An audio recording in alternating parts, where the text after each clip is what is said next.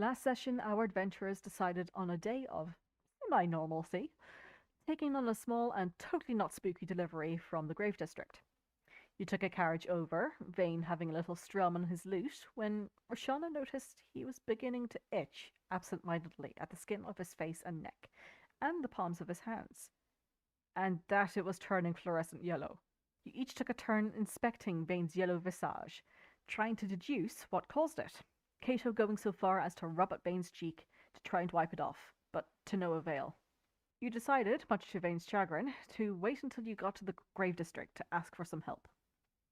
Upon arriving at the Grave District, you tumbled out of the carriage and hurried over to the gate, asking for assistance for Vayne. While the Vayne sent word off to find a healer or something for Vale's element, Roshana noticed a Vayne waving up to you frantically from the river below, steering a gondola with presumably a dead body on board. After the boat had been settled, you helped this individual up onto the lowered bridge beside you, and they threw their hood back and removed their mask to reveal Rani, the Pandana bakery worker who you helped back on Public's Day, to clear her name after the rising of a zombie in the halls, who was just as surprised to see you here as you were her. Before inquiring as to what she was doing there, Rani tried to remove Vayne's yellowness through some magical means, but was unsuccessful.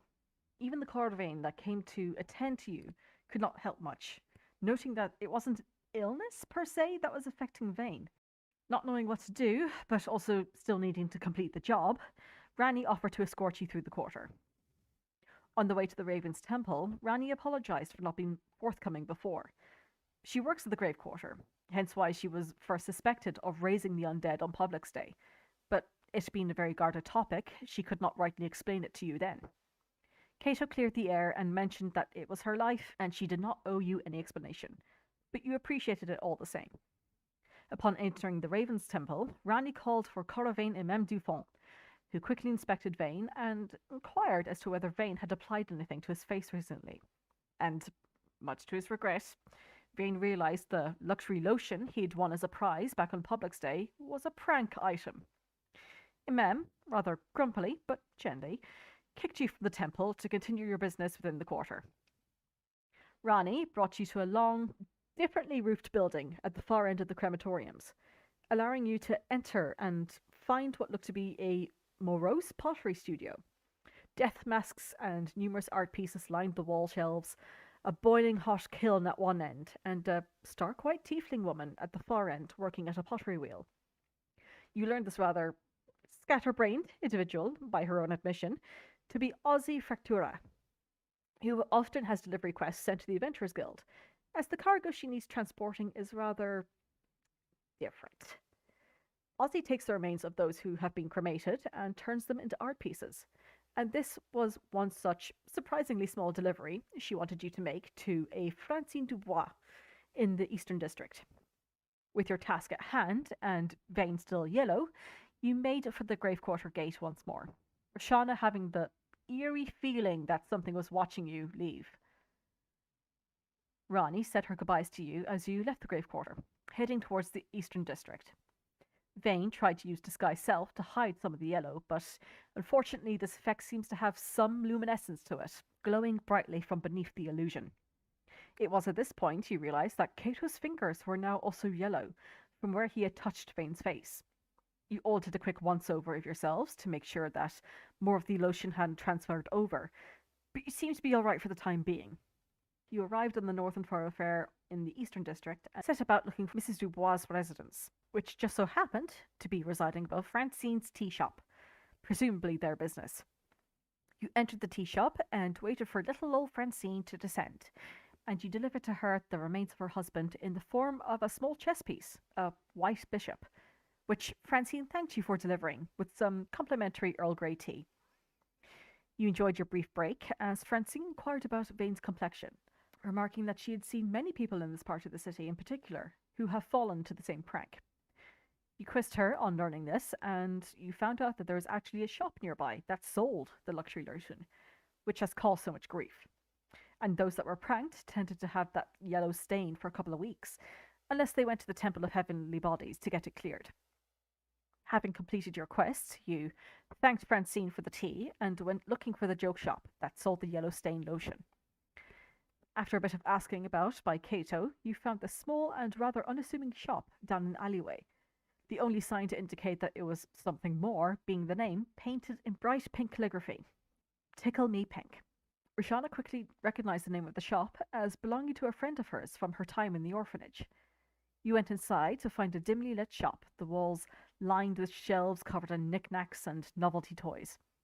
Behind the counter sat Rosa, Roshana's old friend, a grey-skinned gnome with shockingly bright pink hair pulled back into a bun. Rosa welcomed you all in and hugged Roshana, apologizing for her lack of letters as of late, given that she has been busy running the shop. Vayne immediately inquired about his complexion, and Rosa called for Derek, an elderly gnome gentleman working in the back of the shop, who you learned to be the inventor and creator of a lot of the gadgets and gadgets for sale.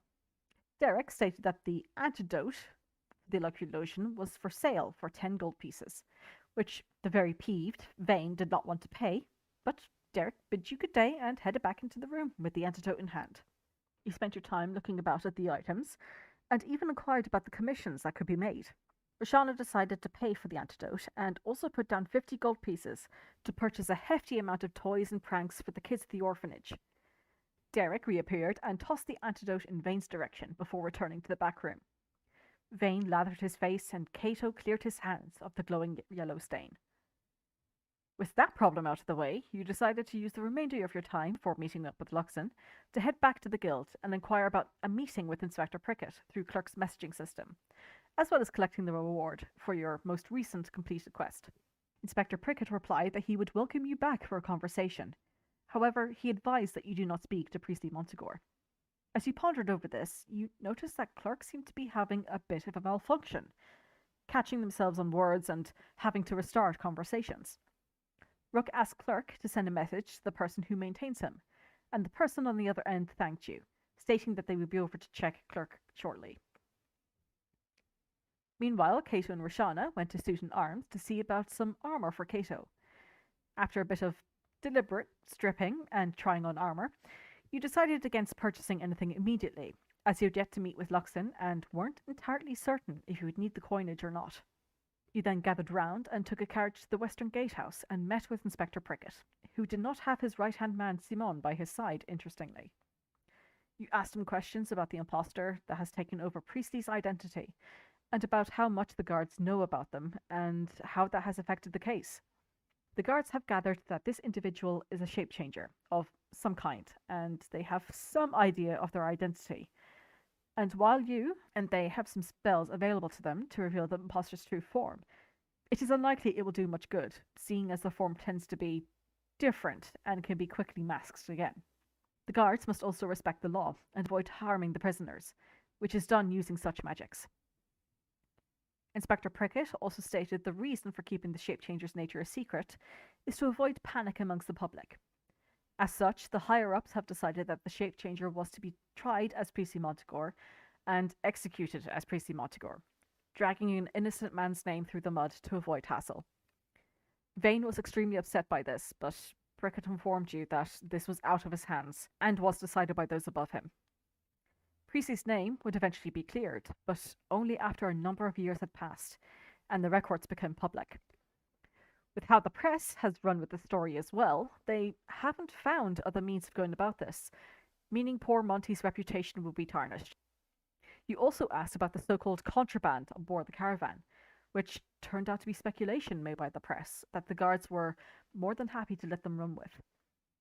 With regards to the rest of the caravan, Prickett informed you that they had spoken to them, and that the guards were not under the impression that any would interfere with the execution. In addition, the barrel-topped wagons and carriages of the caravan were to be set for auction in the coming week, and after some nudging from Vayne, Prickett said he would see to it that some of the proceeds of the auction go to those of the caravan. Lastly, you inquired about Montague as well, Priestley's brother, and from Prickett's understanding, Montague had been notified of what has happened, and that he was rather surprised that his younger brother had come to Clancamrye to see him. With the morose details addressed, you asked that Prickett keep you informed of any new revelations, especially seeing that this scenario really did not offer any closure. Vayne offered an apology to Prickett regarding the circumstances of their meeting, to which Prickett gave only a steely gaze in return. He bid you farewell, looking to see you on the morrow at the execution. It was a sombre drive back to the guild, but on disembarking from the carriage you found Baz sat on the steps leading to the Doodlehan's Head Tavern. As the clock was almost about 6, Baz hailed a large and somewhat fancier carriage to bring you all to where Luxon wanted you to meet with him.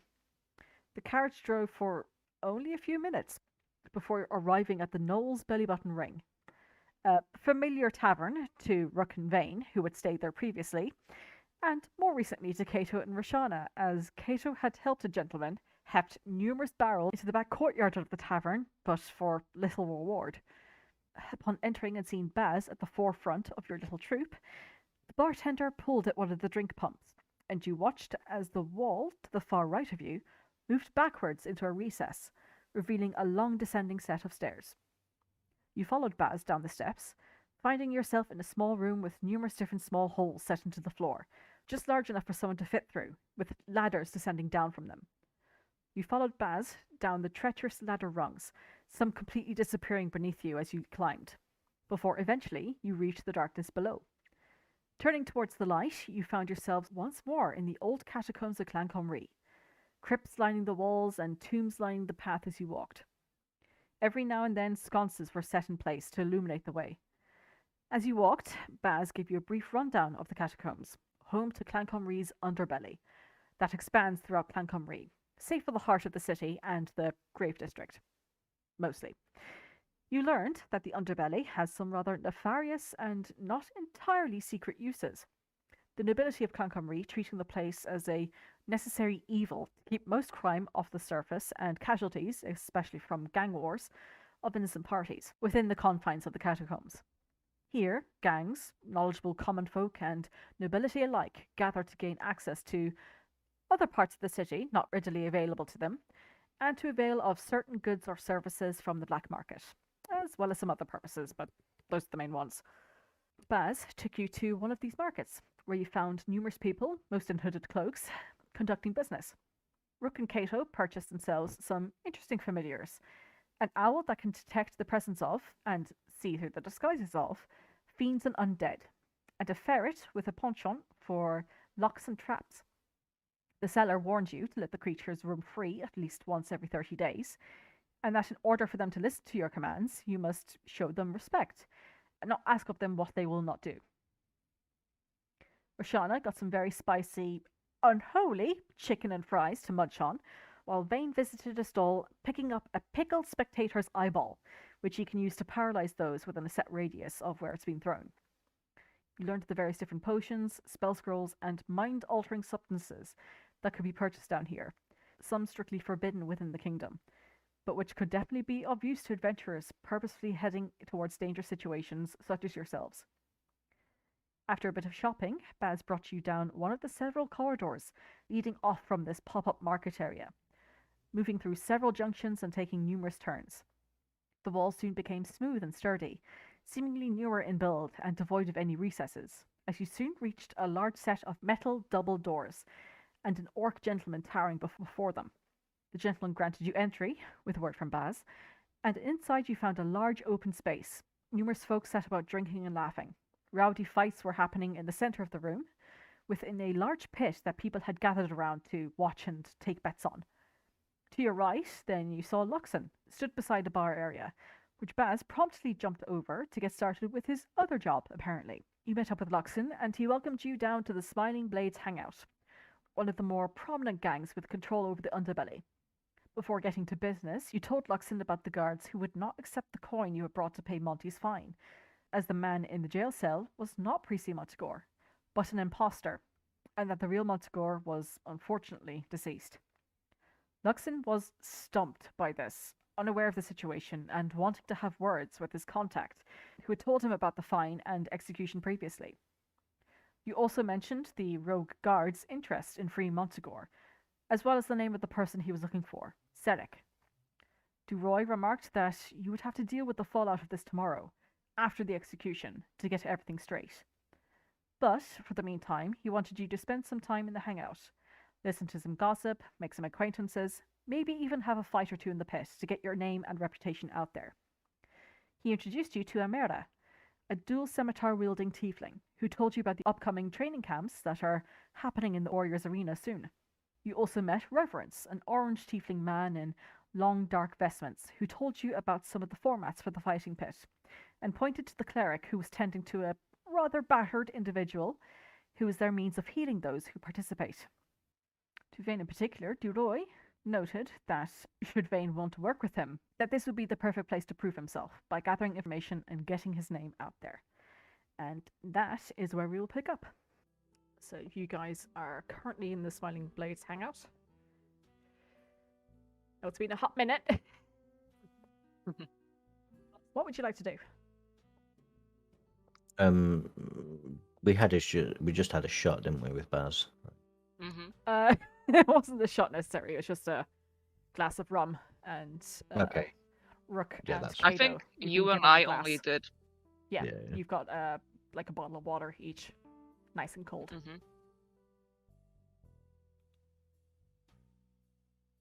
I feel like we're in a noir kind of. I need like a detective cap, like a. Oh no. Just the music. Detective Vayne on the case. Oh. It was a bad day in the city. I would like to drink my drink and kind of scope out the crowds. Mhm. Watch Kato walk towards the. I'm going over with Kato. Watch Okay. Kato and Roshana move towards the pit. I struggled for words there, sorry. No worries. I will also move towards the pit. Don't leave me behind. Yeah. You guys walk over to the pit. You do see that the people around are currently, pawning gold off in each other's palms. Obviously, the fight that has just ended. You do see this little halfling gentleman over here, who is currently coughing up a bit of blood. Is being tended to by this half-elven woman here. Oh, sorry, it's not picking. She seems to be tending to his wounds, but he is the last person to have come out from the pit. And you do see another person has just been kind of left here. It's just on the ground. They're breathing haggardly, but they're breathing. You do see that somebody has come over here, and there seems to be like this table with names that have been put up to like a scoreboard or leaderboard, and top of the board right now is Triple D.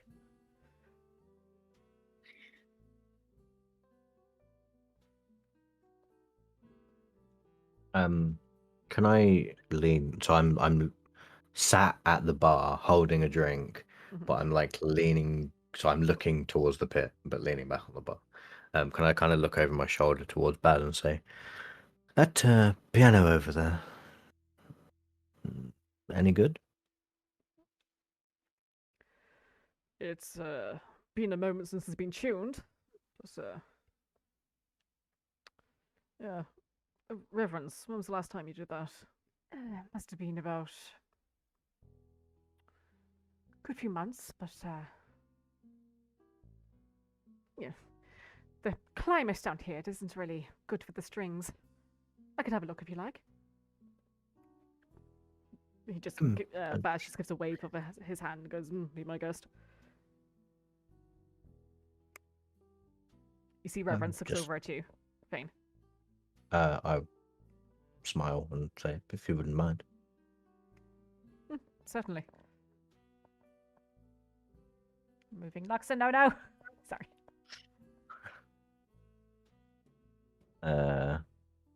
Can I walk over with him?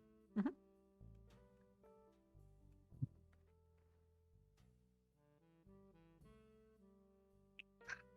And yeah, I'll just be like, while he's doing his thing on the piano, I'll be leant up against this barrel, looking out sort of towards the pit again. Mm-hmm. Right. And the rest of you, what are you up to? Trying to see if someone else is going into the pit already. No to be. Can't speak English. What was that? Doopy-doo-doo-boo. Nobody seems to be heading in immediately. You do see that there is one individual amongst this group that you are stood beside. It looks to be an older dwarven fellow, fiery red hair and beard that he's got kind of clasped in two. And you see he seems to be counting coin, handing it off to some, taking it from others. And he casts a glance in your direction with a wrinkled eyebrow. You're looking to spar, maybe? Sure, why not? He gives you the once-over. What's your preferred method of combat? I point to my warhammer. Very nice. How about the two of you? Looking over Kato and Rook. I dabble in a little bit of everything, but predominantly magic. Right. And, Gestures to swords. Yeah, you'll fit in right here. Tell you what, we've got a fisticuffs match coming up next, if any of you are up for it. When you say fisticuffs, what exactly do you mean? Bare knuckle fighting. Aye, exactly. When you say bare knuckle. No. As in, and he puts his two fists up, like clenched, like he's about to box you, Rook. Yeah. Bare So not knuckle. actual bears. Not a bare knuckle. Oh, that's a good one.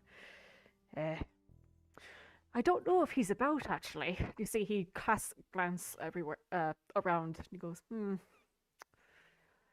we have somebody who is, pretty good at that kind of, magics, like you mentioned. Raise his eyebrow. If I see him about, I'll call him over, but, if you're looking to do fisticuffs, you lass, you've got some meat on your bones. I could certainly give it a try. I think you'd be a good fit. Yeah, I'd like to. Let's do it. Right. Well, no time like the present. All right. And you see he claps his big meaty hands together and calls out, "Oi! Who here wants to do a fisticuffs match?" You see a couple of people are looking back and forth. A few cast your glance in your direction, sorry, Roshana, and a couple sit down again. But you see one young fellow puts his hand up, and he's young, human, looks a bit scrawny. And he goes, "I'll do it. I can." Sure? You sure about that, Nathaniel? You think I can take her? Sure can. I think you'll die. Rook, that's hardly... You know what? No. I'm gonna see where this goes. Yeah. Give my warhammer to Kato for now. Alright. Very well. Armor off, though. Okay. Kato, would you like to watch my armor? What am I, your servant? Yes. Squire, actually. Squire? Squire? Oh my god. I'm just taking all the things off and putting it all down there with him. Okay. He has no choice now. I mean, he has, but... Don't think I'm doing this because I want to. You're so nice. Don't let it go to your head. Let's see you yellow again sometime. I'll go down the pit. Okay. You see this dwarven gentleman. His eyebrows are like fury eyebrows are raised, watching you two having this little debacle between yourselves. And he goes, right this way, lass. And leads you down to this area here. He's not pinging. Come on. Where? Oh, there. Okay. And you see that a ladder has been dropped down. The pit itself is about 15 foot down. Oh yeah, that's. I'm not gonna jump that. Yeah. We'll go down the ladder. And you see the scrawny kid behind you. That don't fall. Like makes to almost as if to push you before he follows down as well into the pit. You see people have begun to rally around again. Mm-hmm. As you do. Lovely. Radio. He walks over and you see behind you, you hear the clatter of the ladder as it's being pulled back up again. Righty. Righty, no armor, fisticuffs, and go! Right, I need you to roll initiative, please. All Oh, right. shit. I didn't mean to do that. I am scared to roll anything. This is what I'm talking about. I hate this.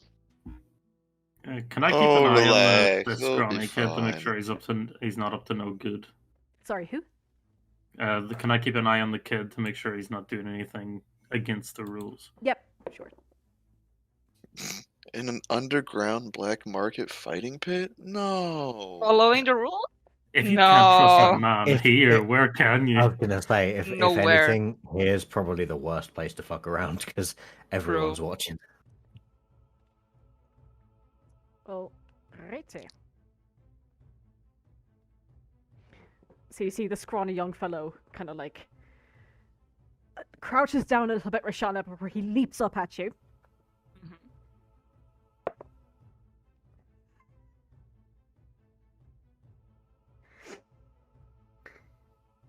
Crikey, that's a natural 20. Right at Oh, the wow. fucking gate. Wow. Wow. Okay, you take 2 points of damage as he just swings and haymakers you in the side. It is your That's- go. Sorry, that's I'm gonna... fine. It's fine, it's fine. And Sorry, if you just add yourself to the initiative order again. Though it's not that difficult to keep, but I'll just do it to... okay. I am going to hit as well now. Right back at you. Nice! Roll damage.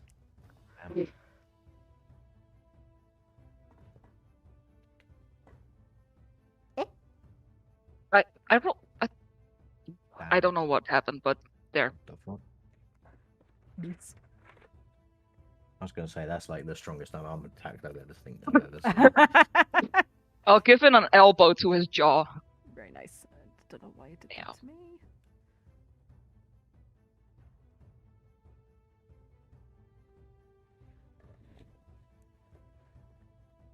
Alrighty. Is there no dice roll for the critical? No, apparently not. Ah, fuck, I'll do it again. So that's a 3, isn't it? Yeah. 6. Three, 'cause- And for the savage attacker, it's... Oh yeah. That's just for weapon, isn't it? But your fists are weapons, though, as well. That's the thing.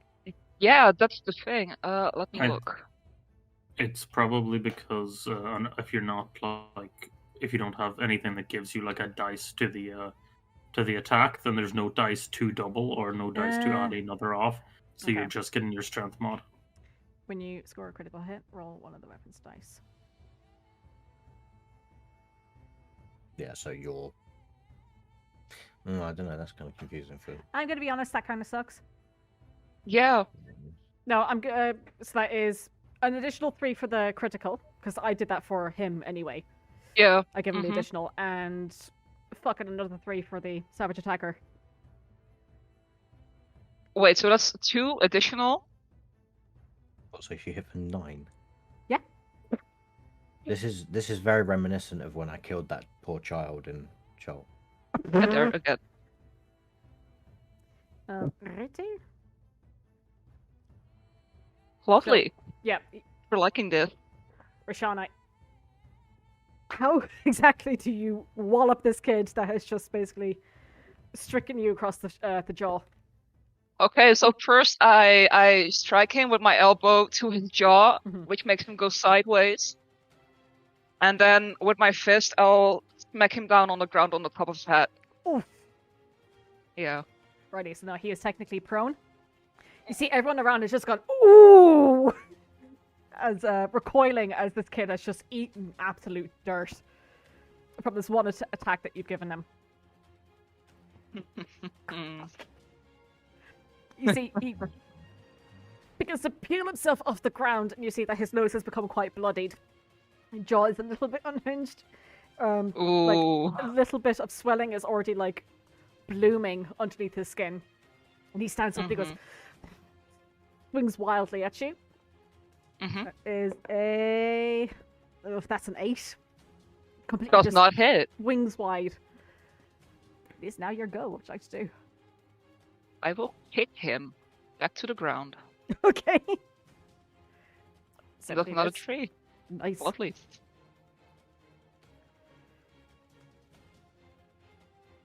I'm liking this. Yep. So you just smack him again. What do you do?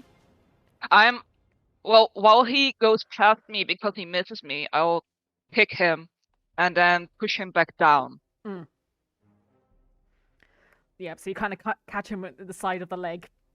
You see he crumples again. He just manages to push himself back up again and just leaps towards you, trying to, like, almost, like, tackle you around your midsection. That is a 13 to hit with... That does hit. That does hit. And you take a point of damage. A point. A point. He's not... He's quite scrawny, as you've noticed. You see, you know, I mean, I want to say I feel sorry for him, but I also do not, because he had the guts to do this. Fair enough. Yeah, he catches you in the midsection with his elbow. It wins you a little bit, but what would you like to do now? I want to lift him up and smack him back down. It's on Tombstone style. You know, no, more like how Rhea Ripley did it, like in WWE. Okay. Yeah. Okay, roll to hit. Yep, that certainly hits. Lovely. Very nice. Mm-hmm. Yeah, you smack him down. It's just another spurt of blood comes out from his mouth. Mm-hmm. Growls towards you and just tries to like claw his fingers into your face. Okay. That is a dirty 20 to hit. Yeah, that definitely hits. And that's another point of damage. Okay. Someone's cat just meow? Not mine. Maybe. I don't have a cat. It was mine. Yeah. Meow. So yeah, he's got his fingers in your face, Roshana. He's basically just trying to, you know, claw at your face, even trying to get close to the eyes, but you've still got a good hold of him. People are cheering on as the two of you are scrapping. He's And I will certainly... knee him. Go for it! No, Oh. that's not hit, I guess. Just misses. Sadly. And as you... Edge. It's like, go to knee him in the groin, I'm assuming? Well, more in the stomach, but Oh, yeah. Well, whichever works. yeah. Yeah. I mean, it still misses. As you go to knee him in the stomach, he just... whatever adrenaline is still within me, kind of like, just sharks himself out of the way.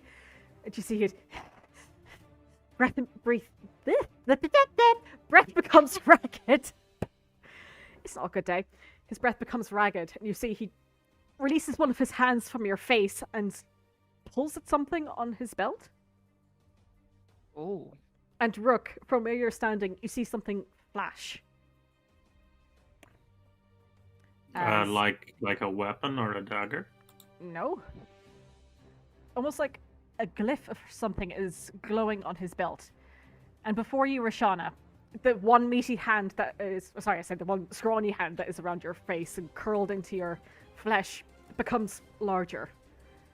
As this gentleman, small as he might be now, begins to grow in size. And it won't let me. Come on. Oh, there you go. As he has one hand around your face.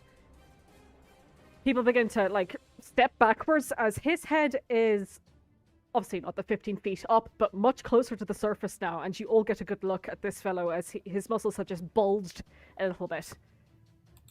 Roshana, it's now your go. What would you like to do? Oh, wow.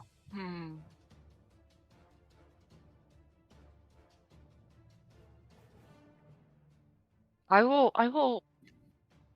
How big is he? Like, how big compared to me is he now? He's about 10 foot tall. Ah. Okay.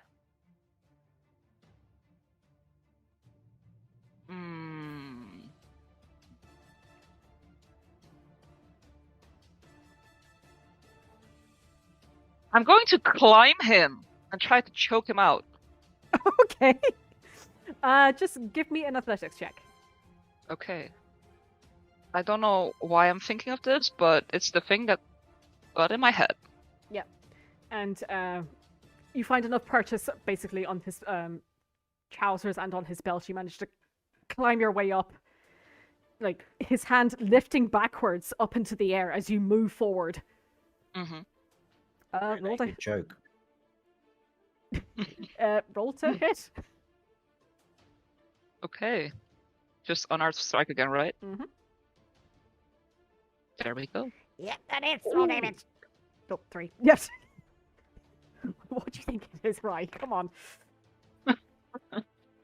You never know. Yeah. You managed to... Was it with your hands? Are you trying to choke him out, or...? With my arms. With my arm. Yeah. My hands are too small right now. Yeah. You basically bear hug him and just begin squeezing here. He's going to try and smack you down onto the ground. And that is another dirty 20. Yeah, that definitely hits. Alrighty. And you take 4 points of damage this time. As he jerks you off, your arms coming undone from around his neck. And you fall onto the ground. Thankfully, not too much of a fall that you take damage, but yeah, you got a dusty bottom now. What would you like to do? Okay.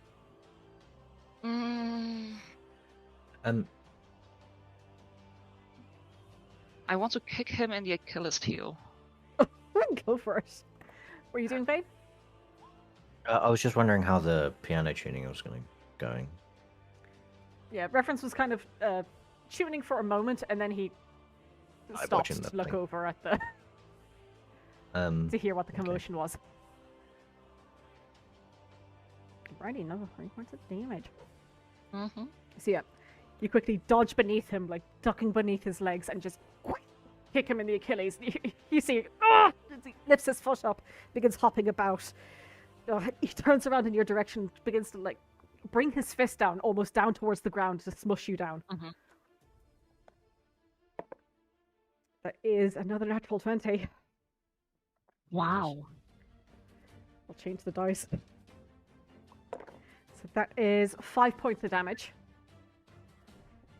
As from where you just kicked him in the Achilles, he turns on the spot and just punches you right in the stomach.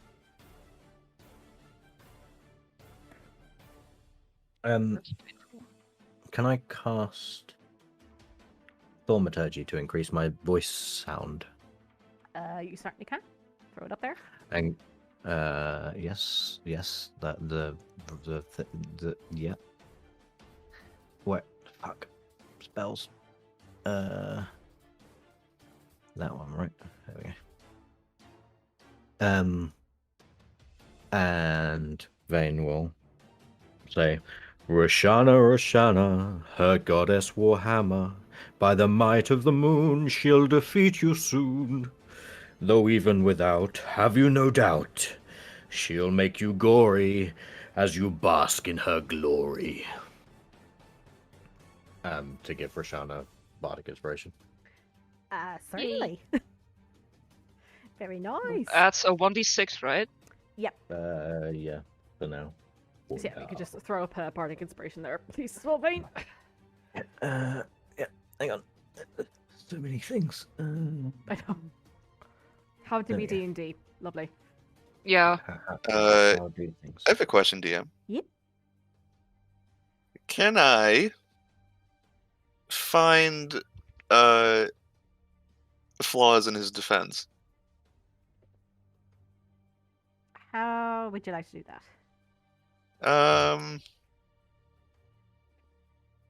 Investigation. Sure.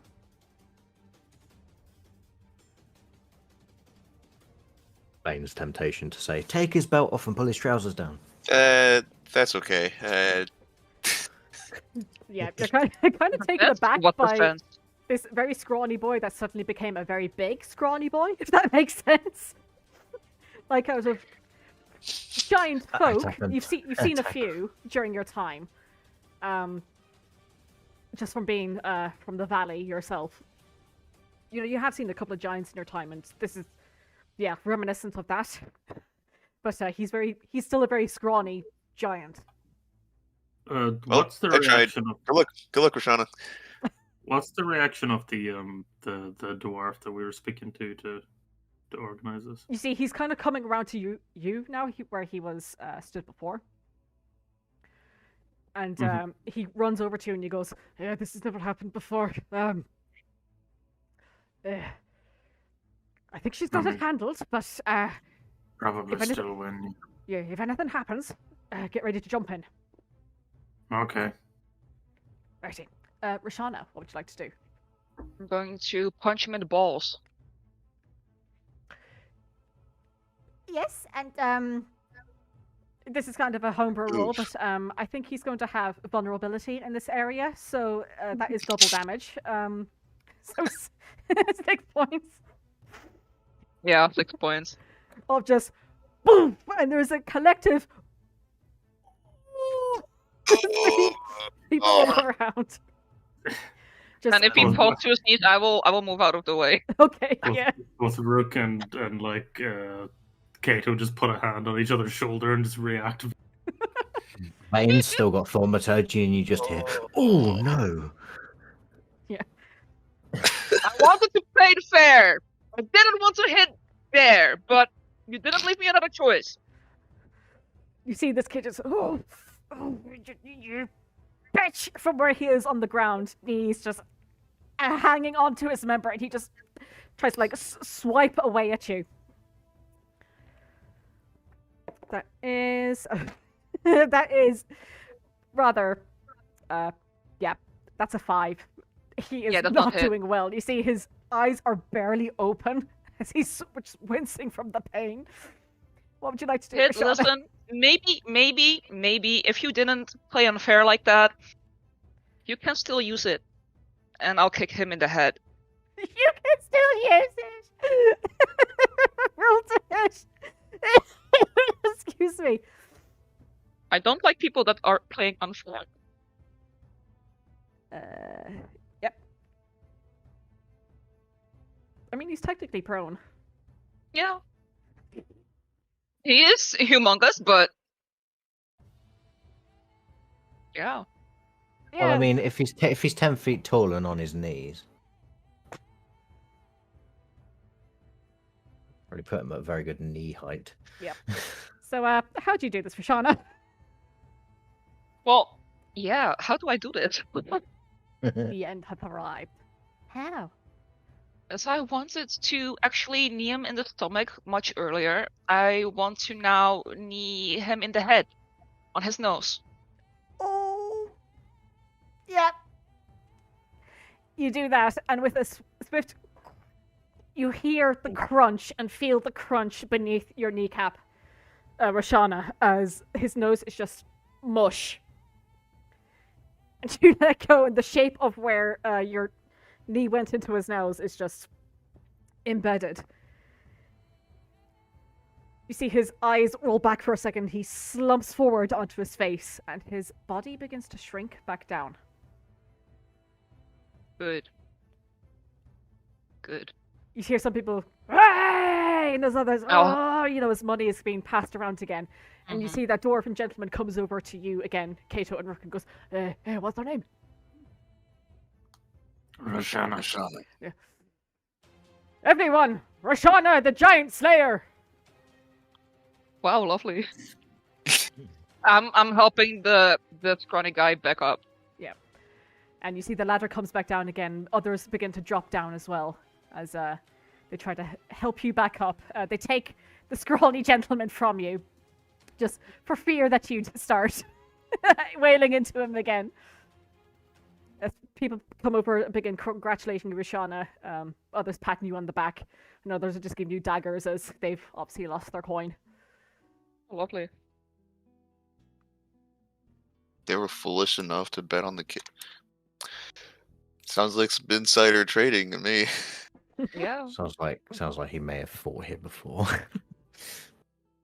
Sounds like we should have placed bets. Yeah. Seems a bit disingenuous to bet on your friend. It seems What? even worse to bet against them. Yeah. Damned if you do, damned if you don't. Yeah.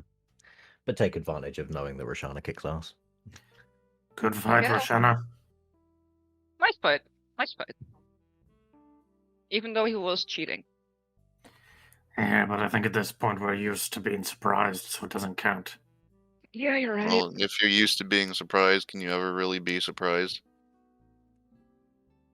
Yeah, you're right. The dwarven gentleman comes over to you, and Roshana goes, sorry about that. We had told him before about doing that during a fisticuffs match. I'll speak to the higher-ups, but he's done enough damage here, I think. We'll kick him out. Alright. I mean, don't worry about it. I still put him in his place. Hey, that you did. Very nice. Mhm. And you do see some people come over and do begin almost like tipping you, Roshana. Like they've given you a little, a few coin for your trouble, as such. Lovely. You take 13 gold pieces. Ooh. Who's that triple D fellow on your leaderboard? That's Dougie. He's over there. Points over to this halfling gentleman who is kind of just sat on this stool now. His wounds have been bandaged, and he does also have a bandage around his head where there's a little bit of a blood stain coming out. And he's just sort of swaying slightly. His arms are crossed, and he's looking over at you. And when you cast a glance in his direction, he just waves. Why did they And call what- him? Sir, go ahead. Why did they call him Doggy? Because that's his name.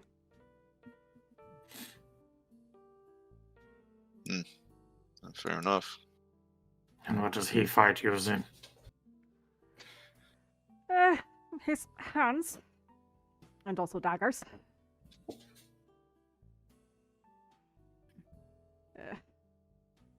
He's a tricky one. Hmm. Bit of a pain in the arse if you ask me, but yeah. Anyway, Roshana, would you like a drink? Sure. I'm putting my stuff back on. Yep. Right now. Yep. As your squire holds onto it for you. Yeah. Thank you, Kato. And the dwarven gentleman heads over to the bar. What else would you like to do?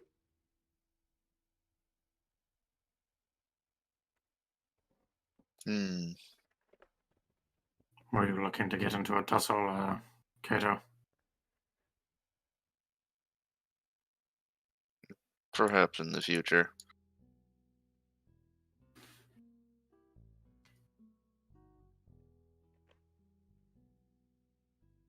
It doesn't really seem like there's anyone around that matches up with my particular skill set. So if I were to jump in, it would just be unfair. You sound confident. Oh, I don't please do- fight each other.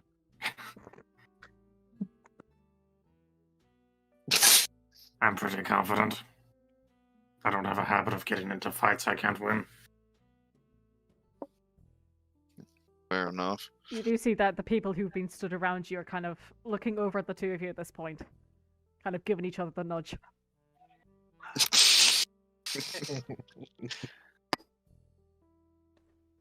While this is happening, Vayne, you were over reverence, and he goes back to tuning up the piano. I turn to him and go, that was entertaining. It certainly was. So you're a friend of Luxon then? Yeah, and yes. We have our ups and downs, but I think we're on a upward trajectory nowadays. Good, good. You? You could say that.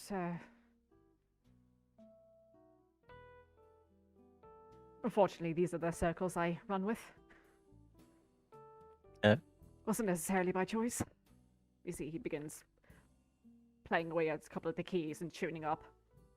It's not as bad as I thought. Needs must in terms of acquaintances. That I can certainly agree with.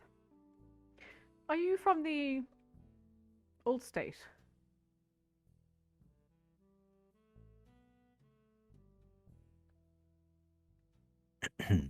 I'm, well, presuming by your expression that no. I'm not sure what you're talking about. No ways. It's not often that we get many people here that aren't from Dracula. Oh, I'm from Cadmia. Right, right. Yes. Long old travel to get here, but here we are. Certainly. My apologies for intruding. Just Okay. curious. No, it's fine. As I say, I'm kind of new to the city and generally new to Colburn as a whole, to be honest. I spent, well, up until about a year and a half, 2 years ago in Cadmia. So then decided to sort of set out on my own and arrived here not 2 weeks ago. 3 weeks ago? 2 weeks ago. I don't know, time has lost all meaning while I've been in the city. Right. Well, here, thankfully, this area has been particularly dry, so the piano isn't entirely unplayable. Well, I can give it a go. Certainly. If you don't mind. There you go. No.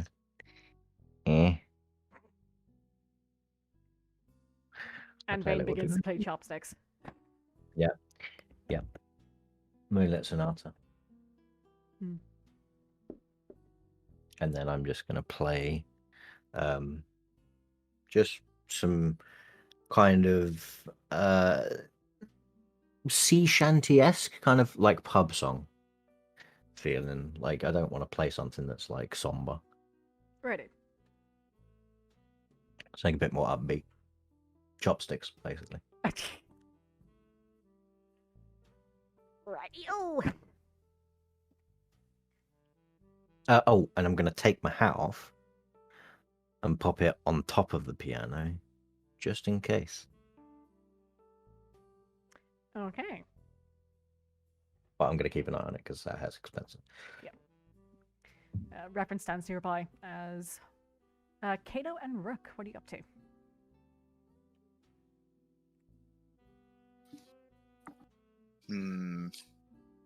Contemplating.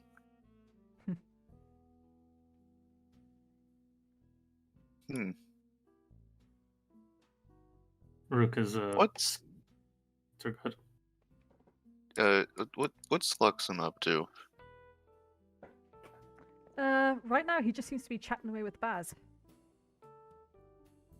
Hmm. What about the other tiefling lady that I've forgotten the name of already because it's been 3 weeks? Amira, she is currently just looking about. Kind of has her eye on the door over here. Not pinging, come on.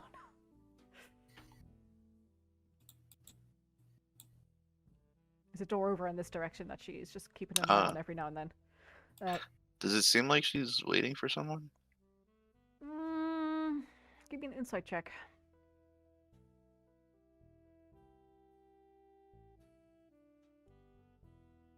Oh man. Hard to tell from this distance. There isn't really an visible expression on her face. Don't really know her all that well. But you could presume that she's maybe waiting for someone. Roshana, Paz has put up a hefty stein of ale in front of you. Drink it. Well done. Thank you. That was a bit of a dirty play. It was. I was contemplating on actually using something in my advantage after that, but I wanted to honor the rules, so I did not. Oh. Keep your wits about you. Mm-hmm. Rook, sorry, what do you want to do? Rook's just going to scan the different crowds and sort of see where, how many of the people here look like they're active participants of this pit, and of those participants, how many of them look like they're just brawlers or more experienced members, just sort of taking the. Give me a perception check, please. Sure. Very nice. The vast majority of people that are around the pit, they don't. Well, they all seem to have some kind of weapon on them. Put it that way. Mm-hmm. And most have some form of armor on them or some form of protection, either in the armor that they wear, or you see that a slight individual might be hanging very close by with a definite brawler. There are a few brawlers here and there that could certainly be participants of the pit. None really of the ilk that you're looking for. Okay. Is the dwarf still around?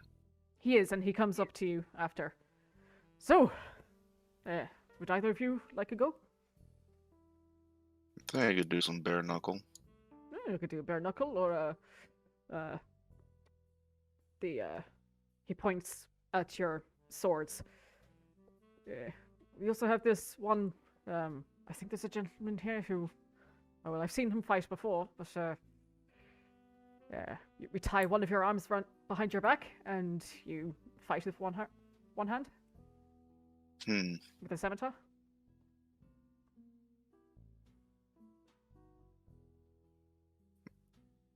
I believe in developing one's weaknesses, so I think I'm looking for a bare knuckle at the moment.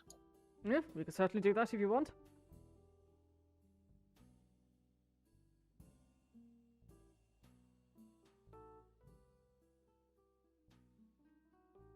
Question is, who will step up?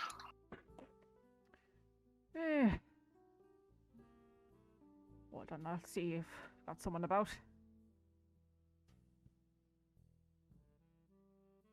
Hark!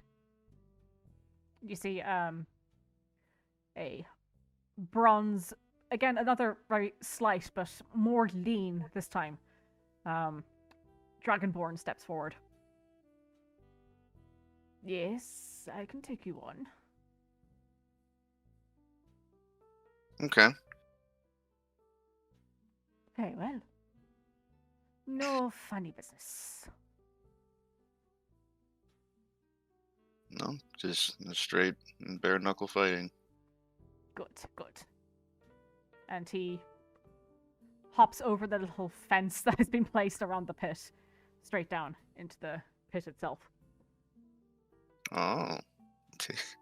Gonna take the fall damage. It collapses. Goes unconscious. Instant win. Here, Roshana. Now you can hold my Sure. weapons and armor. Sure. Because I'm nice. I know. Mm-hmm. Exchange. That's what. That's why you hold them. I put them on the ground.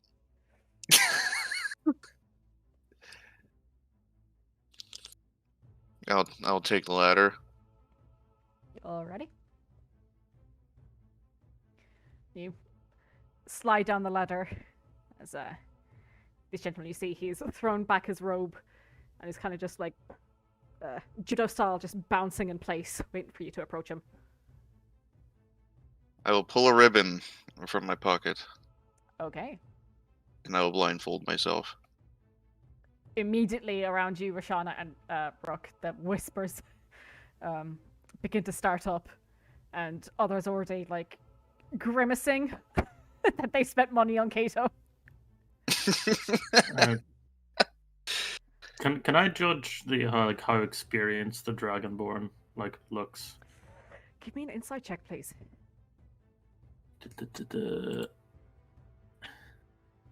We are doing great. Who is doing the bidding? It seems to be everyone. That was Yeah, going to be my next question. Yeah, where do I need to go for it though? The dwarven gentleman that you've been chatting away to has been Oh, taking the money, okay. and yeah. I'm gonna give him 10 gold for Kato. Alrighty, 10 gold. Oh. I will And match 5 it. gold if the other guy wins. Smart bets. Yes. Can I cast a message? On who is the question? Oh wait, what's the fucking? Hang on, I'm trying to. I never know where to click. This one, okay. 120 feet. Yeah, you should be okay. Roshana. Already? And just say, put 20 on Kato for me. Okay, I will put 20 on Kato. And just in case it got lost, I put 10 on Kato. Lovely. Thank you. That is do. Just write this down.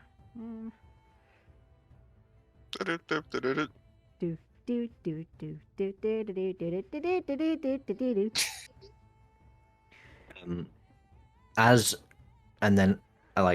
Kato's like getting into his like Zen stance, which I can't see. But you know in your But heart it's happening. I can feel the edge. You feel it in your bones. Vayne will do like a I'll be right back.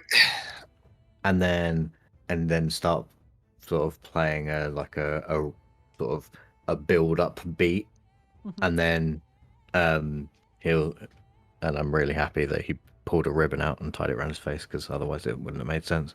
But he'll slice you with ribbons, then take all his winnings with lightning fast speed, bring you to your knees. Mortals beware, his strength beyond compare. It's Kato, oh Kato, Kato, oh Kato, and then try and start getting Kato, oh Kato going as a chant.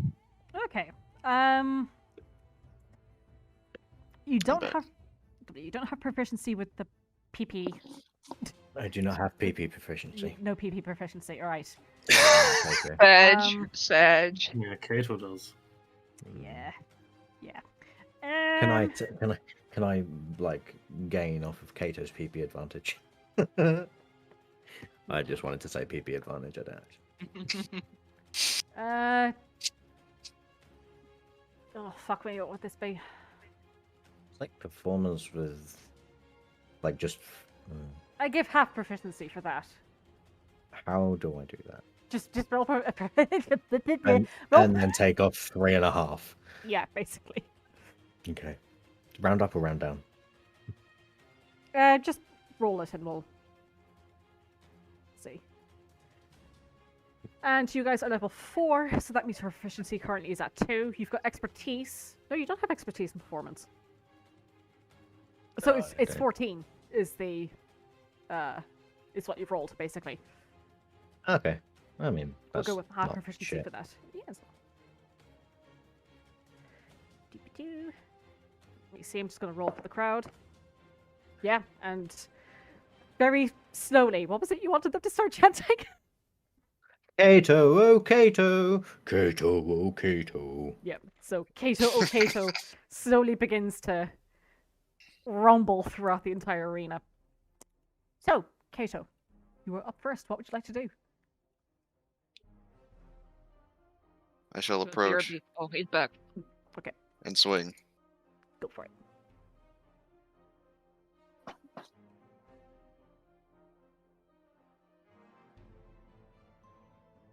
I'm sorry if you guys can hear Hachi's slobber water in the back.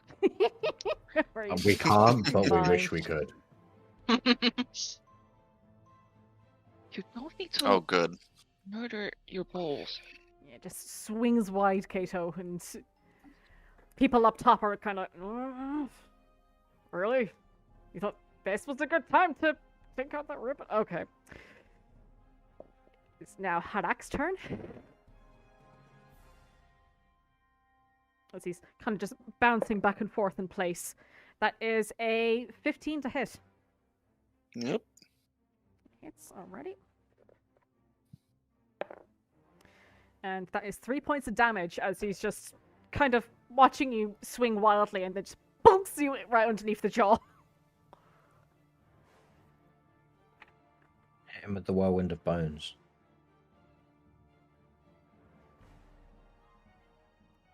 What would you like to do?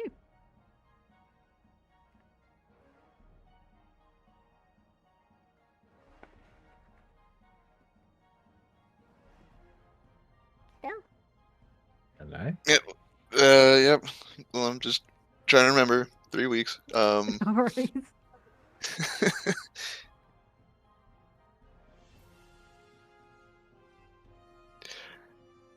I will take the dodge action. Okay. Radio. He kind of shimmies over a little bit to the side, watching you as your head stays still, but your keen senses pick up his movement. Though he's getting a bit cocky and he tries to swing at you again. That is a 10 to hit. That's a miss. Yeah, and deftly you just duck beneath where he swung his fist, and he, ooh.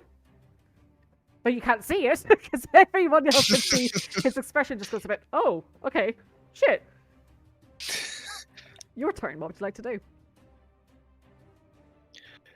Going to punch. Punch, okay. Gonna aim. Like right where his, right at his shoulder.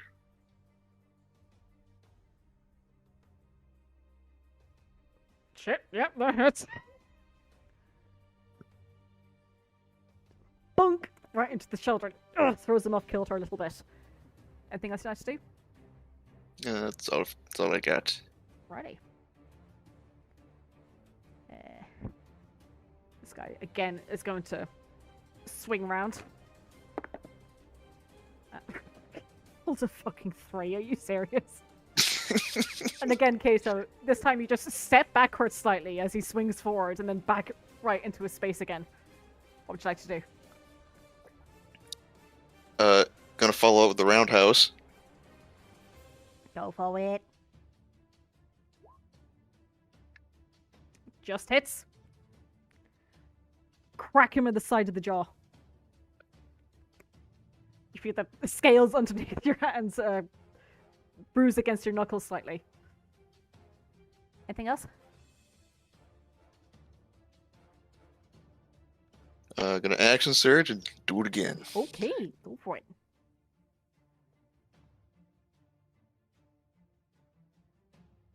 Oh. Oh, just misses.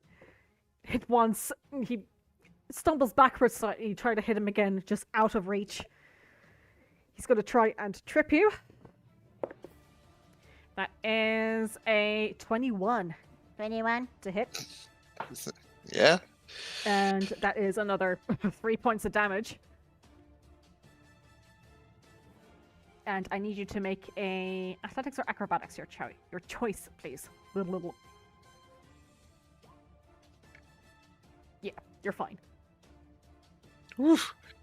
You feel him drop down to the ground, swing around with his leg, and just catch you at the back of the ankle, and you almost trip. You feel it like shoot through your Achilles and up your leg, but you manage to hold on to yourself. What would you like to do? I'm gonna hit him with the flying knee. Go for it.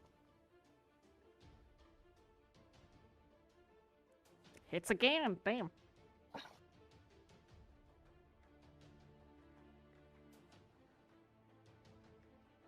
Where'd you hit him with your knee? Underneath the chin, under the snoot. Yeah, under the snoot. You hear the crack as the bottom jaw just clacks against the top, and you think, with your blind perception, like a small little fragment of tooth has just like flown off somewhere. Yeah, and he's gonna swing proper this time. No, he's not. That's an 11 to hit. Ooh, no.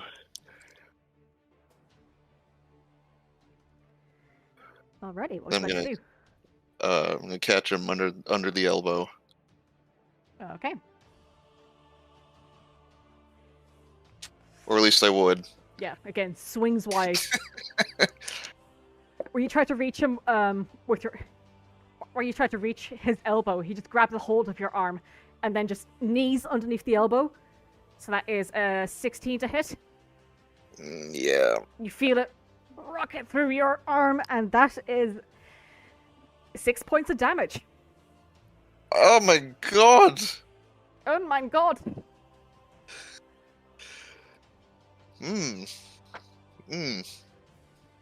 Maybe we should sell the stuff of Kato soon, if he doesn't make it out.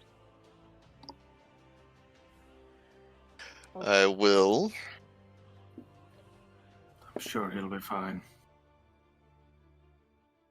A little hurt, but hurt. Oh, I'm so sorry. Double check this rule.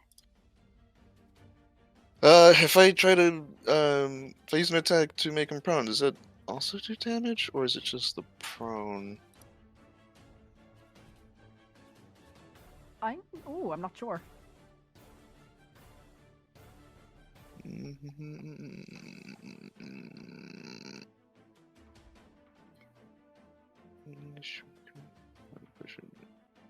I'm assuming you're talking about your PP. No. Oh, okay. He's always Right. talking about his bloody pee-pee. Oh my god. Okay, so it wouldn't. Okay. Just gonna hit him with the gut punch. Go for it. Yep. 21. Yeah, after he just kneads the back of your arm, built it, you just pull him inwards and just right up into his stomach with your knee. Just like a cough, like almost acidic sputum just spatters onto the ground beside you. I'll use my bonus action to sort of fix my elbow Okay. for a second wind. Alrighty. Go for it. 9. Very nice. That'll be all for my turn. Very nice. And he's going to, having just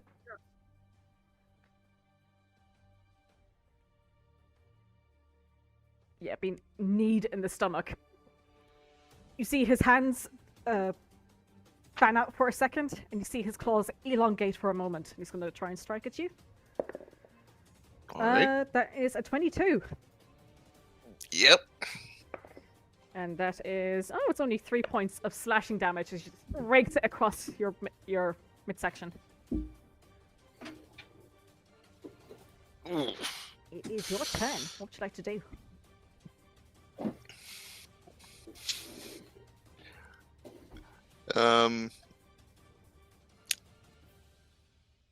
We're gonna go below the belt. I'm gonna kick his knee. Okay, go for it. Oh. Oh no. Yeah, you try to stomp down on the side of his leg, catch his knee, and maybe bend it a little bit, but he just, a little bit too agile, just hops out of the way.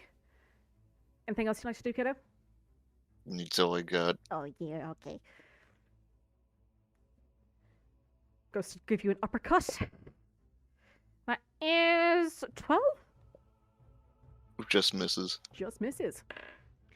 Yeah, you also just step out of the way this time, your blindfolded face just looking away before you go back in for another.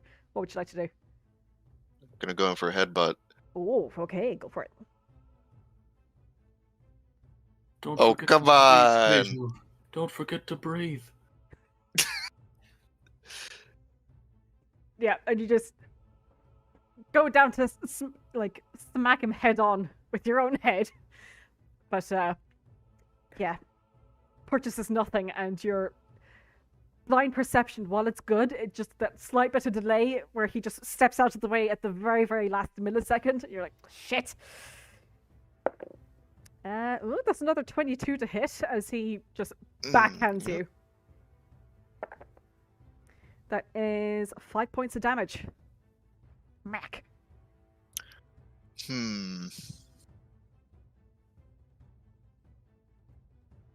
I'll take it.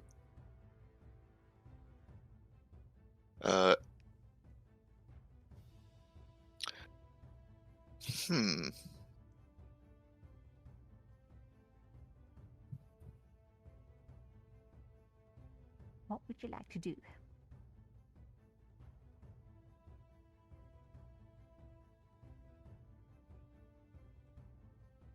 I'm gonna try kick him across the shoulders.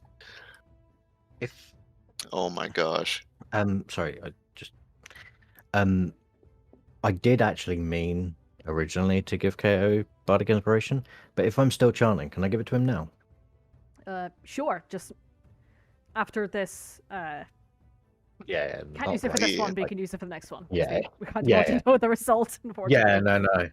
Yeah, Yeah. I just realised that I didn't actually say it originally. Right. So yeah, if you just throw it up there, and Kato, you have Bardic Inspiration. Yeah, fine.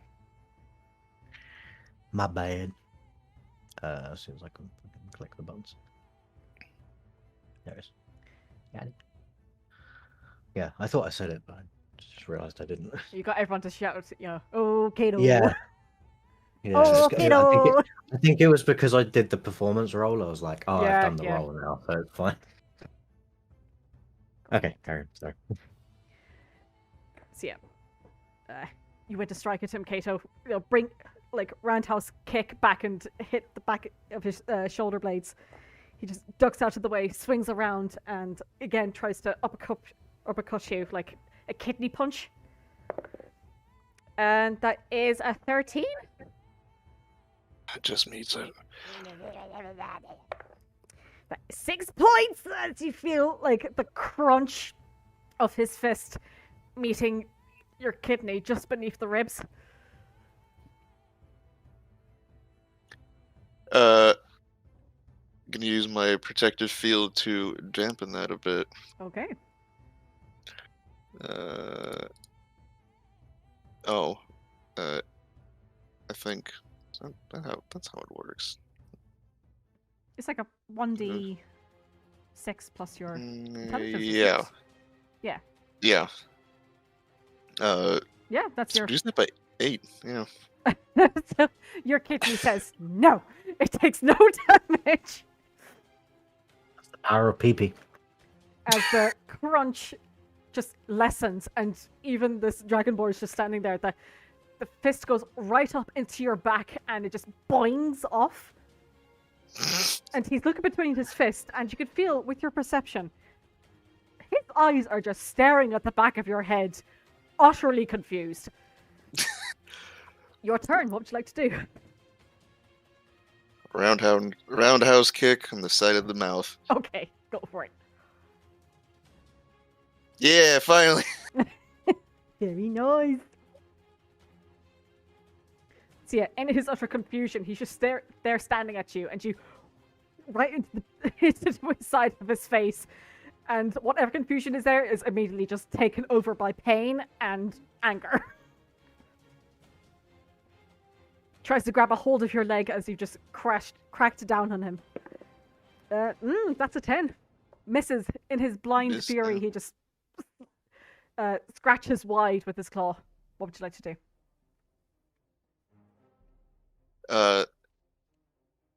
As he misses, I'm gonna try and catch on the backside of his elbow. Okay. Oh. Oh. Yeah. Grab a hold of his Oh, right. Bardic inspiration. Oh, Kato. Oh, Kato. What's that? D6. Yeah. Oh, yeah. Kato. Oh, Kato. 14. He's serious. Oh, it was 50-50 shot there. Was it really? Oh wow, yeah. Oh my god. 15 to hit. I assume. Yeah, 50-50 on the dice. Oh. Oh well. Yeah, you grab a hold of his elbow, and your fingers just slip a hold of his like scaly skin. If only you had like a fighter's second wind or something that could just really give you the hit. Already used it. When? But yeah, you said a moment back. A while ago. Oh, yeah. right. I haven't been attention. It's Thanks, Rook. It's a lot of snappy slaps going on here. Yeah. As I lack proper training. you just lose grip of his elbow. He just elbows you in the face with the exact same elbow. That is 14. Yeah.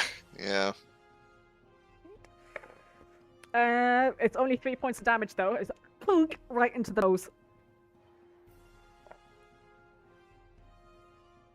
All right. Gonna spin around and give him backhand. Alrighty, go for it.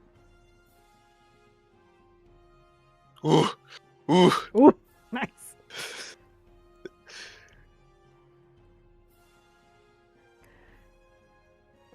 You smack him and he just grabs you roughly by the collar and twists and pulls towards you. Pulls towards himself, I should say. That is a 22. Yeah.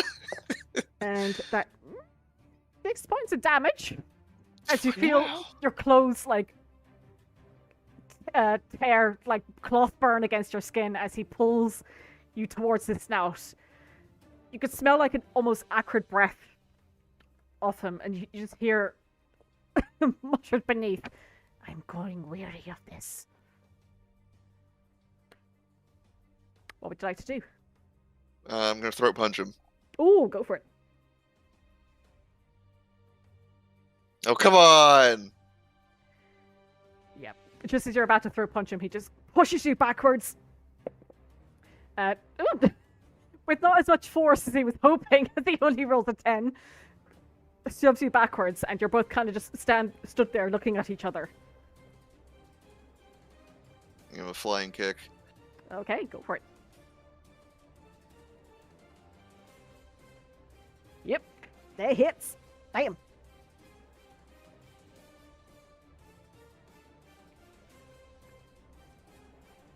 Yep. As you bring your leg down and basically hit him across the back of the shoulder blades. And he begins pushing up, and he goes, "I'm going to finish this now." That is, that's another 22. That dice is rolled 19. I don't know how many times. That is maths 5 points. Going to protective field that. Okay. 1. Can't all be winners. And he is going to attack again with his bonus action. Oh, you bollock. That is 16. Yeah. That's 3 points. Kato, what would you like to do?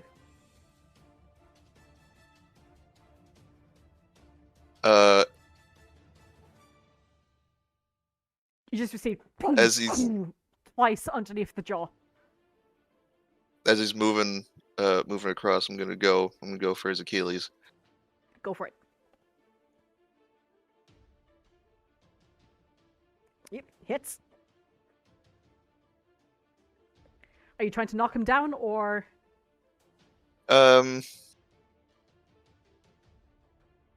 just damage him. yeah, grand. Yeah, you scuff the back of his Achilles with your foot. He is going to turn a stomach punch you. That is a 13. It just meets. This meets. That is 3 points.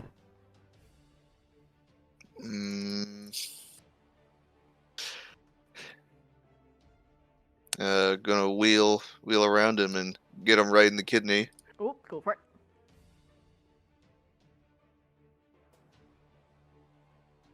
Or I won't. That's cool too. Yeah, just as you're ready to like punch right up into his side, just spins out of the way and tries to do the exact same thing to you. That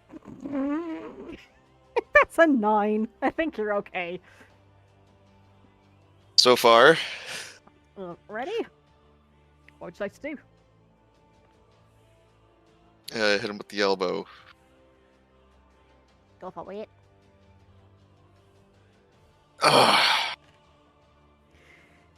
It is not your day. Apparently not. Yeah. He swings round, and you see his stance slackens slightly. A new intensity in his face as he charges towards you. That is a 10. He's going to use a bonus attack. That is a 15. Yep. That is 4 points of damage.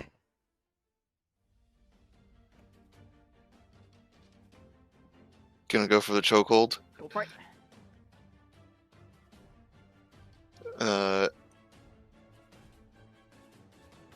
Would that be athletics? Oh, you're going to, like, yeah, straight up grapple. Yep, sure. Give me a... athletics. Yes, please. Oh! Nice. Okay. And, yeah, he fails miserably on his acrobatics check. So, yeah, you've got him now in a grapple. I'm gonna kick him in the back of the knee. To try and get him down on his knees. Oh, come on!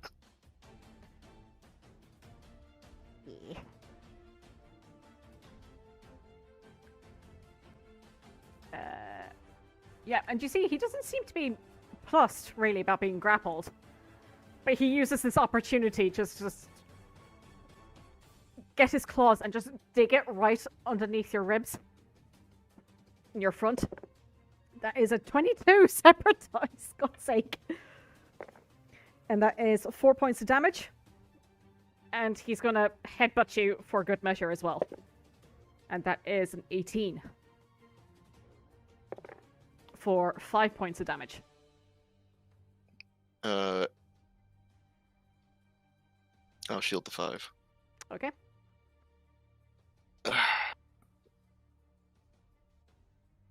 So it was 4 and 5? Yeah.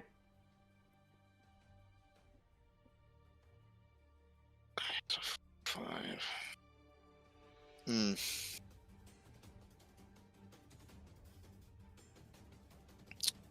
I am...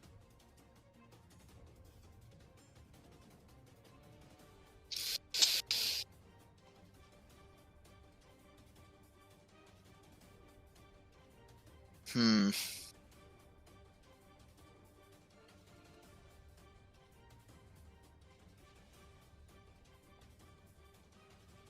feel the nails digging into your front, like just beneath the margin of your ribs. And this painful feeling that you've just managed to block off with your psionic power, just pushing off the pain of the headbutt, that you're still reeling just a little bit. I will bring his head down and give him a final knee to the chin. Okay.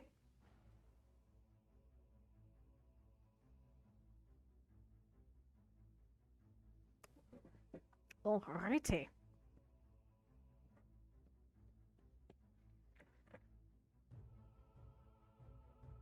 You knee him in the chin. He goes.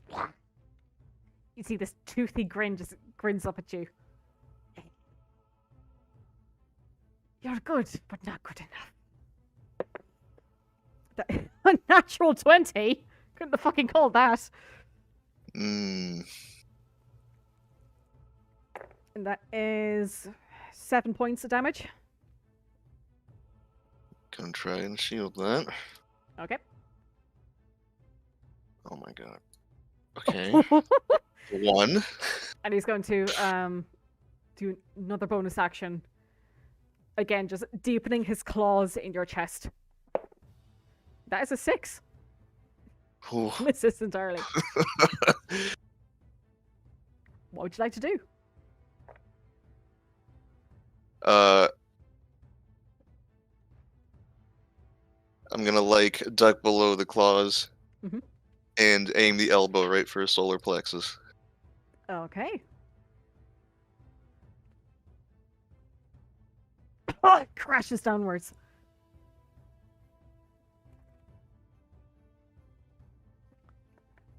Anything else? That's it. Alrighty.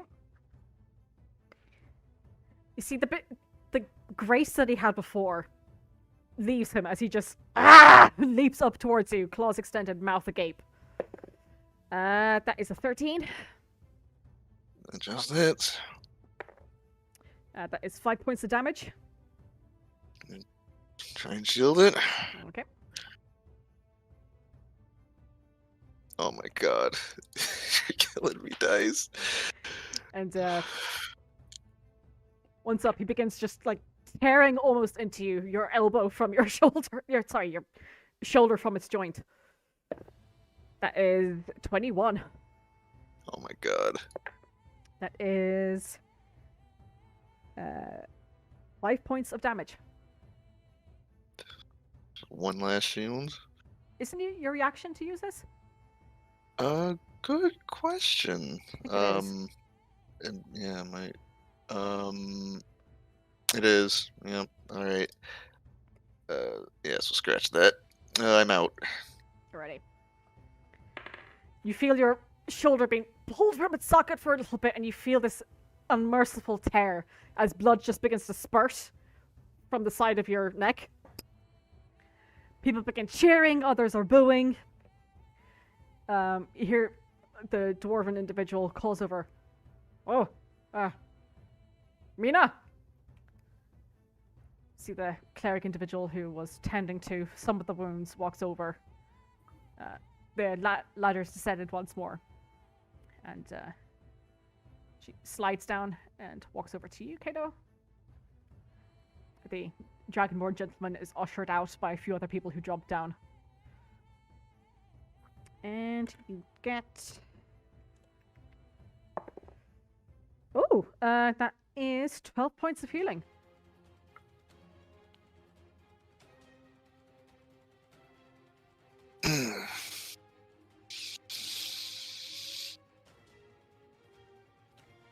The dwarven gentleman shouts out, "Anak, the old man beater!"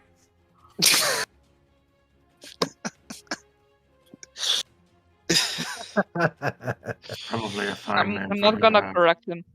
I'm not gonna correct him. Yeah. Take No. time. Why would you? Why wouldn't you? Yeah, as you wake up, It's not as a you good name. come round Kato, you see this looks to be a half-elven individual has just stood over you and just gently shaking you awake. Are you alright? Oh.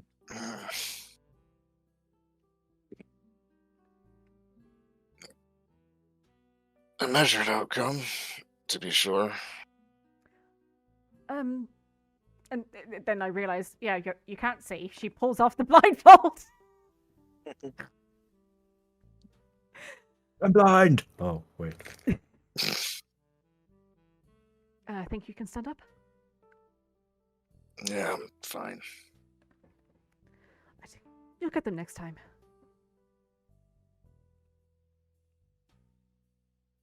Was that guy close at all?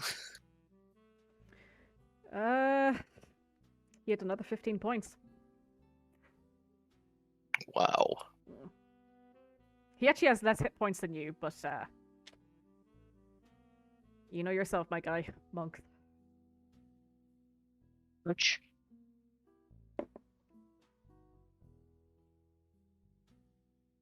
I would like to very subtly play a different song. Okay. Oh, Pretend hurrah, them old man beat her. Yeah, oh, rock, you beat men that are old. Oh, rock, oh, rock. I'm going to just get gonna my shout. inning, my winning. Yeah, I'm just gonna shout. I'm just gonna shout across. I'm 24. God. And act like it. Oh, oh. at this point, the dwarven gentleman comes over That's to you. supposed to mean. The dwarven gentleman What comes does that over even to you, mean? Roshana, and hands you What does 5 that gold even pieces. mean?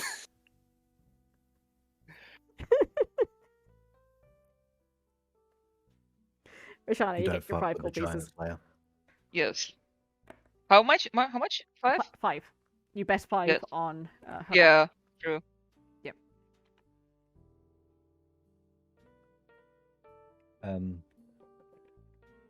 Can I like just keep a lookout around the room while whatever goes on next goes on? I just want to look at like who's exchanging the most money.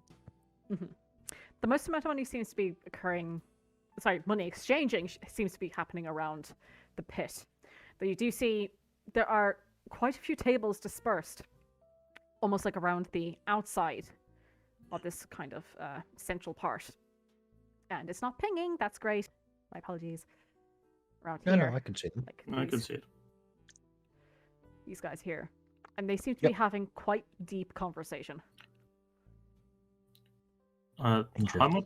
much gold was Roshana given for the 5 gold bet? Oh, sorry, an extra 5 gold back, so we've got 10 gold Okay. pieces. Roshana. Good. Because I was just staring there like, they Here's just your- give you your money back Here's if you your bet money on back. him. Well done. Why do we bet? Gambling is. I a mean, I losing- lost 20. Yeah. So did I. But no, I lost 30 because I put in money for you. Yeah, well, Yeah. I'm gonna So I'm pay you getting back my for money it. back from you. I'll pay you back. Good. I mean, I don't hear this, but yes. Good try, Kato.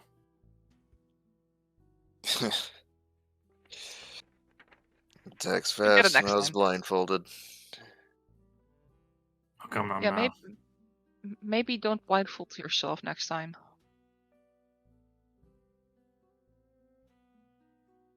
Why? Well, certainly don't put it on if you're just going to make excuses about it. Yeah, I mean, being able to see is an advantage. Didn't really seem like he was having issues with that part. Not really. I'm generally aware of everything in my near vicinity. I'm gonna put my my hand behind Kato's head and put 3 fingers up. How many fingers 3. did I have? Oh, he's good.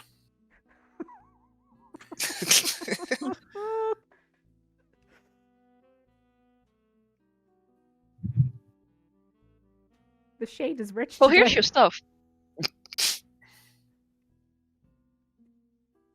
Wait, I would- what, Roshan? Here's your stuff on the ground. Pick it up, you bitch. Gee, thanks. You're welcome. Do you want help putting your armor back on? I don't want No, to stand here got it. watching you do it for 10 minutes. Actually, medium armor is 5. Alright. Well, it could be 2.5 if you let me help. That's what they all say. Who says? Do, I don't do what you like. I won't stop you.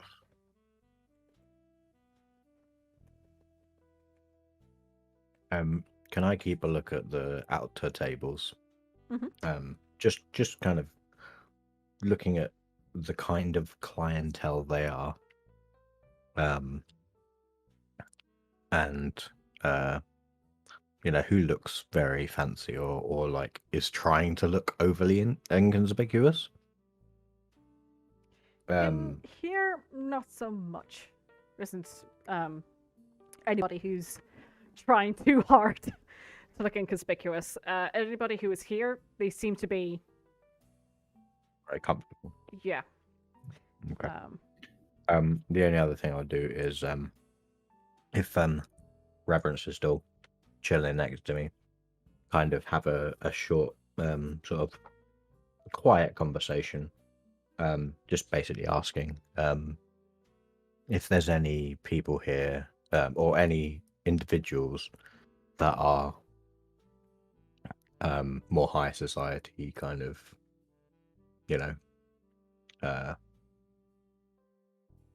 what's the, I know, like more High society.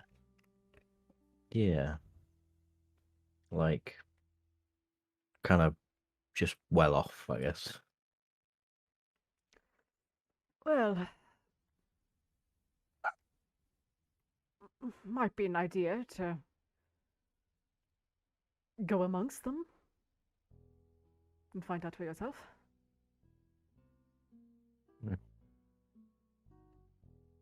Interesting. I could do.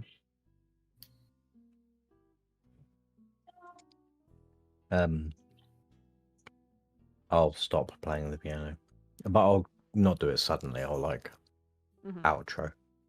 You see at this point that Reverence has also started to itch a little bit as well. He's like, I'll take it for you.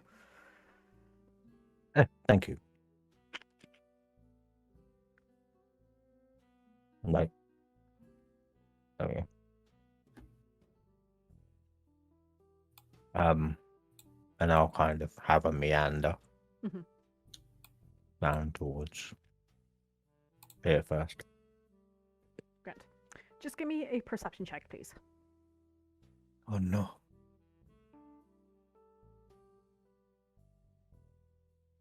Ooh, Wow. very good. Hooray. You hear, oh, excuse me, wrong. Coming from this I hear that. I'm sorry, that was my spoon. Oh, I thought it was me. Sorry. Carry on. My You're- apologies. This group of people here. I've heard the auction of the carts and barrel tops are going ahead next Kilar'une. Really? Have they set someone down for a look? Aye, they sent down Dougie of all people. Ugh, little shit. Surprised he didn't bring the entirety of the guard back with him. In fairness, he's good when he remembers to keep his trap shut. But I wouldn't trust him not to have taken something for himself. So, did he find anything? No. No, he didn't. Which has me suspicious. And then from this group over here. Here. Any news on the lads out in the bay? Yeah, they returned home this morning. Not a stone between them.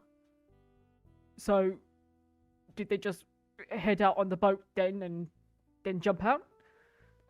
No, they set out on the dock and went fishing, hoping to catch a diamond on the end of the hook. I was just asking. No, the ones who went out, they're more accustomed to the seafloor than we could ever hope to be. They scoured the area before the guard ships began patrolling. Probably to look for interested parties. And to find any diamonds for themselves. The Claw probably have them all scooped up already. Aye, that's all their Tenebrae. They've become particularly vicious as of late.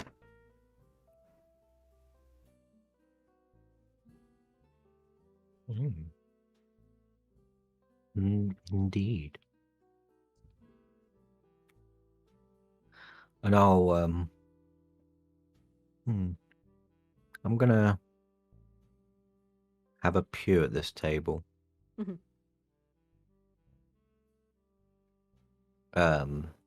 And kind of look towards. So I kind of want to be in a position where I can hear that one on that one as they continue speaking. It's a bit difficult just saying now because it's like 15 feet, 10, 15 feet. Oh yeah, oh, true. Tell you what, actually, I will.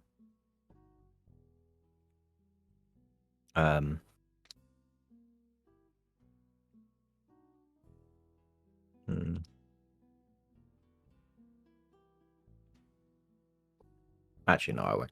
I'll just I'll continue walking around. Right. Roshana, Rook, and Kato, what are you guys up to? Bleeding. I'm cold! I'm cold! Mary! Mary! No! Sorry, it just reminded me of that cat in the bathtub. I'm cold! Oh my god. Oh. I'm cold! Oh. Okay. I'm bleeding! I'm bleeding! Bleeding. I am in pain. I am bleeding. Rook Just putting my stuff back on. sits down at the table near the group, Mhm. puts his little puzzle box in the middle of the table, and then using the ring, he'll summon the ferret and just say, "Go ham." Just don't lose what's inside it. That's right. Really? Yeah, see if you can figure it out. Okay. You see its little hands reach out for the puzzle box, immediately just begin turning dials and whatnot. Fast as light.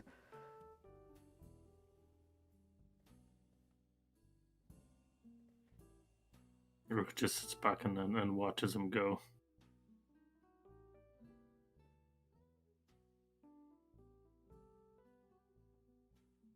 I pat Kato on the shoulder and cast Cure Wounds. Alrighty. The first level. There you go. Thanks. Now don't bleed on the ground. How thoughtful. Yeah, you're welcome. I thought you guys were only supposed to be punching each other.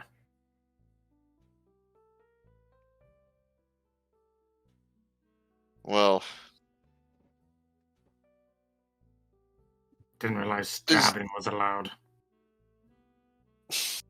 no, you're referring to the claws. Yeah, because at that point, what's the difference between me turning into a bear and mauling someone? Probably because he used magic to turn into a bear. Yeah. But if I leave and come back as a bear, It would still be magic. What? maybe it's a natural ability, like his claws. Oh my god. Who can really say? I see what you're getting at, but don't think it really works like that.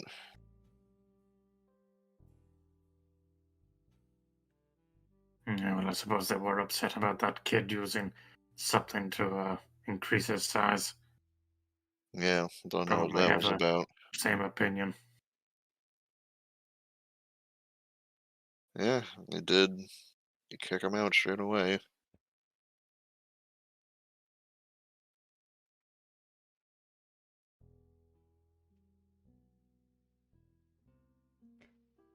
Vayne, I as hope you're... for him he put some ice on it. Do you see that boy, for lack of a better word, Roshana? He's still lying passed out, but he is breathing. Over Good. here. How messed up is the Dragonborn I've forgotten the name of already? Oh, Harak, he's just walking it off. Hmm.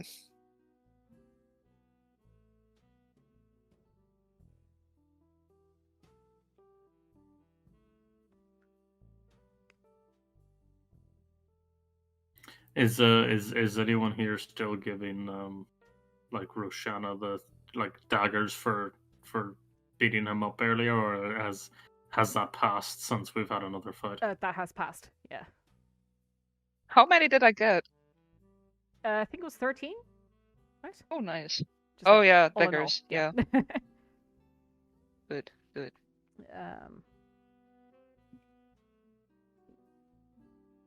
But yeah, you guys do get a few looks about. Just because, you haven't really been around before, and you do stand out a little bit with your I know what you're talking about. fancy adventuring gear. I picked up my hat, by the way. Some of those Just gathered. groups of multicolored faceless blobs Uh-huh. are slightly more. Yeah, the fancy adventuring gear. My beaten up chainmail. No, you've got a cool little clockwork amulet on. Yeah. Well, Rook anyway with his pink fanny pack. Yeah, Looking smashing. yeah, Yeah. looking wild.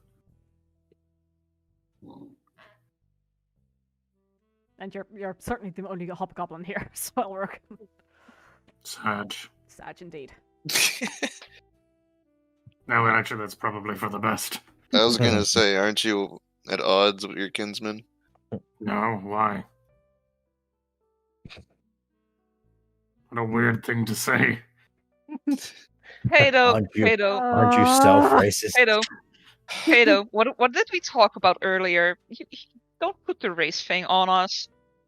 No, but like, as much as we like to play around, why did you think that I would be at odds with my kin?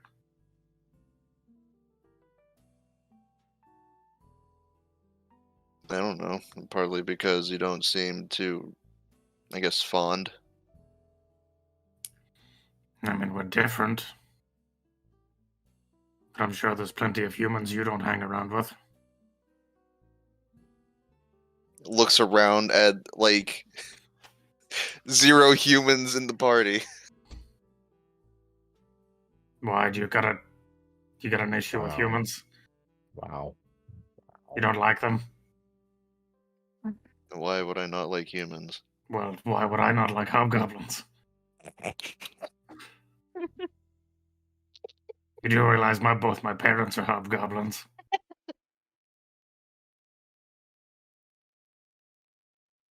Just move on. I'm not so keen on this sort of societies they run. They're a little bit too ravenous for me, but the ones that I've met I've gotten on reasonably well with. As long as you're useful, they really don't really care all that much. Unless they've got, bad experience with a group, but it's usually fine. That being said, I don't have any active affiliations with any particular clans or groups. And I don't know if this city has any issues with any particular clans or group, but I feel like I should be very clear about my allegiances. Okay. He says, looking around to see if there's any elven figures. There's one or two. He's saying that he looks over at Luxon, meets his guild, no affiliation. He just raises his drink, not knowing what he's agreeing to, but just cheers in your direction. See you, Luxon. I'll be right back. Alrighty. Vayne, what are you up to? I've walked from here to here, Mm-hmm.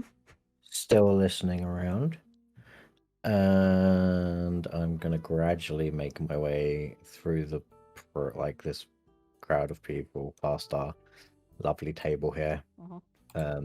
past these people. Yeah, so you're loitering and And, listening into people's. Yeah, just kind of wandering around, Okay. and I want to kind of make my way towards Dougie. Yeah, let's hope this passive charisma does you well. Just give me a perception check, please. Illusion. Mm. Oh, nice. I'll take it. As you're passing by, like, this little group here, it's two older dwarven gentlemen. One says to the other, have you tried this? Back. What is it? Gratzem Gruel. No. Never even heard of it. Here. Have a cup. Oh! God's that strong. You put hairs on your chest. It's all right for human brew. Mm. You walk on by. You reach your group.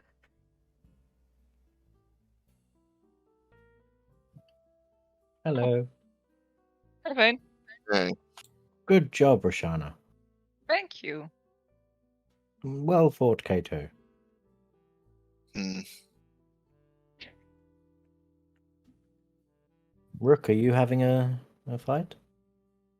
I thought about it, but I didn't want to turn any of the non-magic users to paste. That's fair. You can't exactly hold back on a guiding bolt. No, exactly. Hmm. I mean, Well, I you could just use your stick. You're very good with this stick. True, but I bolster it with magic, and I feel like people would get pissy about it. That's fair. Because Well. my normal quarterstaff is a little unwieldy, but shillelagh, that's where it's at. You're right. I that is true. Well, I'm sure they could find someone for your talents. Apparently there's someone who kind of fits the bill, but I don't think they're around today. Perhaps another day then. Probably for the best, though. If we've got more plans for the day, I shouldn't exhaust myself too terribly poorly. No, of course not. I shall be back shortly. What are you up to? I'm just wandering, listening. So I'll tell you all about it in a bit. Don't do anything stupid. Oh, I like, I won't. I I liked don't your think- music, by the way. Oh, thank you. Yeah, your music was I awesome. tried. Oh, thank you. It's just kind of off the cuff, but I tried. I'm glad you liked it, though. And he nods and kind of like turns away and goes over here. Mhm. And then over here. Hey, Kato.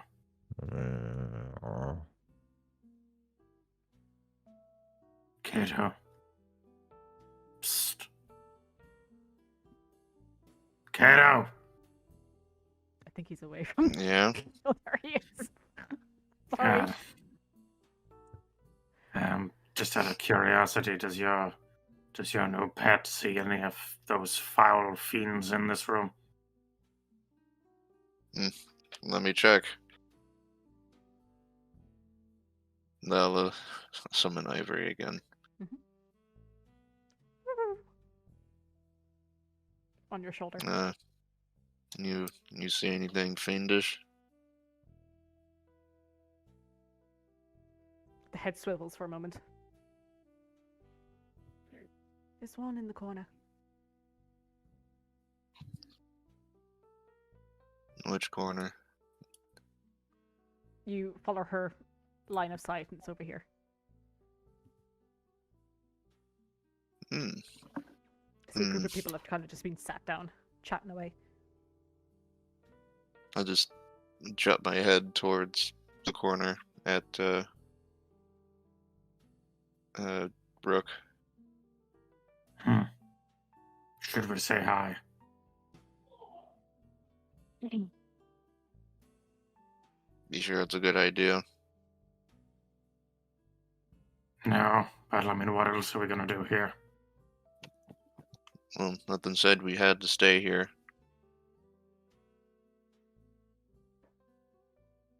Oh, we're waiting on Luxon for something, aren't we? Somebody. No, he basically just said to chill out here and learn about some gossip and all that. Oh, I see. He told us to mingle. Well, if you wish to, sure.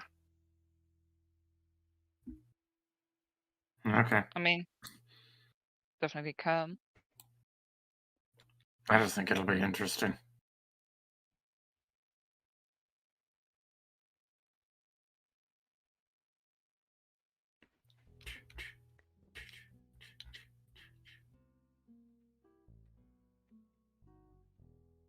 I head over. Mhm. I am coming with Rook. I'll actually stay here. The petulant child at the birthday party. Okay. No, I'm just beaten within an inch of my life. And low You on could heal. resources. Yeah.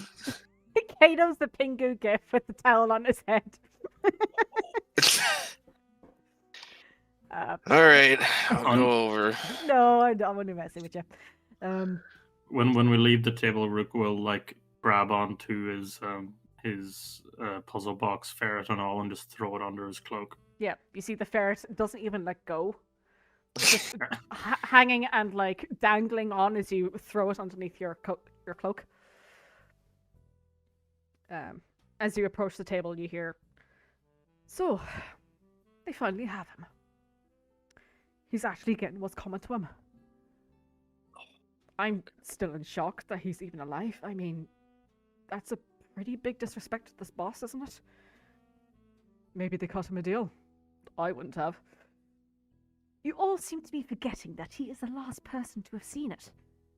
If I wanted to have my property returned to me, I would want to keep him alive. Make him tell me where it is. So, what? Are you saying that they will try to intervene tomorrow? Yes. No! What? We've been given strict orders not to interfere. But that doesn't make any sense. Doesn't have to. You're not the one calling the shots. They kind of all grumble and mutter as and turn towards you as this new group approaches them. Yeah, you're not calling the shots. What's his name? You know it. Points to the guy that said you're not calling the shots. It's on the tip of my tongue. You have to listen to.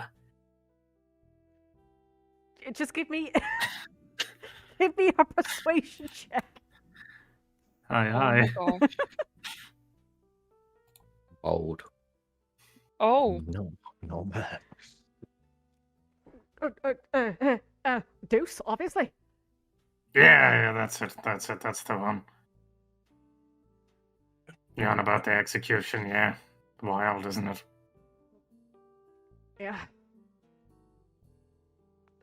To think that he came all the way back to Clancamrye? Was he not supposed to? Definitely not. But, like I said, they probably cut him a deal. sounds like it. You seem to be new faces. Mm-hmm. Friends of Luxon. Friends of Luxon.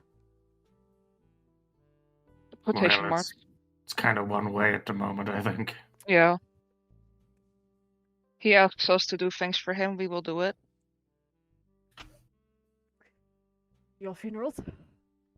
Hmm. Which one of you guys is the fiend?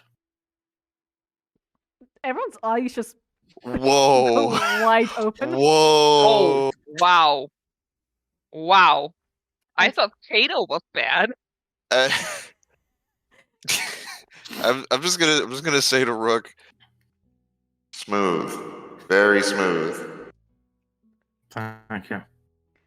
And you see the lady who basically cut them all down to size, telling them that, they don't have to. They're not the ones calling the shots. She crosses her arms and just lets out a small little wry smile. Hi, nice to meet you. Well, you're very astute. Yeah, that's me. Rook. And Rook. you are? A fiend, apparently. Well, I wouldn't have called you by that if I knew your name. So I guess there's an easy way to make sure it doesn't happen in the future. Rook. And you are? Leaving. She stands up and walks out of this corridor here. I like her. Leaving. The rest of the group are just sat looking back, and then one by one, meerkats that have been startled, they just quickly turn their heads back towards you. Yeah. A fiend.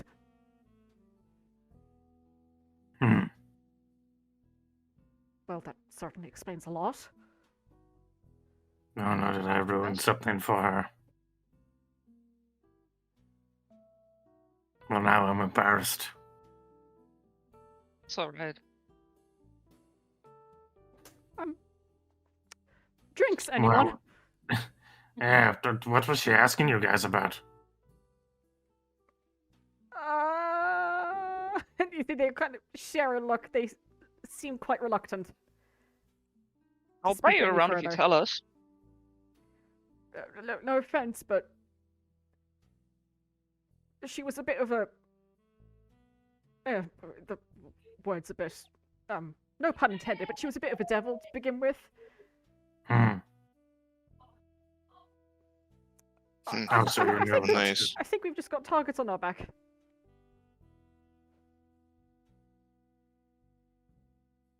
Why? Oh, well, we know about her. And that's a bad thing. Oh, if she didn't want to go in getting out. He didn't seem too bothered by it. She could have lied. Yeah.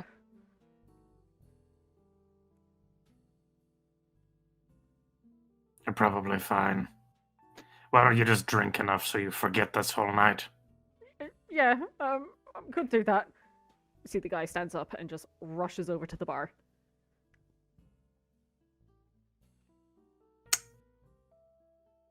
So what do you guys think fiends do down here? I mean, what does anyone do down here? Gossip, scheme. Mm-hmm.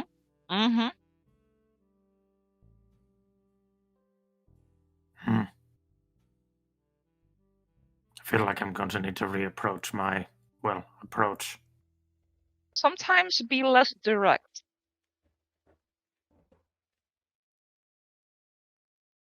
I don't really like getting playful with my words. No, you don't need to be playful.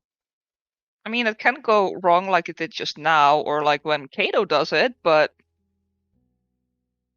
Hey, well, look, we don't know it went wrong quite yet. True. She didn't seem bothered. For as much as I know.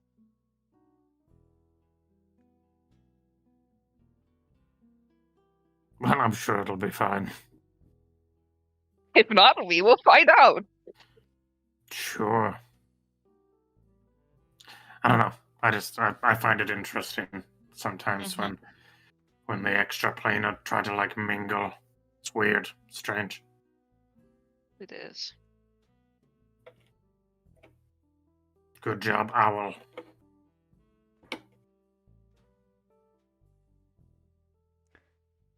While this is happening, Vayne, you are approaching the small halfling gentleman and the half-elven cleric who has been tending to all the battered people's wounds and whatnot. Dougie is just kind of swaying slightly. You see there's a number of different empty cups and whatnot surrounding him. Presumably ale that he's drunk. Good man. Oh, can I? How fucked up does he look? Like injured? Pretty bad. Like You get the sense if I that pat him on the shoulder, is he gonna be like, oh, he's No, he's definitely not. okay? As you approach him, you hear him before you like get a good bead on his face. You hear, "Ugh. I might try my hand at the cold drain again. No, Dougie, please, we've been over this. But everyone loves me there. And I always put on a... You see, he kind of catches himself mid-sentence. Just a little hiccup of what looks to be vomit, a little bit of blood. If you go there, you're going to get yourself and everyone else around you out. Just stick to being the big shot here. I think it will help my career, though. Getting under more people's skin. Well, you're certainly very good at it. Oh, thanks. Oh, look, purple-looking guy. Pat him on the shoulder and go, certainly making a name for yourself. Yeah. You are? Where were you? Vayne. Where were you saying you might head to? Cold Rain? Ah, that would be a sensible move for you. I think so. Please don't encourage him. Well, I mean, if he's looking to get his name out more, good to get around as many places as you can. Well, to be fair, I'm already pretty famous around here. Oh, yes, of course. I mean, who doesn't know you? Yeah. Yeah. Can I get you a drink? Oh, well, if you'd be so kind. Maybe I should get you one. You are, after all, the celebrity here. See, Ducky hops down from his stool. Curly blonde hair that's just been matted to his skin with sweat and a bit of dried blood. Bare-chested. You see, he's got these two bracelets, almost like cuffs around his wrists. Silver, but with these large dark green gemstones set into them. And he hurries over, and you see he's quite a speedy little guy for somebody who's of his stature. Walks over, hops over to the stool beside him and goes, "Hey, Baz, give me some of that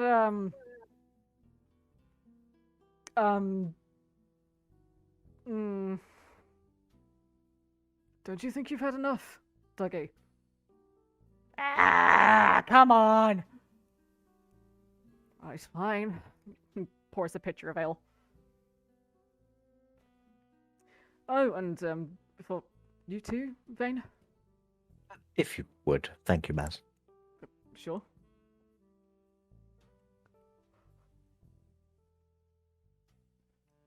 So, what have you been up to, Dougie, apart from, probably pushing away people asking for your autograph? Yeah, kind of gives you the once-over. Usual stuff for the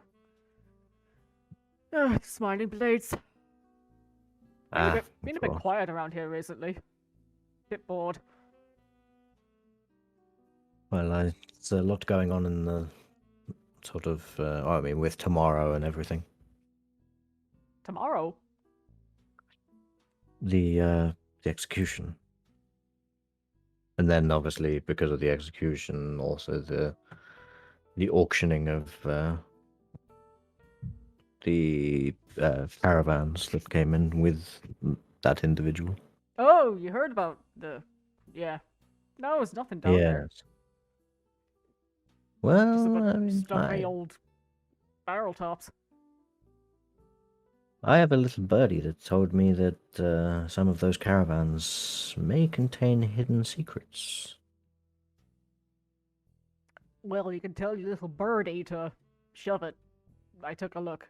Nothing there. Really? Perhaps I need to replace my little birdie then. You say you took a look. Anything of value? No.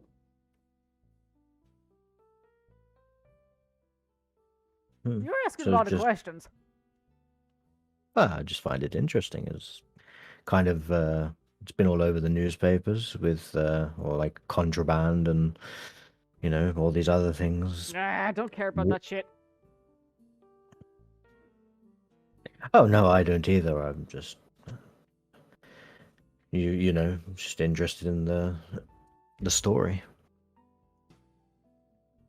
Is it Do you know much anything? to it? Did you know anything about the people that originally owned it? No. Or fair enough. Well, thank you for the drink. And I do think you should, get your name out there more. I think you could be really, something. Do you ever go up to the arena or in the Western District? Western District? Western District? No, I don't. Oh, any reason, or you just prefer it down here? Yeah, you can say that. You see, he finishes his drink and goes, "Ugh." Right. Excuse me. Well, you take it easy. Can I insight check him? Mm-hmm. Just to for? get just want to get a feel so, in regards to how he left, what his kind of demeanor was kind of saying about how he felt about the conversation. Sure.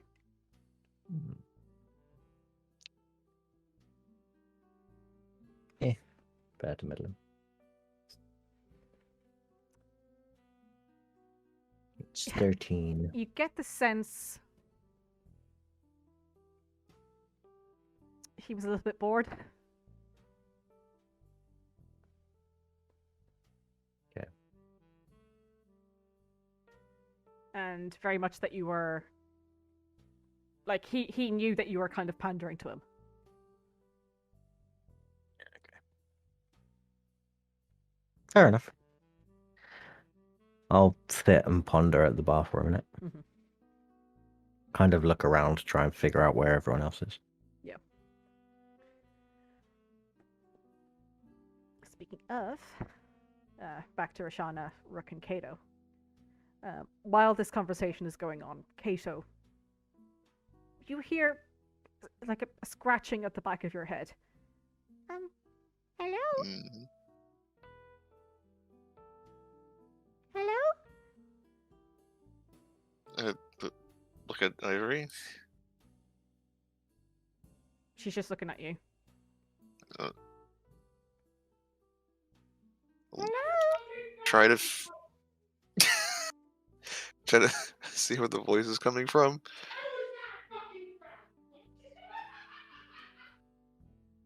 Everything all right? Bubble. I did say it might get loud. No worries. Yeah. Hello?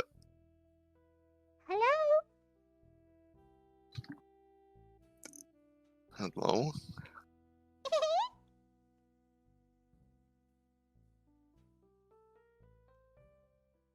Hello? Wait, I missed it? What? Just giggled and another hello. What are you doing here? You said this is in my head? Yeah. Who are you? Oh, I live here.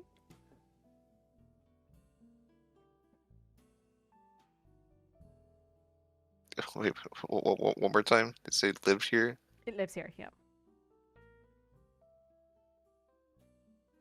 Live where?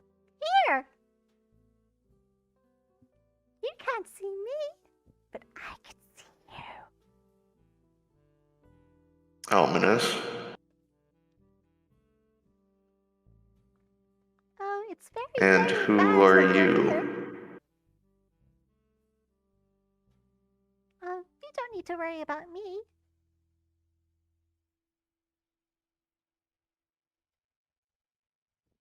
Insight check. Sure. It says deeply mischievous. Yeah, you don't have to worry about it. Hmm.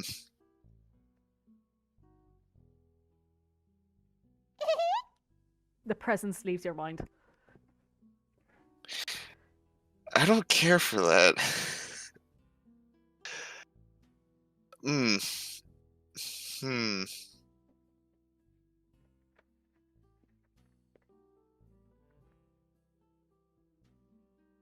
Just look around confusedly. Okay. Anyone Sorry, Kato. looking? Anyone looking in my direction? Give me a perception check, please. And I don't mean the the choice glances. Looking for the intense. Yeah. Oh man, perception. Oh, this is gonna go. Yep, that's about what I expected. Yeah, you're a little bit just too weirded out. You can't really keep your gaze on anyone in particular and hold it enough to gather if they're staring at you. A little cooperation from the dice would be nice. I know. Rook and Roshana, what are you up to? I think I'm heading back to Vayne Okay. and get a drink. Rook is going to continue to inquire with the remaining group, and he'll just say, so you're talking about being told not to engage with the execution tomorrow." Seems that way. That's strange. I'm sure the big boys have their reasons. What is it, a matter of just keeping you guys out of the loop and they'll do something themselves, or is it a complete hands-off endeavor? I don't know. I think that's how they want to keep it.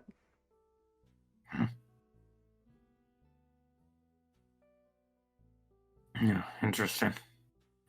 Right, well, I can tell that my appearance has somewhat spooked your evening, so I won't dally too long. Alright. Have a good night. You too. I'll head back to the others.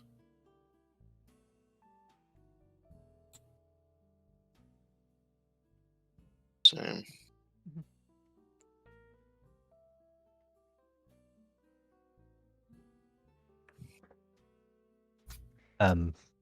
When Roshana gets over, I'll say, "Do you have change? I've only got a platinum." I have no platinum. Well, you don't need platinum. You'd need 80 gold. Yeah, sure. I will hand over 1 platinum. And I give him 10 the gold. No gold way. he needs.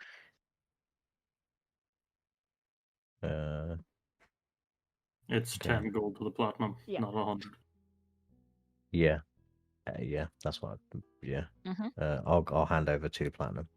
Okay, so 20 gold. Okay. Yeah. You don't need to hand me anything. I'm just being number dumb. So.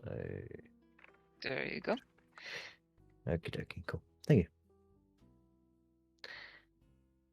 When time you do some. It's fine. How's everyone's evening? Or whatever time it is.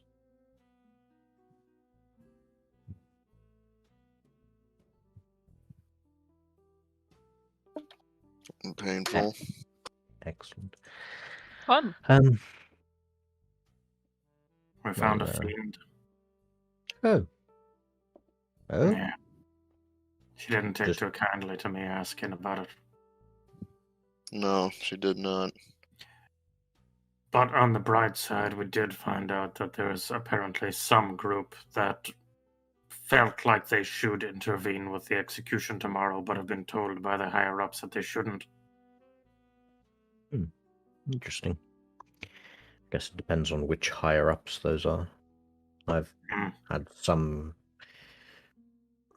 relatively minor information, but nothing huge. Unless I've misunderstood the situation. Roshana, perhaps you can tell me if I misunderstood or misheard, but they were under the impression that perhaps Montague would know something about where something is, and they would break him out to find that thing. I would imagine if they've been told not to bother, it's because they know he's not the real one. I say in a relatively hushed tone that I can't really match with this voice. I know the pain all too well, don't worry.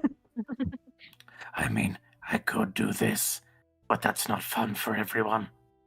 You're right. It sounds like laryngitis in the making. Mm, Now it's fine. yeah, you're Yes, right. I They think- also didn't think that Monty would be back here, so they're suspicious of that. Like they didn't think he'd come back to this city at all, which Mhm. kind of makes you think maybe he absconded with something he shouldn't have. Yeah.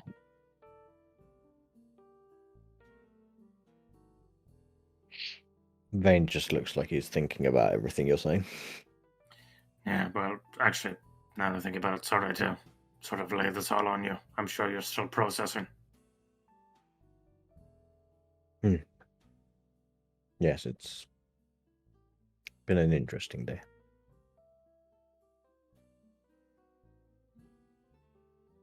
And Vayne will sip his ale.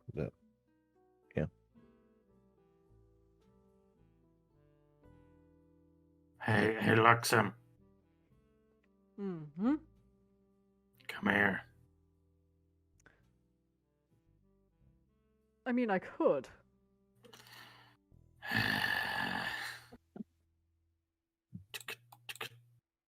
Hey, Luxem, Rook? do you know if Montagor had any dealings with any of the shadier groups like these people? Or like those people, and I'll point to the far corner. Yeah. I wouldn't worry too much about them. Depends which Montague you're talking about. I would imagine the real one. Oh, do you mean the brother or the other brother? Yes, the other brother had some dealings with the Claw. That's interesting. Hmm. I mean, I don't know what group that is. Are those people the Claw? Certainly not. What about the woman that was with them? I don't believe so, no. Okay, well, it's hard to tell. She was a fiend, so she'll probably change her form. Yeah, because they were saying that they expected to have to stop the execution, but their bosses told them not to. So it's just strange. Right. He just smiles. Okay.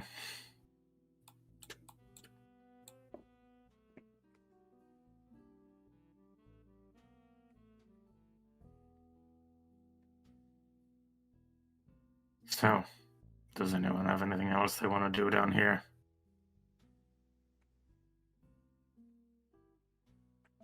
I'm just gonna hang for a bit, I think. Mm-hmm. And Vayne's kind of like in thought, staring kind of into the drink in front of him and sipping occasionally. Yeah. And he'll continue doing that for a little while. Can I tell whether like Luxon was sort of intentionally just what's the word I'm looking for?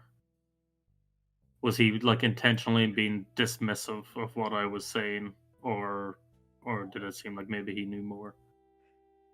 Give me an insight check, please. I'm sure he's bad at deception, so this will go well. I'll message you. Cool. Ooh.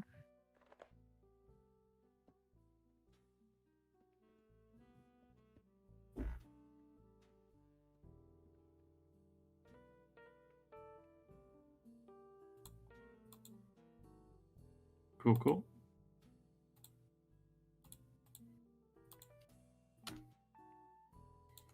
It's at this point, the door over here, in this direction, booms open. This big heavy metal door. Sorry, I should say the two double heavy metal doors slam into the walls on either side. Immediate action pose. Who the fuck is Vayne this? kind of glances over. You see a relatively shorter man standing, grey-skinned. It's like black curtain, drawn hairs. This be like a long feather for an earring. Wild eyes, pale, just looking out at everyone, and everyone just seems to stop in their tracks. Coin is dropped. Any cards that were being played have just been placed on the table.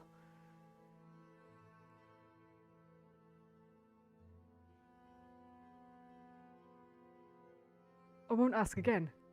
Who the fuck is it? Oh, Deuce. What? See, Baz has turned towards this individual. What do you mean?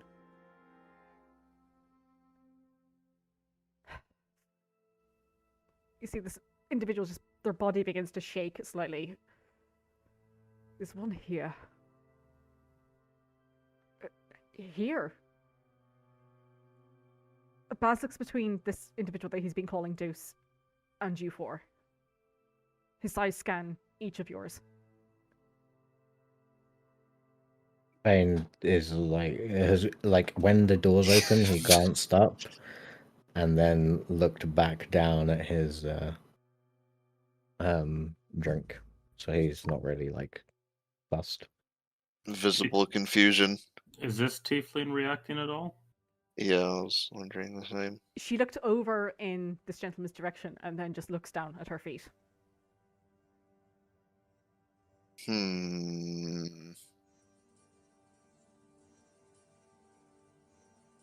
Inside all of your minds, you hear, I fucking know you're here. Oh. Ooh, ooh. Ooh. Ooh.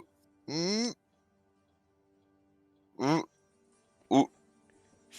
You see a large scimitar is pulled out from his side, brought down. What seems to be the problem here? That's what's going on. Rook will step forward. You see Baz moves slightly, steps backwards, opens the door behind him. He's like, I'm out. He's going to change the barrel. He goes, you four. In. Okay. I jump over What? the table. What? Why? Just do it. I want to insight Baz real quick. Is it a moment of, like, I know what's going on and you should not be here, or whatever it is, you should not be here? Give me an insight. I just blindly trust ass. I Oh, finished. come my drink on! Oh my and then jumped gosh. over. There's a real urgency there, Kato, and you're like, do you want to chance it? Fair. Yeet!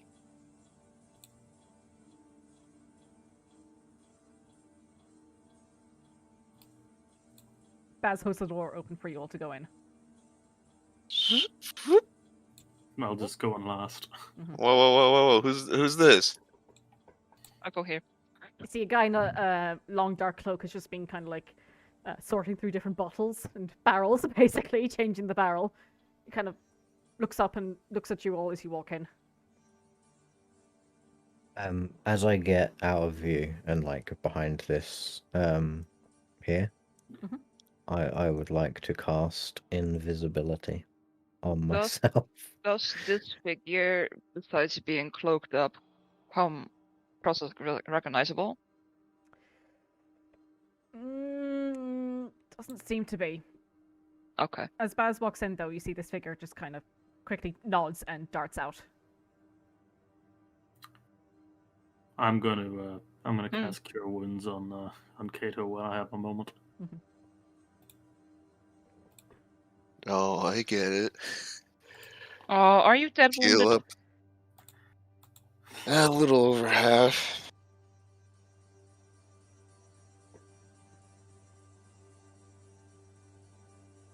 Bess, can you explain what's going on? Just move in. Okay. Yeah. You're gonna explain, right? I won't need to. I'm invisible. Yeah. Wait. Oh.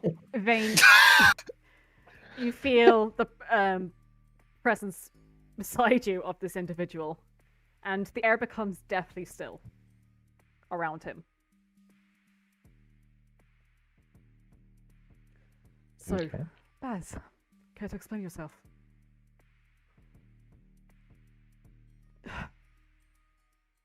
I had no idea.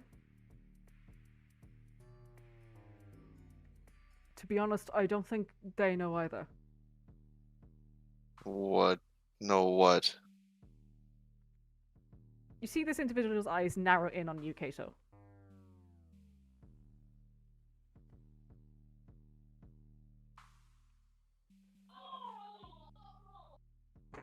Sorry. Opportune time. Where are you from?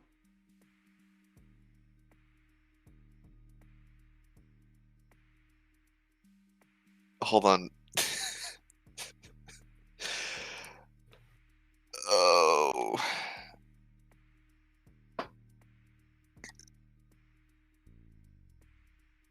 Who sent you? The Venators.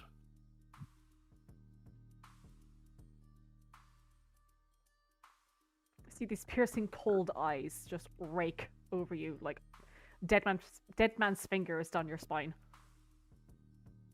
I'm from Hyla.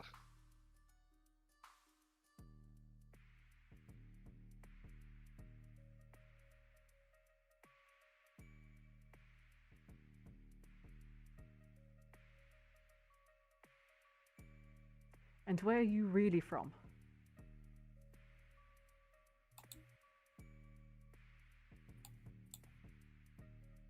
There's a clenching of the jaw.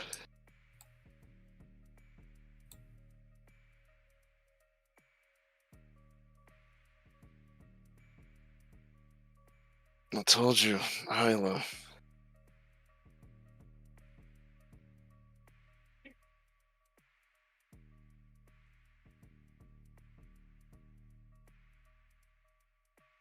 You can understand why I'm hesitant to believe you.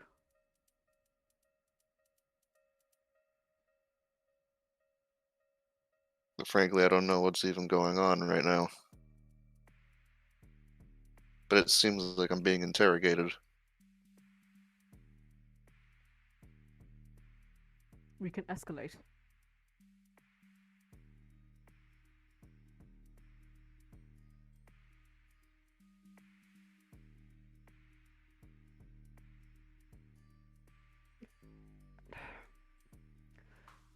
Kato, it might be in your interest to let him know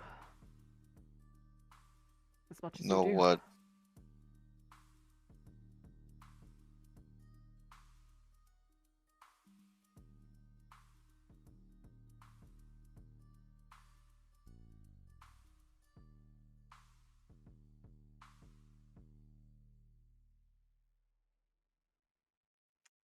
You can pervade people's minds.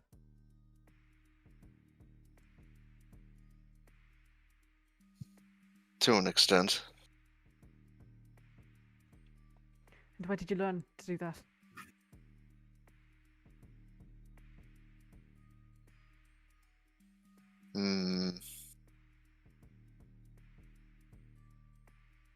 It just sort of came naturally to me.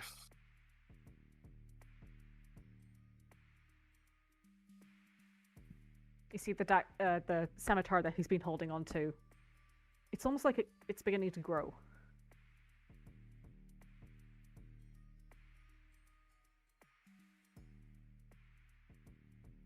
Would you mind if I saw for myself?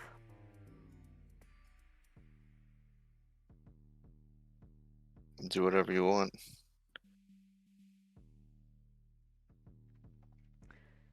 He strikes the scimitar down again, and it's at this point that you see that there is almost like a ropey decoration around the pommel that ever so slightly flexes.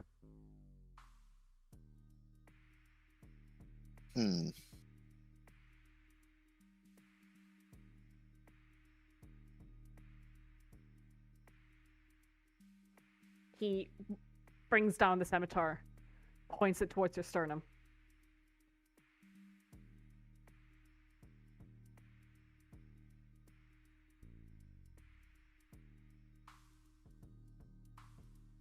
Can't promise I can hold back.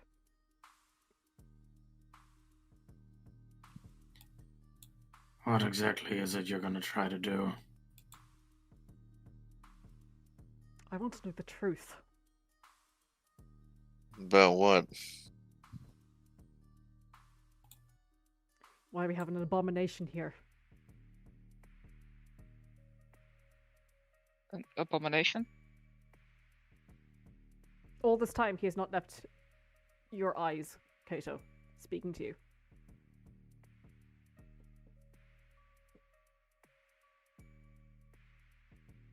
Could you elaborate what's going on? No. I don't need to. Pushes forward on the pommel, straight towards your chest, Kato. You feel the tip pierce the front, just through the ribcage. You get scorching, searing pain. And that connection that you've been growing moves through the sword. And just with Can your...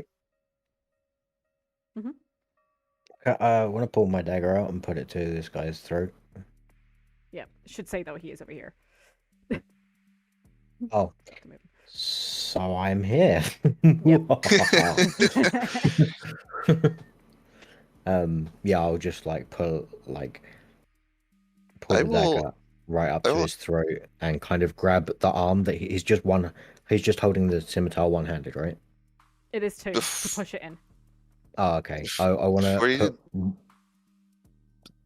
just want to say before you do that, I will actually put a hand up, to, just sort of signaling to you, Vayne. I'm invisible. Yeah, he's invisible. You can't see him. I can. Oh. Oh wow! So now you're invisible, racist as well. Yeah, jeez. Oh my god. Sorry, to Don't worry, continue. they'll learn eventually. That psionic power that you've been growing over the past few weeks, Kato, it moves through the sword almost by extension. And something within the sword itself flexes. Something alien and aberrant.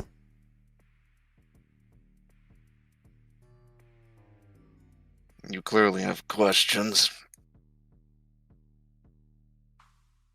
You see now... What answers are you looking for? In this individual's eyes that have just gone almost like a light pink, glowing. The hair kind of floating up slightly. Drops. His eyes flick back to normal. And he pulls the sword out from your chest. If you squirt the blood from where it was embedded into your chest bone.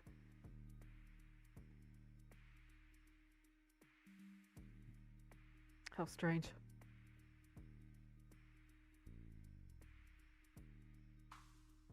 Oh yeah, what's strange? You're not one of them.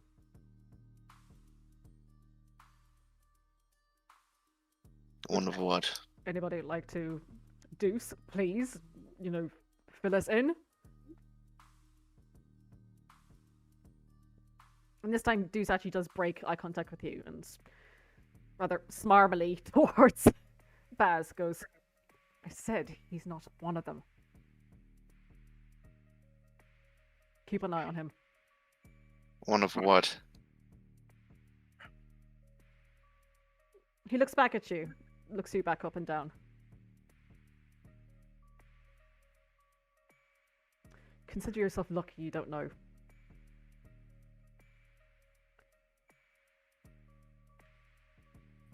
And he turns to leave. I guess I won't have my dagger up to his throat, because he probably would have just accidentally slit his own throat like 5 times.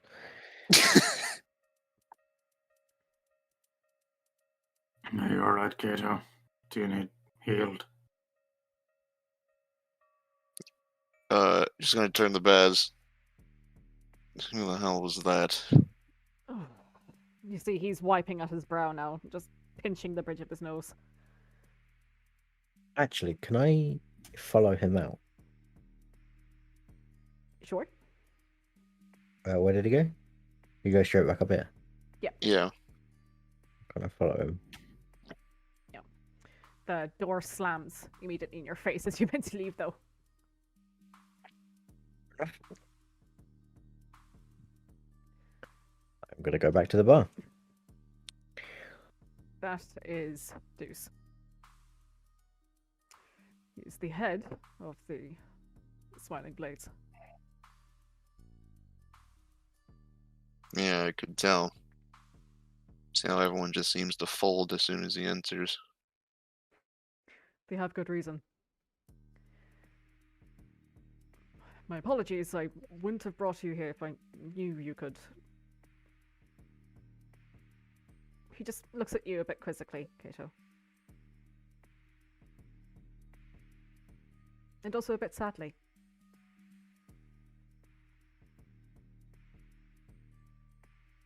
I don't suppose Care you to, know. care to explain? You can touch the minds of others.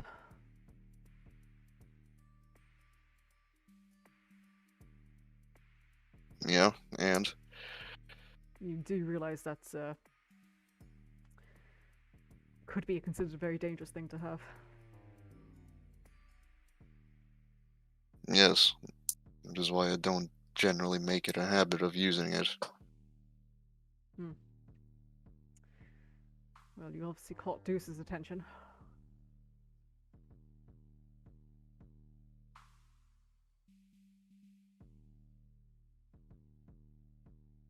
Now you want to explain who he was talking about? It's not really my story to tell. Were you... Well, I'm presuming not, but... You weren't made to have these abilities. No. He just nods.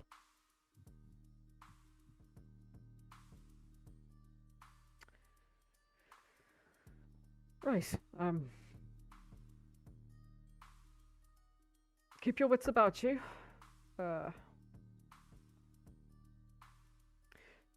Might be an idea to fold in for the evening. Hmm. When you say it's not your story to tell, do you mean that it's Deuce's story to tell, or is this someone else we can talk to? Because we can't exactly have people coming up and stabbing our party members whenever they feel like it. I concur.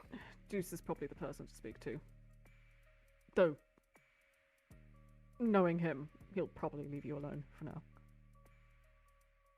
Well, And I'm irregardless, assuming. Go ahead. seems like you'll need time to cool off anyway. It also doesn't seem like we can just walk back there. No. But at the same time, this Deuce is one of the ones that's telling people not to release, not to try to stop the execution. So I feel like he knows more about that than we do.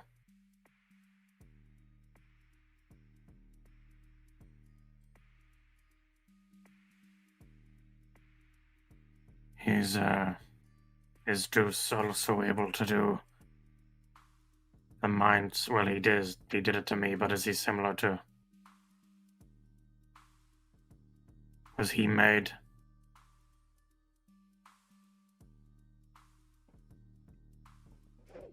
You see, Baz kind of sniffs and rubs at his nose and goes, I need to get back to the bar. Yeah, not your story. Hmm.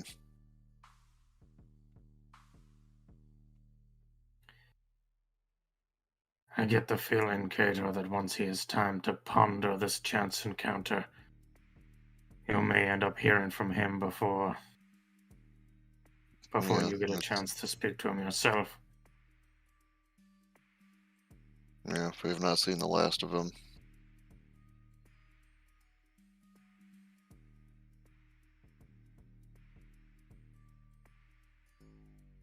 Hmm.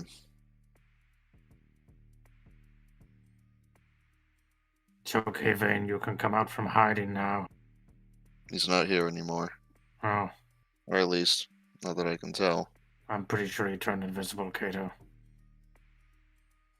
Yes, I know. Hmm.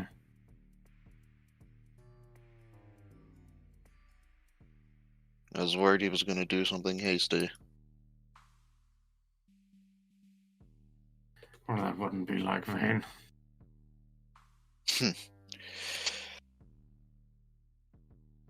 Should we exit this small back chamber now to make sure that's still not the case? Yeah. Sounds like a plan.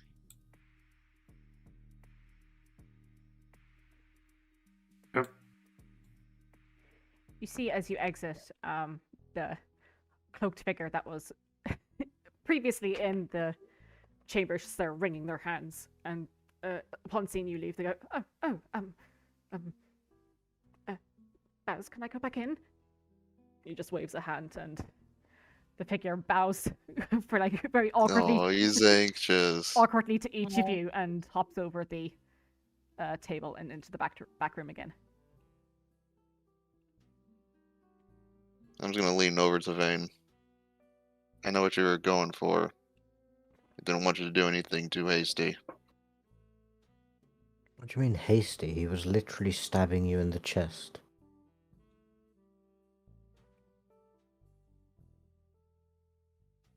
I feel I waited as long as a normal person would wait. There was no, telling what he would do. You're Well- already banged up. He could have just stabbed you through the chest, and that would have been there. It's more like he was reading me than actually trying to hurt me. Didn't look that way when he, plunged his scimitar into your sternum. Well, it was something I could feel. That's why I signaled you. Well, I imagine you could feel it. He plunged his scimitar into your sternum.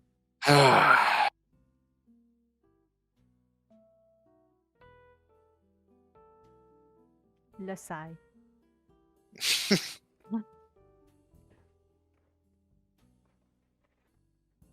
It's okay, though. All good. evidently you've got some weird magical power that you're not aware of that other people have that he doesn't like, so I'm sure it's all fine.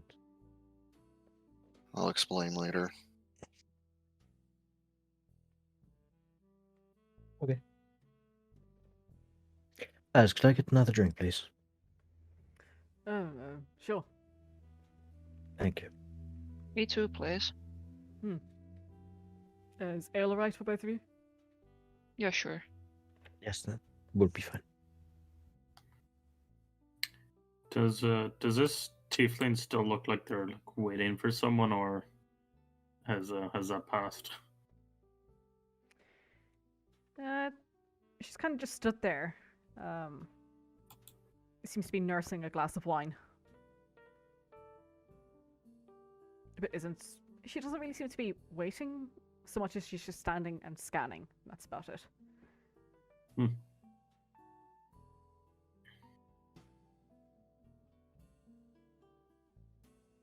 Is it different kind of people, or is there like a pattern?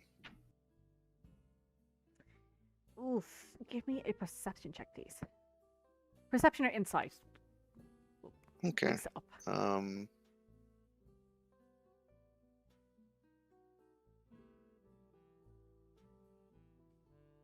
Okay.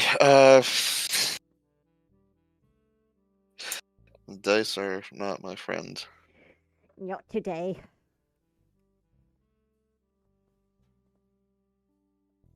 Yeah, it's hard to tell.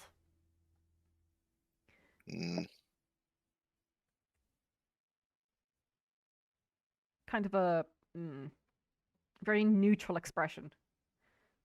Very practiced as well.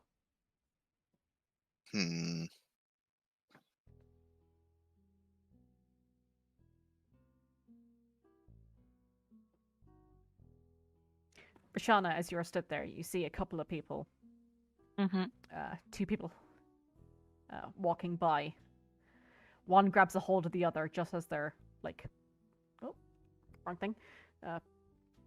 Just as they're walking towards this door here. One grabs the other and goes, "Look, I told you not to bring that shit in here. If any of the higher ups catch you with it, you'll be on your ass with a target on your back." No. I've spent good money on this. I'll just leave and enjoy it while I can. Are you sure you don't want to come with? I'll catch up. You see one of the one that was being pulled back leaves through the door, and the other returns back to his seat, giving glances every now and then to the person, the direction where your man had just left. I look over towards the door, making it clear I saw it. He sees that you were looking over towards the door, and he just bows his head towards the table, not looking at anyone.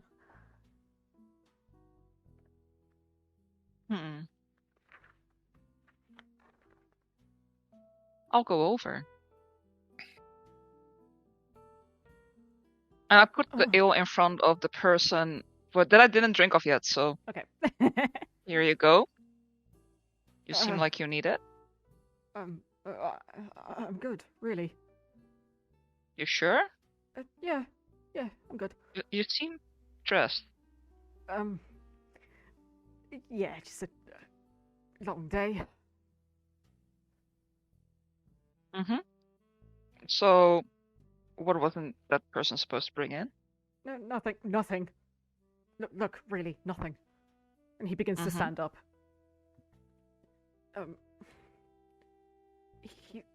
It's personal use. Look, please don't tell anyone. I won't tell anyone. I'm just curious about what it was. As he wasn't supposed to bring it here. Or she. Numbskull. Ah. That's not great. No. Really, I told him before he needs to get off it. They don't tolerate that kind of stuff here. Which I can understand, especially with what has been going on in the newspaper lately. Yeah, yeah.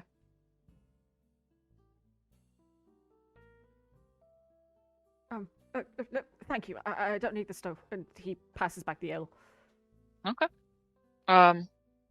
Keep an eye on him. For now, I'll keep my mouth shut. Okay. Thank you. And I stand up and go away. Mhm. So they don't have to go away.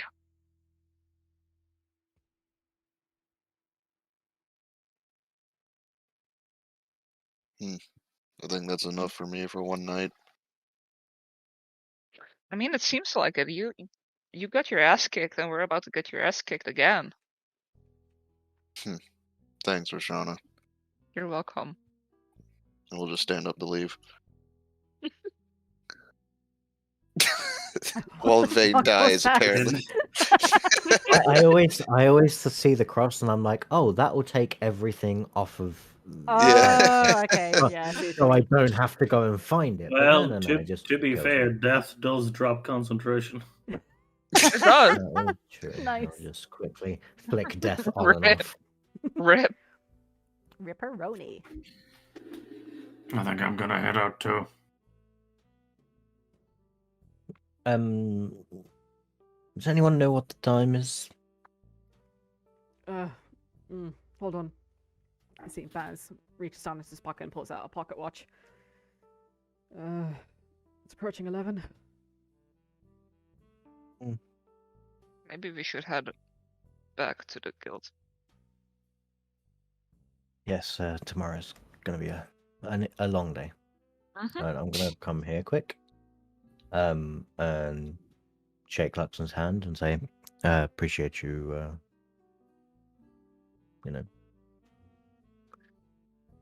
giving me the opportunity. And then I look over at Baz and I'll say, thanks for bringing me down here. Baz just nods. And then I will turn to Emera. Amara and say, pleasure meeting you. Likewise. I'll see you Um, tomorrow, Vayne. See you tomorrow. Vayne gives like a sad smile kind of thing. And then I'm going to walk all the way over here. Mhm. And say thank you to Reverence for tuning the piano. And thank you for, the conversation. He gives you a nod and a slight wave. Take So he care. continues playing. No. And I may eat. Oh, I've gone too far. I may eat with the crew. Bye, Luxon. See you tomorrow, Rook. Just puts a hand up.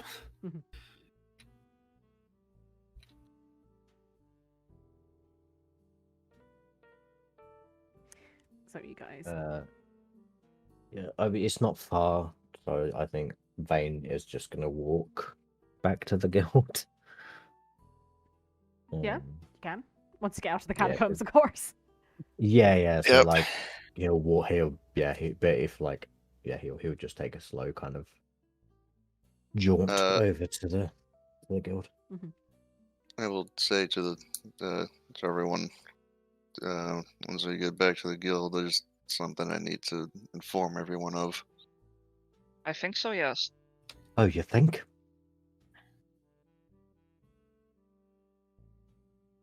Do you need healed or still, or you didn't really answer before? I'm fine for now, Rook. Thanks.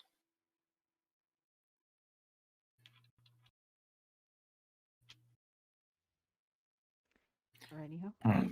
Let's head back then. I think I Indeed. remember the way. I do. So yeah, between I was paying yourselves, close attention. take about an hour and a half to get out of the catacombs, back up to where you had entered, through the Knoll's Belly Button Ring Tavern, and in. I think we'll take a break Lovely here. name. Isn't it? I think we'll take a break here, guys, for 20 minutes. Awesome. Woo!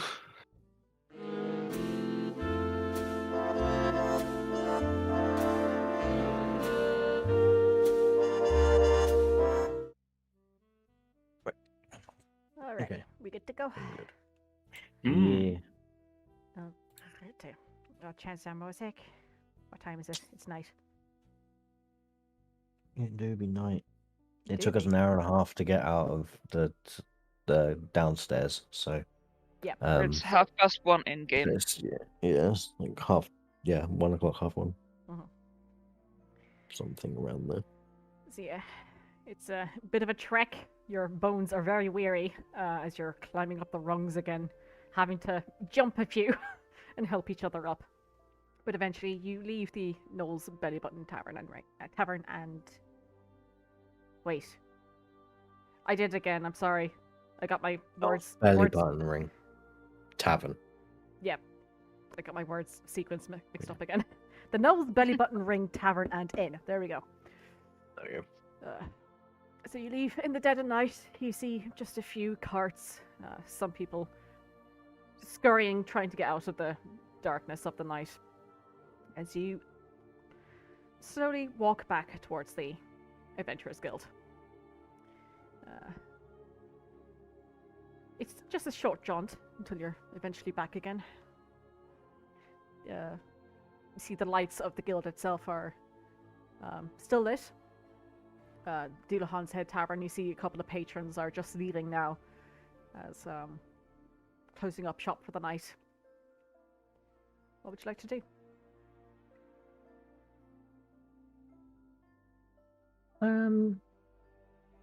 Just head to well, Vayne I think is just gonna head to his room. Or the room, I guess. I had ordered a room specifically for myself. Yeah, right, I'm fine. The Durand room.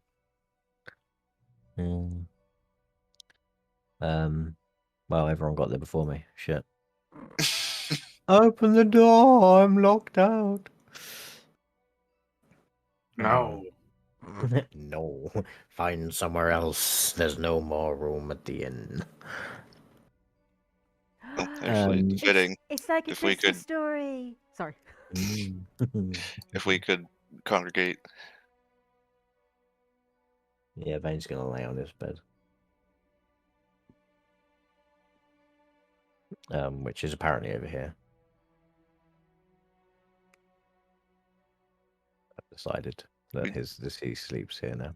Do you want me to put you in the room? Would that be easier? I mean, we're all there. We're all in the same room. Unless you're buying another room, yeah, I guess. Oh yeah, I'm already 20 gold down. I because of forgot you, it was right? right, because I chose that you should bet on me. Sorry, I thought you were competent. Why would you Thought go you're up against smarter. a monk, man? What the fuck? The hell's a monk? That guy that kicked the shit out of you. Pretty sure that was a dragonborn. You mean that wasn't a monkey? Monkey. Monkey. Monkey. So, perhaps it seems like I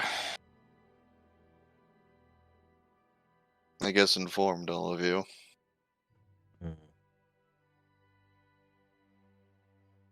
Do you know more than you let on down there? Yeah. Well, there's a surprise. Gives a pointed look at Vayne. Vayne gives a pointed look back at Kato. Rook looks between them, confused. Well, firstly, I ask that this information does not leave this room. I knew your name wasn't Kato. It's such a dumb name. I knew you were an old man. Where would the information even go?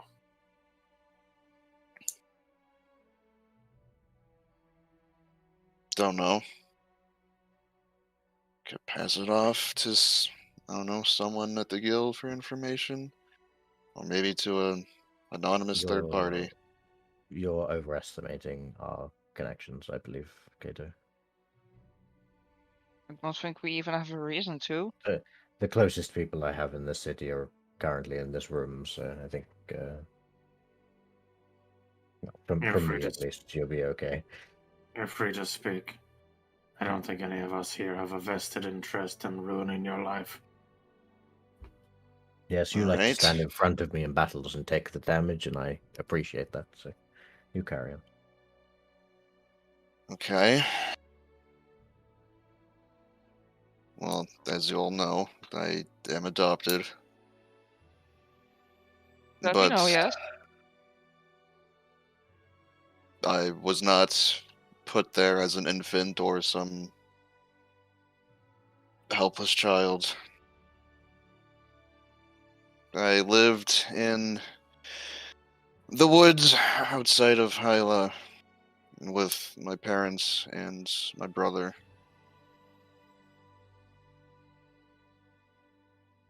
My family mostly kept to ourselves.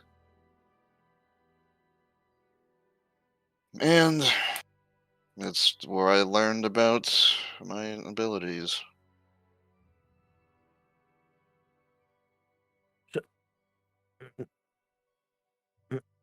So you're adopted, but you lived with your parents.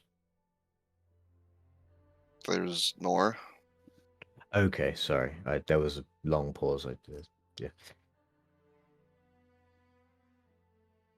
My parents always seemed distrustful of people. I never really knew why, but I guess one day I finally learned. I went out into the woods with my brother to collect firewood one day, and I came back and my parents were being hauled off in chains.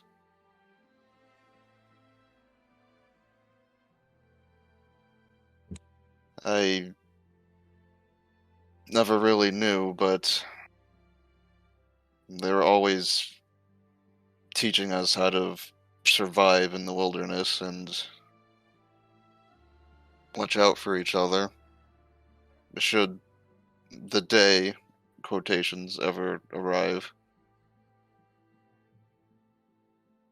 So, seeing that, I took myself and my brother out into the woods, where we survived for a little over 2 weeks. We stumbled upon an orphanage and it quickly took us in. My brother adapted quite easily, but to me it just seemed like a facade, just hiding.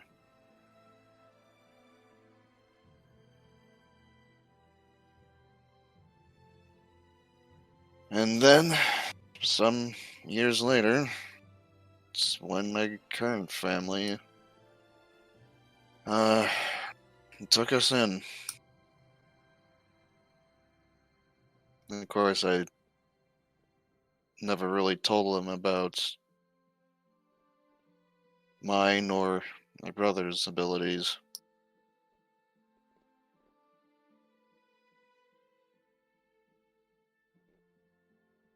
And with a bit of luck, seeing as the family was reasonably wealthy,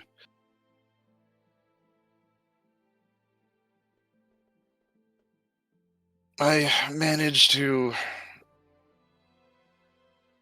make contact with the teacher.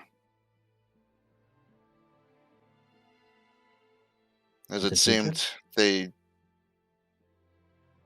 seemed they believed that I had a, as they would put it, anger problem. So he taught me what he could, and later I joined the Venators because it seemed like a good place to, I guess, sharpen myself.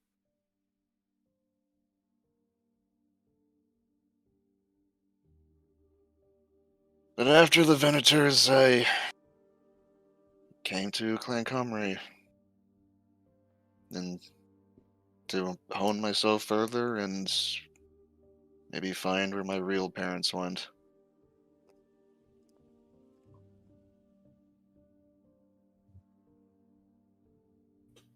And what of your brother?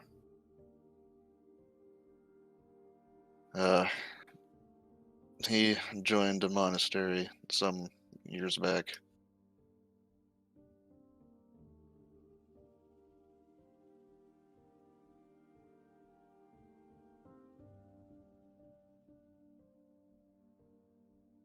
Who's this teacher that you spoke of? His name's Aldane, but I've not spoke with him for a couple years. How did you know of him originally? Well, due to my problems at home and difficulties getting along with the other neighbor children, my parents saw fit to hire him. Ah, I see.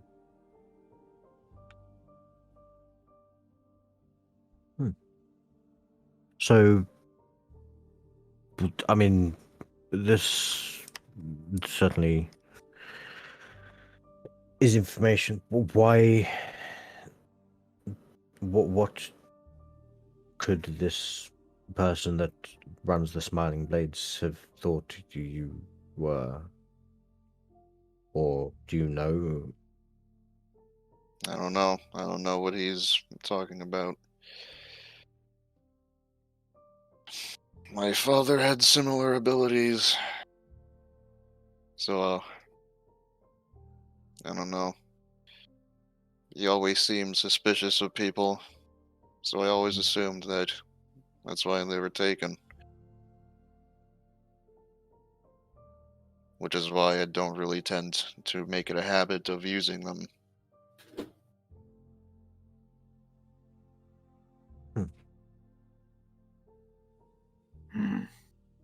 Would there be any reason to believe that these individuals that Deuce feared you were a member of have some sort of relationship to the kidnapping of your parents? That I don't know. I guess it would have to be whatever he feels like explaining.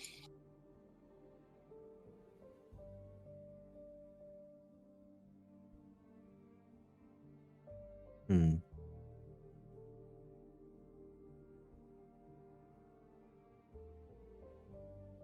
Well, at the very least, it seemed like he was unfamiliar with people with your abilities that weren't part of whatever this is. Yes. Do you have any idea what the stabbing you in the chest was supposed to signify or do? Well, like I explained, it seemed more like he was reading me. Man, that seems like a really shitty way of reading people. I guess this might also be a good time to mention that I heard another voice in the tavern. Hmm?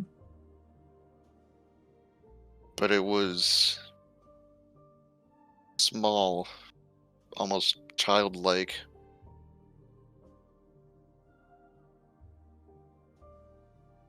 It said it could see me. Well, But what did it look like? don't know, it was just the voice in my head. Looked around, didn't see anybody, didn't see anything. It said that it wasn't the one I should be worried about, so I'm assuming it's tied to that individual. Was this before or after? Before, when we were at the Fiend's table. There was a fiend? There Mhm. was. I didn't mention. Oh, yeah. I Sorry. thought in the beginning he was referring to them, but seeing how she quickly stormed off.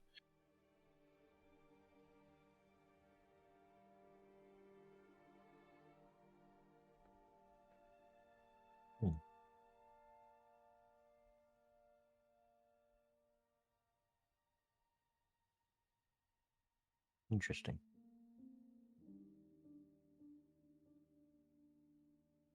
Well, But now you know. well, yes, but nothing seems very much clearer. Still very confused about why why he has such anger towards someone with your abilities, how he knew. Okay. I mean, did you get any sort of feeling from him? Before he burst through the door? Or while he was stabbing me? I Either, mean, both. Start with the first, end with the second. I I mean, assumed the feeling you got from him when he was stabbing you was sharp. yes. It's something to do with that blade of his. Unique in some It's- way. Yeah, it seemed alive almost. You think the blade is what caused him to know that, sense that you were there, and then It's possible. Unless this other creature is in cahoots, this other voice. Yes. they Unless scope you that out, other speak other to you, voice. and then Sorry? I was going to say the little voice speaks to you and gets you, confused and looking around, and then he shows up. Doesn't seem like a coincidence. Hmm.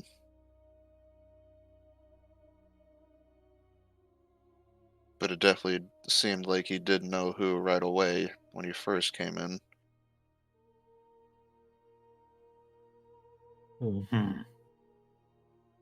I think also, this is just speculation, of course, but perhaps the small voice was the weapon. A strange Weapons concept. do that. I mean, a sentient weapon? Hmm. I mean, Never we've seen heard a of lot such of a thing. strange stuff.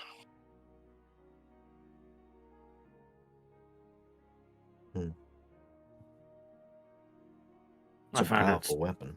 I find I it imagine. strange how the concept of a sentient weapon is both familiar and known to you, but when you first saw me speak to an animal, you were caught off guard.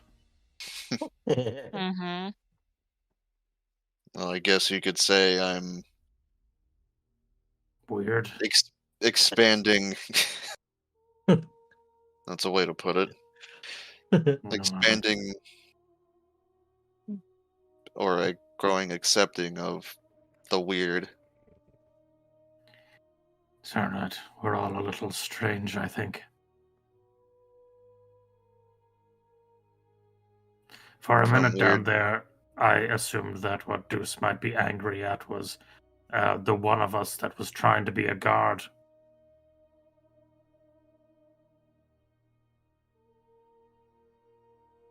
Who? Looks over to Roshana. Oh. Oh, I didn't even think of that. Are you trying to be a guard? I Oh, trained to be a guard. I'm yeah. sorry. I mean, I'm I glad that wasn't the suppose case, but when you Yes, really yes. think about it, it feels like I- those two positions are at odds.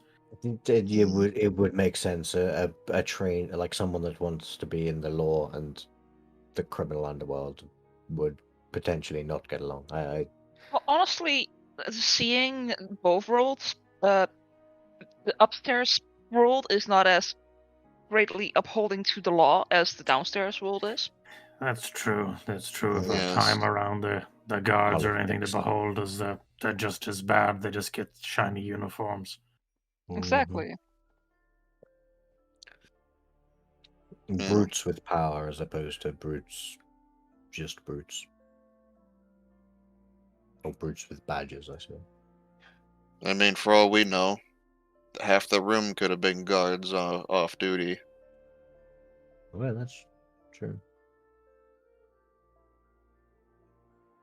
Well, this little fiasco aside, we should be careful tomorrow, and we should take all necessary precautions. The fact that there were some groups under there that seemed to think that they should have been breaking our interloper out of their position should have some concern. The odds for interference are probably higher than they should be.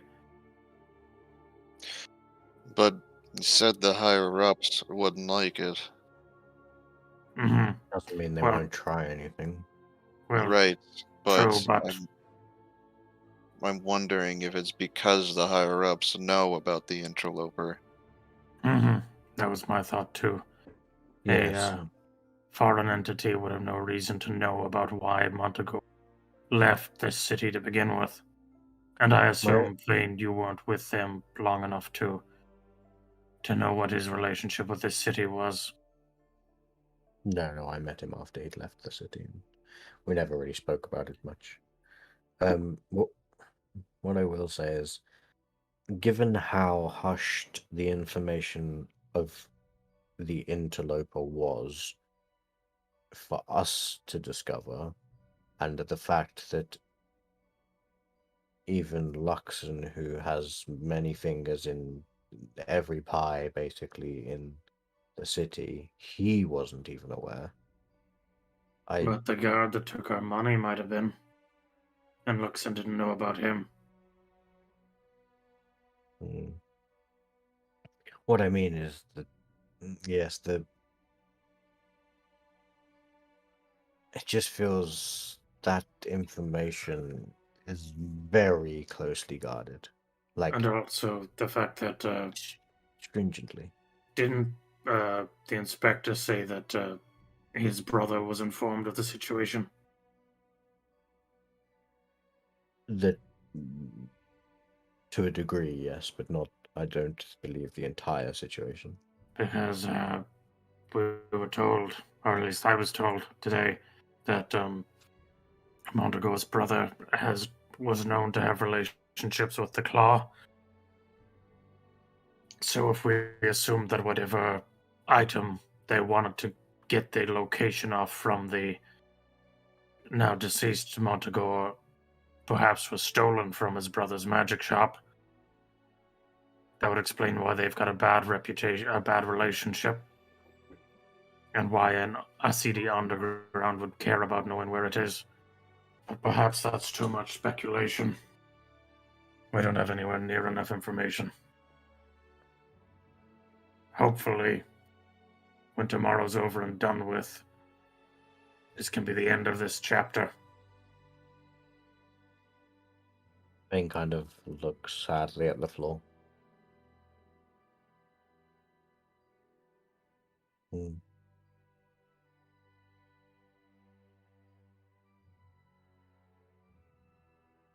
And then kind of lays back on the bed.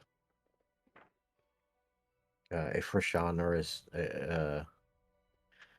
laid on or sat on the bottom bunk, so if we were all sat on the bottom bunk, all talking to each other, Vayne will just kind of lay but curl, so he's not taking up that much room. I'll just make space. so you can lie comfortably. Hey, it's cool. He's just gonna kind of curl up and kind of ponder.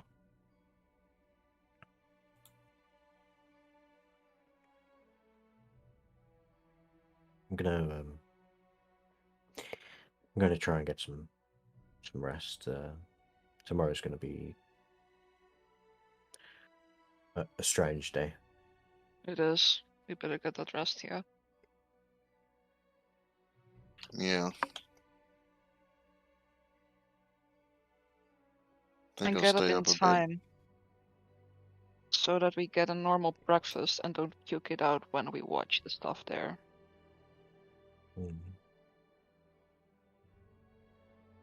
Just remember, Vayne, when we're there, it's not him. I know. It'll be hard to watch either way. But you need to know it's not him. I know. It's just it'll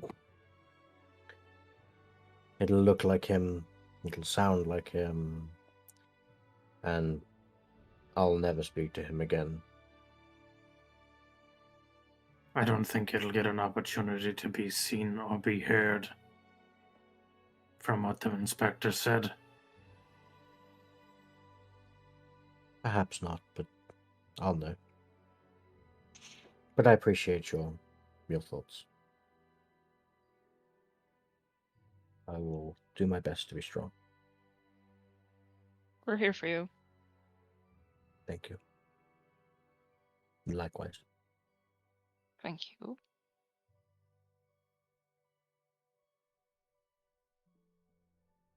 And Vayne will just kind of like I go turn on the over top bunk. towards the wall and just kind of turn so he's facing the wall and just kind of stay curled up.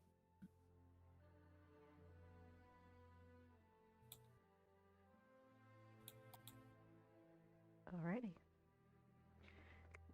Kato, you said you're going to stay up a little later. Yeah. Is there anything you want to do specifically, or are you going to meditate and... Do meditations.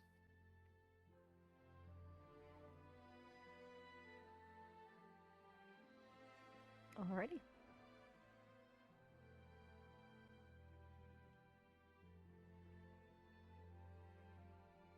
Kato.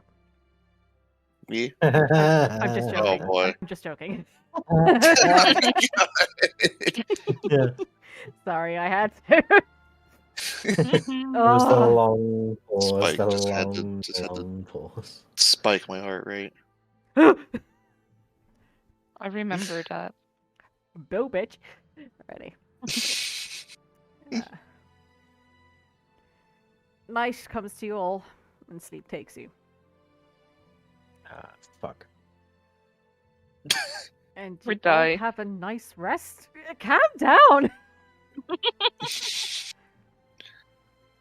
You're weary after the day's travel. Full 18 hours on the go. Yeah, you guys Oof. come to the next morning. You are tired and you are hungry. Shit, I didn't have any dinner last night. Yeah, Yeah, the some unholy chicken. You had the unholy chicken. It was less. Me and Vayne. Yeah, it was right? less of a dinner and more of like a gelatinous, gelatinous like slush. But yeah, I mean, I That's guess it for the because you- whole. That's because you waited too long with eating it. I was talking. Listen, I had the nice crunch. Well, next time I'll make sure to get the nice crunch. Yeah, Vayne had the gum. I'm Yang, not yang, really- yang, yang, yang. I'm not really sure you should be eating that stuff. Chewy. It was good. It did taste great, even though it was generally like texture-wise fucking foul. Speaking about food, we should get breakfast. Hmm. Kato's actually smiling. Ugh. This Imposter. Kato, what's that on your face? What? Your face is doing something weird. Not natural. This Something is- on What my did that face? sword do to you? What? You're smiling. What's happening? Vayne pulls his dagger out. Hmm. Who are you? Guess I'm beginning to trust. That's not like Kato. That's not the Kato we know. Let's go get Who something are to you? eat before we waste our time with shenanigans. Yeah. Shenanigans? Time wasting? On the day of my friend's execution? You're not your friend. In front of my salad. Not my friend's execution? Yeah, I'm gonna...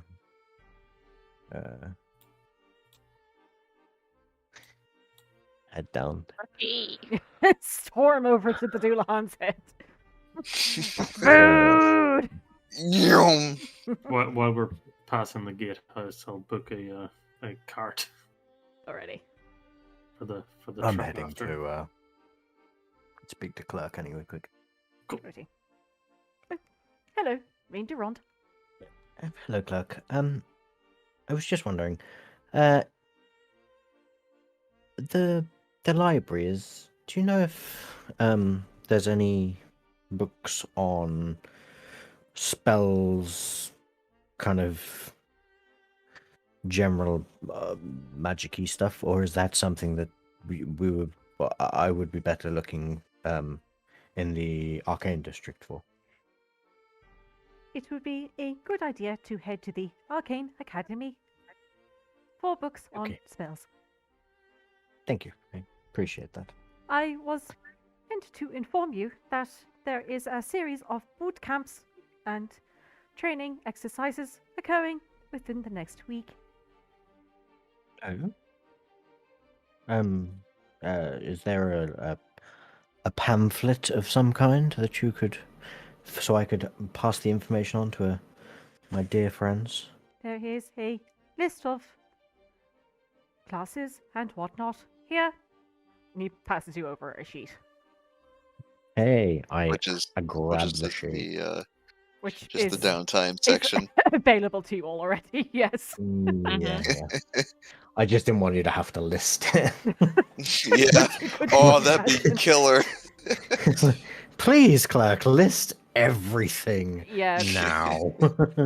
he certainly would probably go into a spiral again. Oh Yeah. gosh. Oh, should we? We yeah. should pick up the thing from the suit and arms. The thing. The thing we commissioned the armor. You didn't commission anything. I think we did. Did we No. pay it already? No. No, you didn't. No. We what spoke I'm at length about saying. what to get, Yeah. and then we Right. decided we would hold off on spending any money until after we spoke to Yeah. Luxon, and then we spent a lot of money in between that shop and going to Luxon. Yeah. But I got will- a ferret. You have a ferret, an owl, and an eyeball. And Chimkin. Chimkin. Chimkin. The chimkin in my belly. And Yeah. you decided, Kato, on whether you wanted the more expensive stuff or the cheaper stuff.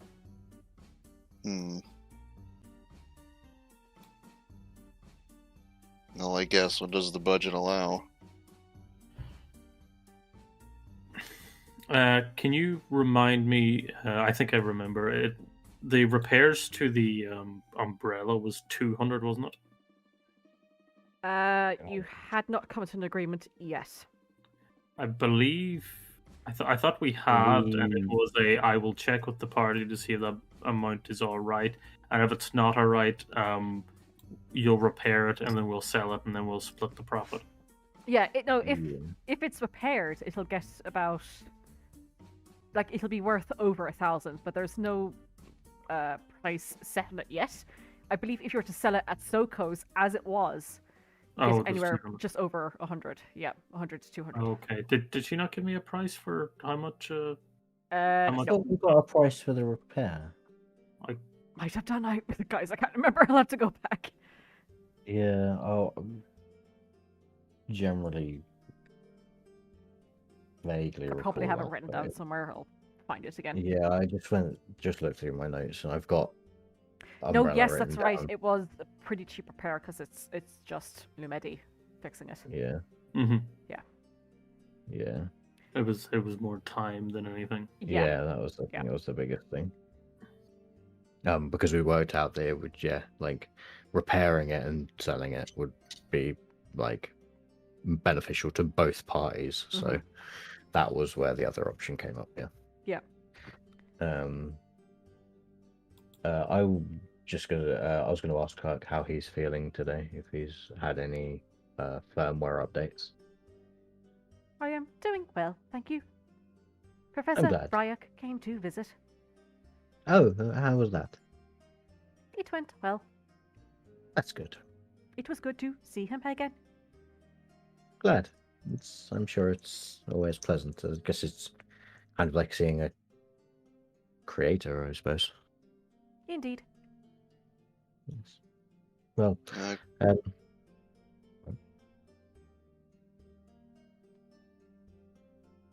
did you want to say something? the question, DM? Yeah. It says 120 hours of potential learning time. Is that per person? Yeah. Okay. Unless we're all like learning the same. Hive mind. The group. So I'll go take this class, and then you can look at my notes. Okay, copy your homework. We'll teach each other. Who wants to learn about nature? Oh boy. Let's all share each other's languages, because that's how this game works.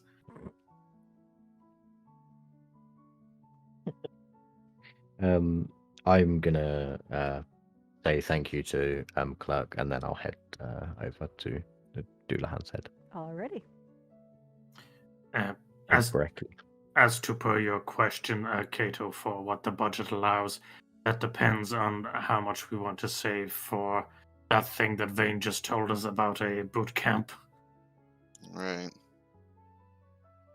This I pamphlet, dump the pamphlets on yeah. the table. Some These of these prices are pretty are- pricey.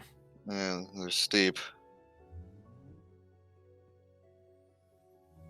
Well, Clerk actually did say that they're actually supposed to be more expensive. However, the guild is actually fronting most of the cost, so we just pay the excess. It's very smart of them to Mm. give us the cost we would be paying and not the cost before the deduction. That would just be idiotic. Exactly.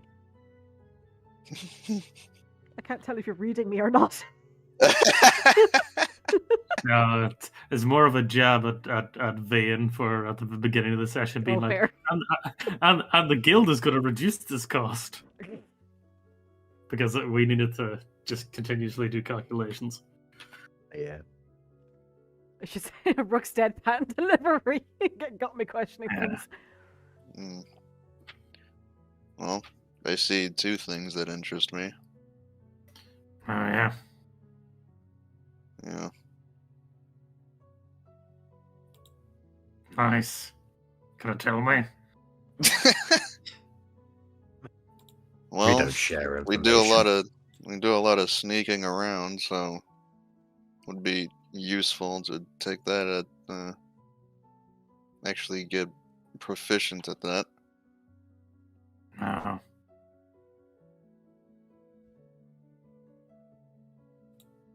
And actually learning how to fight with my fists would also be a good benefit. Do you expect to be without your weapons? Well, not at the moment, but I think you expect to go into another fisticuffs. well, Roshana, I'm sure none of us were expecting to be covered head to toe in sewage. Listen. I don't I see wear anything. heavy armor compared to you. I think easier. I don't see anything in these pamphlets about something that protects you from sewage. Exactly. I guess all that's to say, better to need it, or better to have it and not need it than need it and not have it. Do we want me just to split up the platinum that I've been carrying, and so everyone can have their own money going out? And if I was somebody's actually- a little low and someone has a little bit of excess, they can just like. I think that can work. Yes. The when the platinum was dumped on the table, I didn't take any. And just looking at these pamphlets, maybe I could dabble in some. Dabble in what? Some platinum? Yes, just for a couple of things. How much Oh, do we it's have good. to split? I was gonna split it 4 ways. Yes, that's So fine. that would give Not us really. all 31 platinum with 1 platinum left over. So 310 gold each. Nice. Okay. So if each of you wants to take 30 platinum. Yeah, sure. Sure. Thank you kindly. Sorry, 31. Oh, okay. You seem disappointed. It's 1 more platinum. No. It's just wasn't expecting a extra.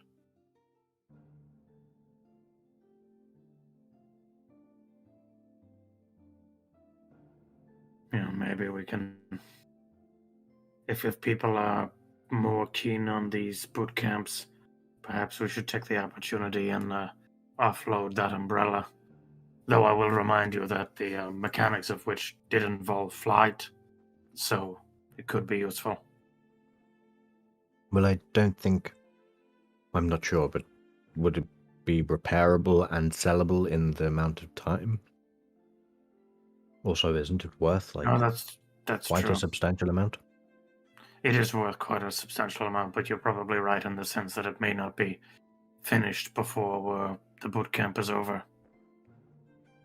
Oh. Plus flying umbrella. True. Could be useful. I could think of a couple of uses.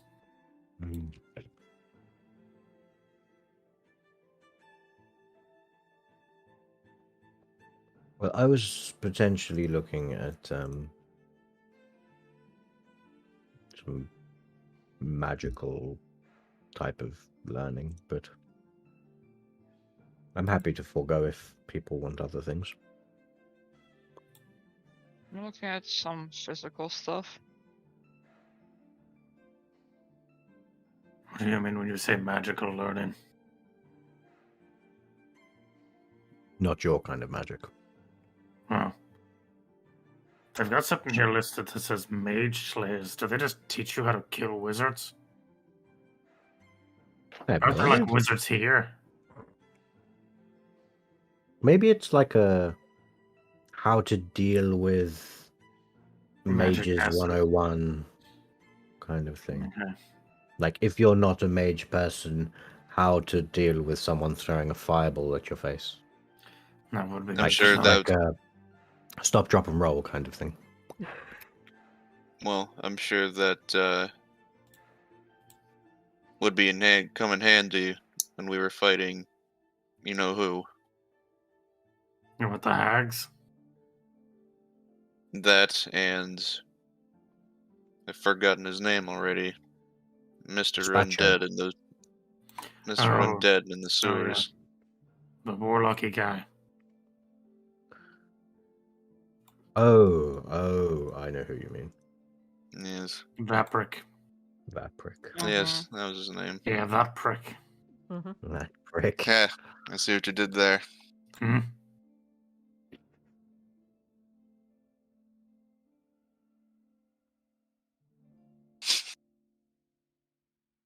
Well, I think these classes or such don't start for a couple of days yet, so I think we're Was that pun intended?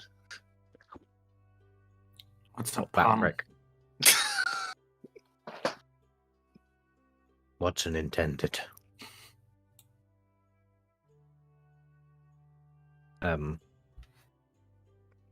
Who's at the bar, by the way? His Bal. Can I ask Bal for some breakfast? Mm-hmm. Can I have some breakfast, Bal? Yeah, certainly. What would you like? Oh, just, some bread and maybe some meat. Yes, I could do that for you. Thank you very much, sir. Do we have any eggs? Yes? Lay it on me. Me too, please. Don't let... Okay, I'm not even... Lay an egg on me. Yeah, how would you like them? Scrambled. Quick and Can you simple. set up? Very well. We'll be out shortly.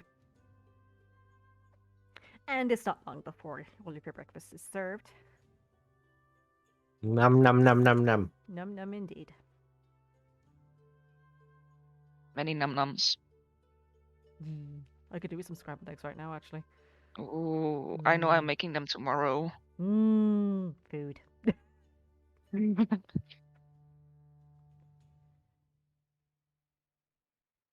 Could do with bread, meat, and garlic bread. Oh gosh, yeah, it's also a heartburn. Why are we doing this to ourselves? Love that. Ugh. I would not like the heartburn when I'm going to the gym. Oh god, no. No, that's never fun. Mm-hmm. Alrighty. You polish off your plates. Yes. And as you go to pay, Bal puts up his hand and goes, he paid for you. He? And you see Luxon is standing at the door currently, dressed in what looks to be like a black suit. Morning? Good morning, all of you. Good morning. I guess we should have ordered more. Thank you for the breakfast, Luxon. No problem at all. Just give him a head nod of acknowledgement. Right. Well, if you're ready to head. Sure. Vayne will put his finger up. Ponder for a second. Look at what Luxon's wearing. Oh gosh. Click his fingers. Oh no. And wear something vaguely similar. I assume it's kind of like drab attire for a sad occasion. I mean, it is a sad occasion. It's a little bit, it's Luxon, so it's a bit more pompous, but it is mostly like drab Garish. Yeah. I want to take the pompous off of it Mm-hmm. and just but keep the same kind of color scheme. Yeah. Morning suit with the tails. Yeah. Yeah. And the depression. Always the depression. Remember, it's your friend. You have to act sad. What do you mean act? Oh, sad. Yeah, Fingers. well, maybe Ready as I'll ever be. maybe tonight you could dump your trauma on the table. I think I've been doing that for the past 2 weeks. So Mm-hmm.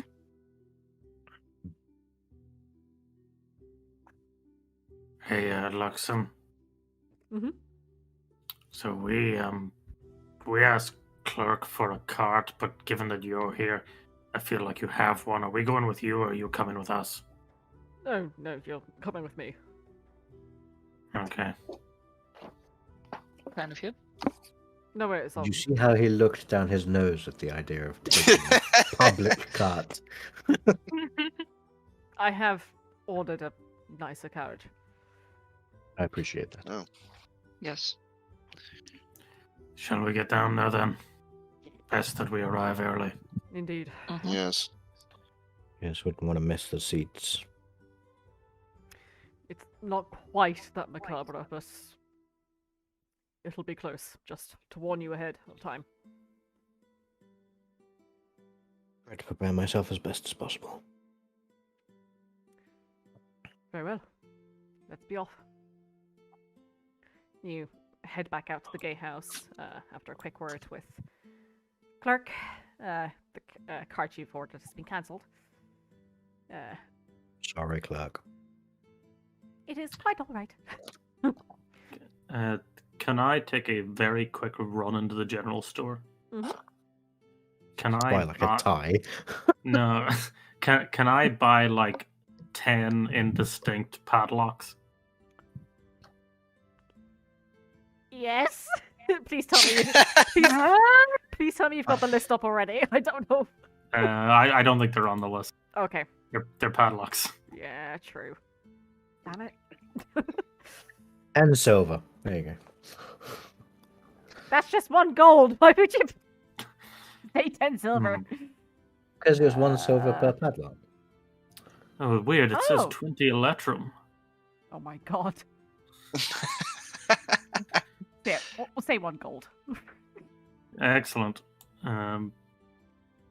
I take them, I like lock them all awkwardly around each other, and then throw them in the back of my cloak for my ferret. Okay. Just to have, and then I wrestle my box off him. Mm-hmm. My puzzle box. Funny enough, when you go to reach, the ferret isn't there, but the puzzle box has been finished. But it hasn't been, like, the last latch hasn't been clicked to open it.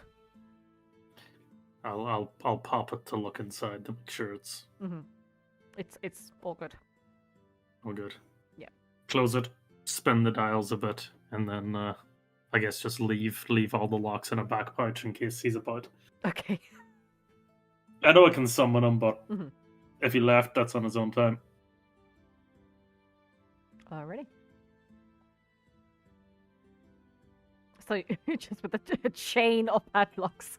Yeah. Oh yeah. God, you could whip that thing. I've already got disadvantage on stealth. Don't worry about it. Gosh. That's a new weapon. Yeah, I was saying that new weapon, but yeah. Do you have a proficiency in padlock whip? I certainly think that's more than a D4.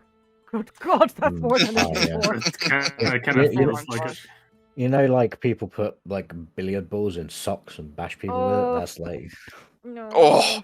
that's Ooh. that level. Yeah. Padlocks feel worse than that. Mm-hmm. Right. fine. Vayne will. Oh, sorry. You shoot people with a radiant beam and they don't bat an eye, but then you bust out the fucking padlock whip and suddenly you're the bad You guy. bust out the padlock Yeah. ferret, and that's it. Fucking lose your mind. Vayne will kind of be somberly standing Mhm. Yeah. until the carriage arrives. Shiny black carriage does eventually arrive. Steps apparate before the door as you head up and settle yourselves in. It's going to be just under 2-hour drive to get over. Fuck you know. I know. Welcome to Should have bought a Clancamrye. bottle of wine. Oh wait, I did. Is there anything you'd like to do? Or chat about during this time? Or would you like to hop over? I'm trying to remember all the specifics of the armor suit and arms. If I remember correctly, it was it half plate with I no disadvantage on I think stealth? we were talking about mithril. Okay. Yeah. Yeah. Mithril half plate is. Yeah, it was going to be 1,000 gold. It was Yeah. Right. 250 gold more on top Yeah, of the that's right. type of But- armor. Just look it up here. Um. That sounds right. What you said. It was either half plate mithril half plate for the not getting disadvantage in dexterity checks, or going for breastplate for I guess a bit higher. Because what's your current armor? It's chainmail. Chainmail. So it would be the same AC, but you wouldn't have disadvantage.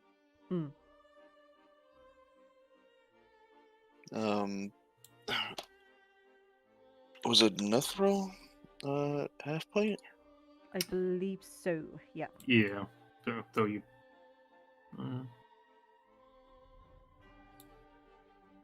All mithril does is it doesn't have It disadvantage. just takes away the disadvantage, yeah.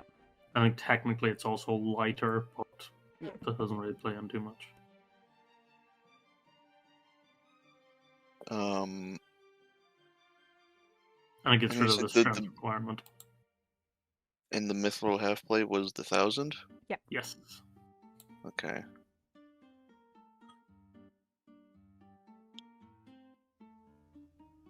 Boom, boom, boom, boom. Boom, boom, boom. Boom, boom, boom, boom, boom. Well, I mean, some would have to spot me either way, but... I think everyone would have to spot you. We also have a very expensive month coming up. Yeah. But I think it was mentioned that there were jobs to take during that time. Yeah, it's written on the Findar bit. Yep. It's like there will be because they're in the expenses, there'll be opportunities to make money. I suppose then I would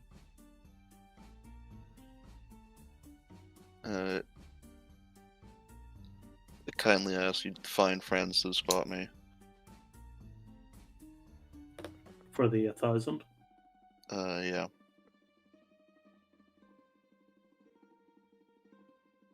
I mean, as much as I can give is 320. I have cumulatively 478.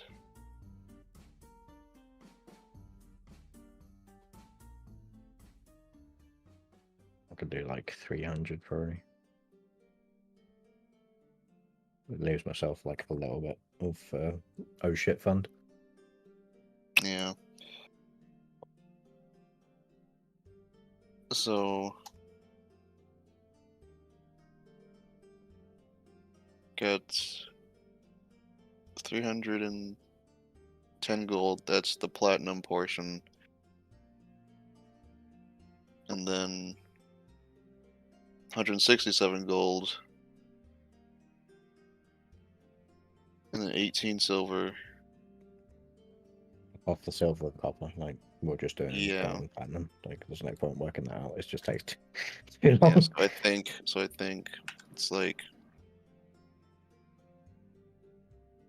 I think that's what I got.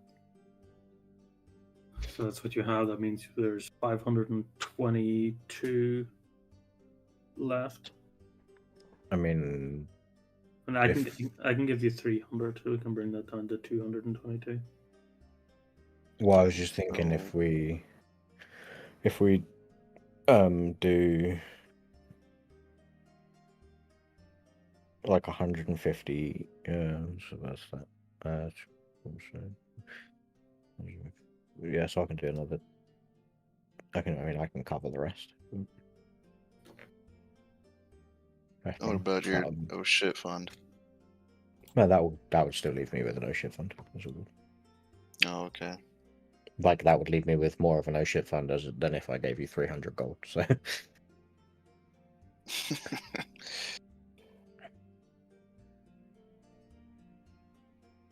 Unless we want to split it up evenly between me, Rook, and Roshana, so that it's like, I don't know. Right. I'm fine.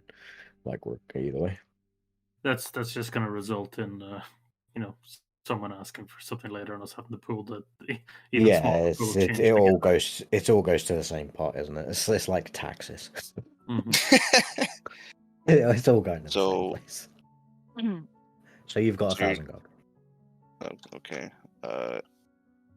I will remove 220, 2. 222 from mine. Hang on.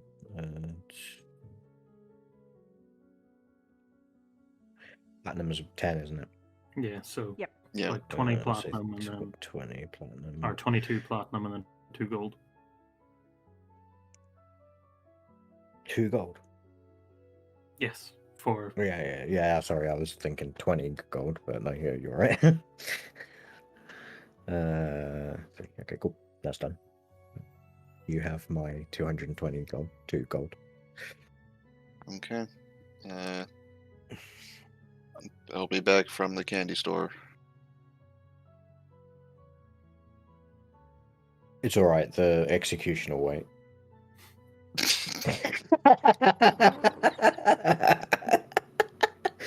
We've not got anywhere to be, Kato. just leave the money, put in the order, and get out. You won't get your armor. Yeah. Yeah, just Leave- run in, yeah, throw 1,000 gold at them, Jesus. and then go get through a plate, and then run out of the door. Jeez, yeah. just By the time you quickly- get back, you'll have finished counting it. Yeah. So just put the money down, collect later. All right. Thanks for doing business with us. Bye.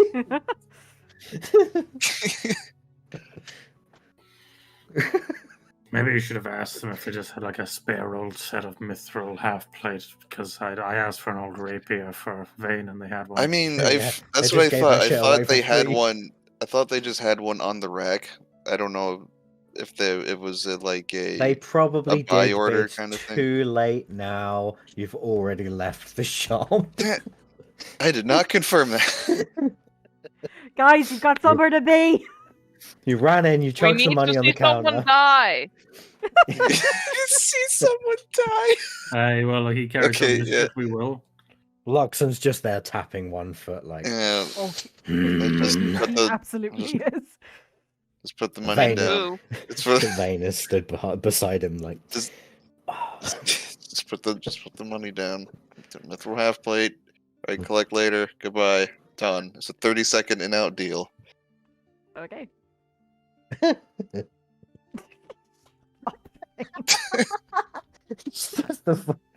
Just imagine the scene. It's like you're heading to a funeral. It's like, give me 2 minutes. I need to go and buy a jumper.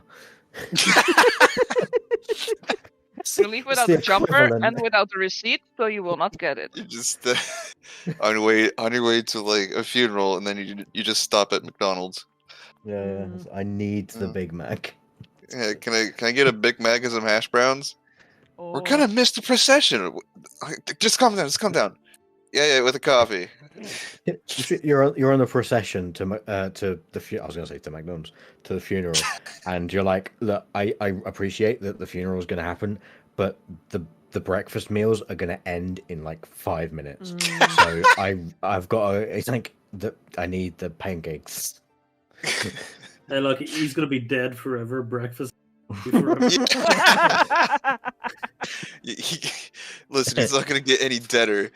But breakfast stops in 10 minutes. Well, to be fair, actually, I when mean, we want to get there, he will definitely. Yeah, he Better. will be more dead. Oh yeah, that's kind of the point of the execution.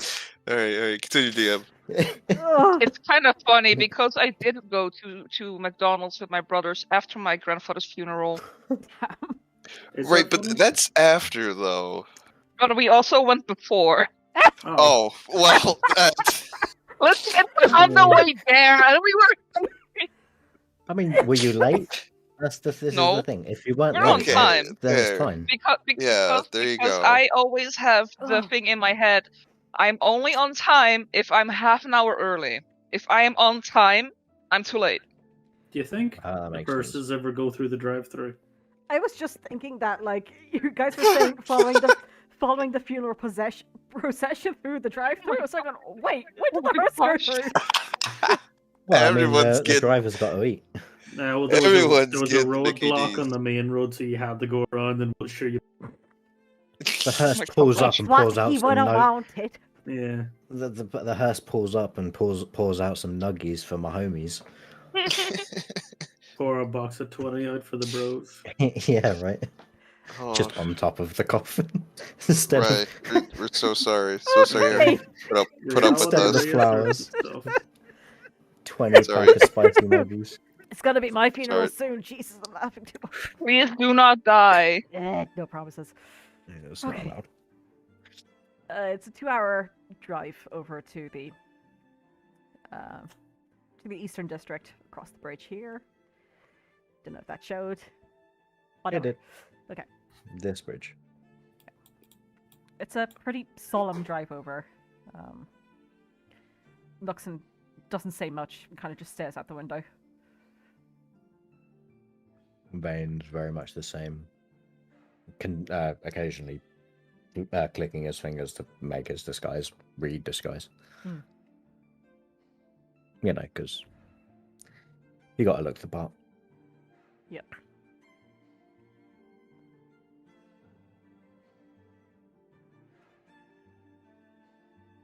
So, 1,000 gold Very- lighter. The garage eventually takes a steep turn to the right. Funerals are expensive, man. Oh, Jesus, they are. Once you cross this bridge here, it's a steep turn to the right this way. You're going in the direction against the flow of the river. And it's... excuse me. Not long before you see in the distance the tall wooden poles and arches of a hanging deck. Yay! Right. My favorite. Indeed. You see these thick rope nooses are hanging starkly against the pale sky. No sun today. Despite this solemn backdrop, you see that the area is bustling. Enclosed within this kind of like fenced area set before the actual deck itself, you see that people have gathered. Commoners, news reporters, odd noblemen or two have come out for this macabre spectacle. And then stationed about the perimeter, dotted around this fenced hanging deck area, and upon the platform itself, you see guards. They're heavily armored and heavily armed, with halberds and greatswords at the ready. All of them have on these helmets that are just completely masking their faces. The carriage stops just outside of a small gate. The door to the carriage swings open, and the steps reappear for you to clamber down. Luxon disembarks first and waits for the rest of you to climb out also. Disembark. Before everyone disembarks, Mm. I look each one of you up and down. And let me just double check. 5E. I'm sorry. Please give me 2 seconds. And I will. Yeah, I'll look each of you up and down, and I'll click my fingers, and I'll cast Seeming. Alrighty. To make us all look very flashy, like not flashy, but like regal and sad. You know, like funeral goers. Alright. Like basically what I was wearing, but in a very nice half orc female form, a very nice hobgoblin form, and a very nice old man form. Very well. I'll be right back. I Yes, try ma'am. and cover up the sword damage to the solar plexus. And then I go, here we go, and then I hop out. Using the power of the trickster's hat. Of course. It's not magic that you're entirely used to casting, but for the purposes of this, very drab color and not terribly distinct features, you're able to pull it off very nicely. So you all look done up to the nines and in the perfect attire for a hanging. When you gotta hang with your buddies. Mm-hmm.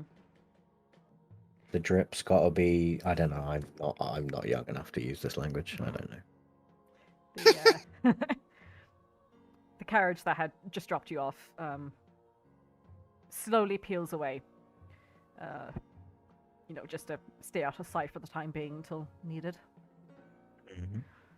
Well, it looks like we got here just in time. You see, Luxon has pulled out a gold pocket watch, and it's like 5 minutes to noon.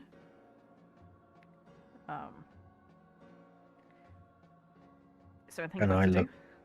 I just want to look up at the.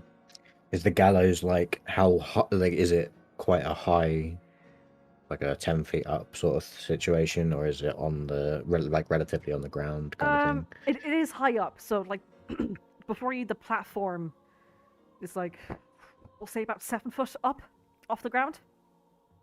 It's like it's just above the head of the tallest human, we'll say. Yeah, kind of enough to hang someone. Yeah, trapdoor and everything. Mm-hmm. Yeah. Beneath the platform, then you see there's like a small kind of holding area, a few crates as well to store whatever equipment the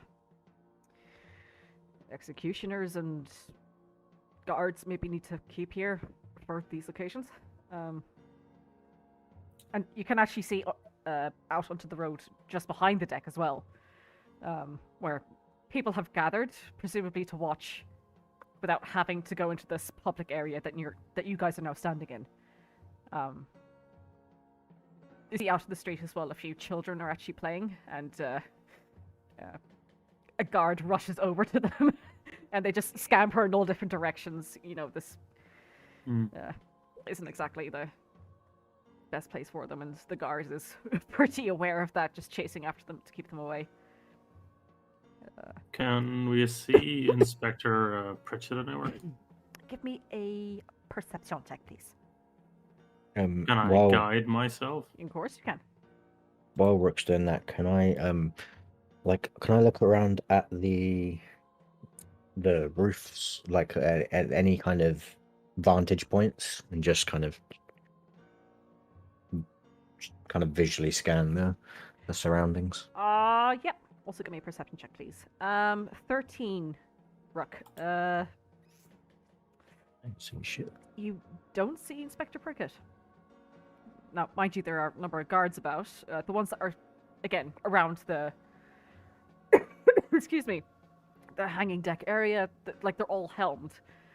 But you do see a few standing on the platform itself and sat beneath it on benches, and they have their helmets off, but yeah, none of them are Inspector Prickett. On the benches beneath the deck, you see those few guards, and you also see a Corvane or two.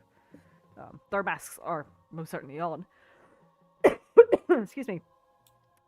And they're sat there. They're not like immediately needed, so they're just kind of sat there waiting, not really talking. Yeah, they're not normally needed till after the execution, I would think. Pretty much, but they have to be on standby. Vayne, with that perception, you take a look at the roofs and any particular vantage points, and it's clear. It's pretty much all out in the open. Yeah, I'm also like a little bit teary, so I get kind of occasionally like the non-sun, because it's overcast, kind of glistens off my eyes, and I look longingly into the distance. very pretty. Like it would make a great photograph, but I can't actually see shit. Can I go up to one of the guards at the benches and ask if Inspector Prickett is about? One of them lifts their head and goes, sorry? Inspector Prickett, is he here? He should be. Soon. Oh, is he arriving with the individual? I think so, yeah. I mean, they're cutting it pretty fine now, to be honest, but yeah. And they're coming from the Western Guardhouse. Yes.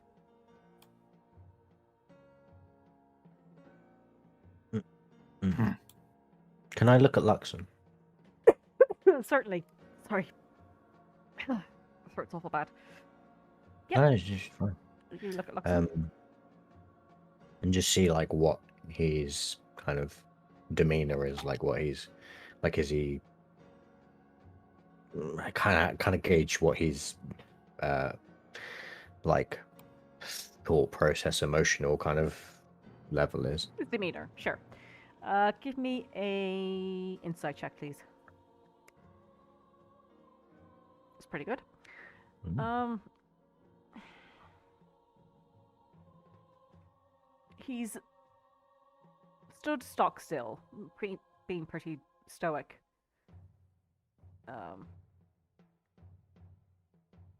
You also get the sense like he kind of just wants to get this over with. That makes sense. Do you want like a quick break so you can grab a drink? No, it's fine, Tori. You sure? Yeah, no worries. Rook I just want the nuggies from McDonald's. Okay. Me That's too. fair. Sorry, Rook.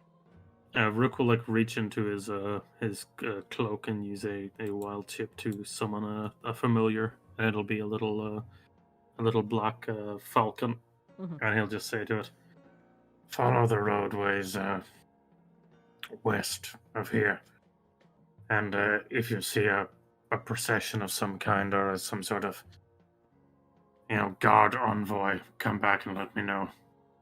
Yeah. So you yeet the falcon into the air, and just as quickly, the falcon drops back down to you. It's at this moment that you Excellent work, Falco. Well done. Good job.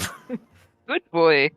Gold star. That people begin to hush and their heads turn towards the road. You see the procession of guards.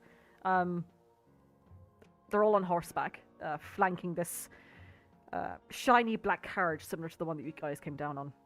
They're flanking it on all sides, coming around the same corner that you guys had turned down. But instead of following your path exactly, it turns down the road behind the deck. Some of the guardsmen on horseback disperse from the front of the procession and go round the pen where you guys are stood and come to stand on either side of it, looking up at the deck.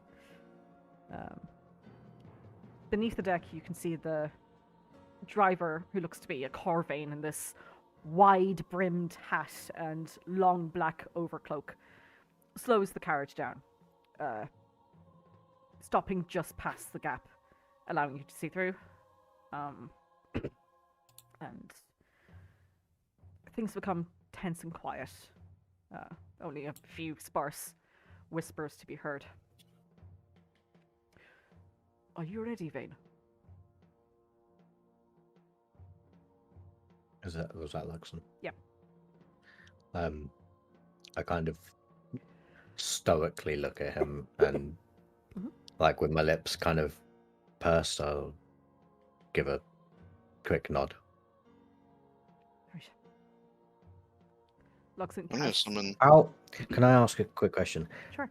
What is the distance in feet to the gallows? About where you guys are stood, about 20 feet. Okay, so we got a good view. Yeah, you do. Okay. Yeah, there's nothing worse than being at the cinema and having to crane your neck back. Oh, just yeah, I don't know, Yeah. Sorry, Kato, 'Cause- you're gonna say? Summon the owl. Let's see if it spots any fiends. The owl perches on your shoulder. Doesn't indicate anything. Rook sends the falcon behind us to perch somewhere just to have a bird's eye view facing our backs and towards the gallows. Alrighty. Me. Crikey. Well, it's definitely an emotional moment, this one. Yeah. Yeah, I'm so she's sorry, all guys. choked up.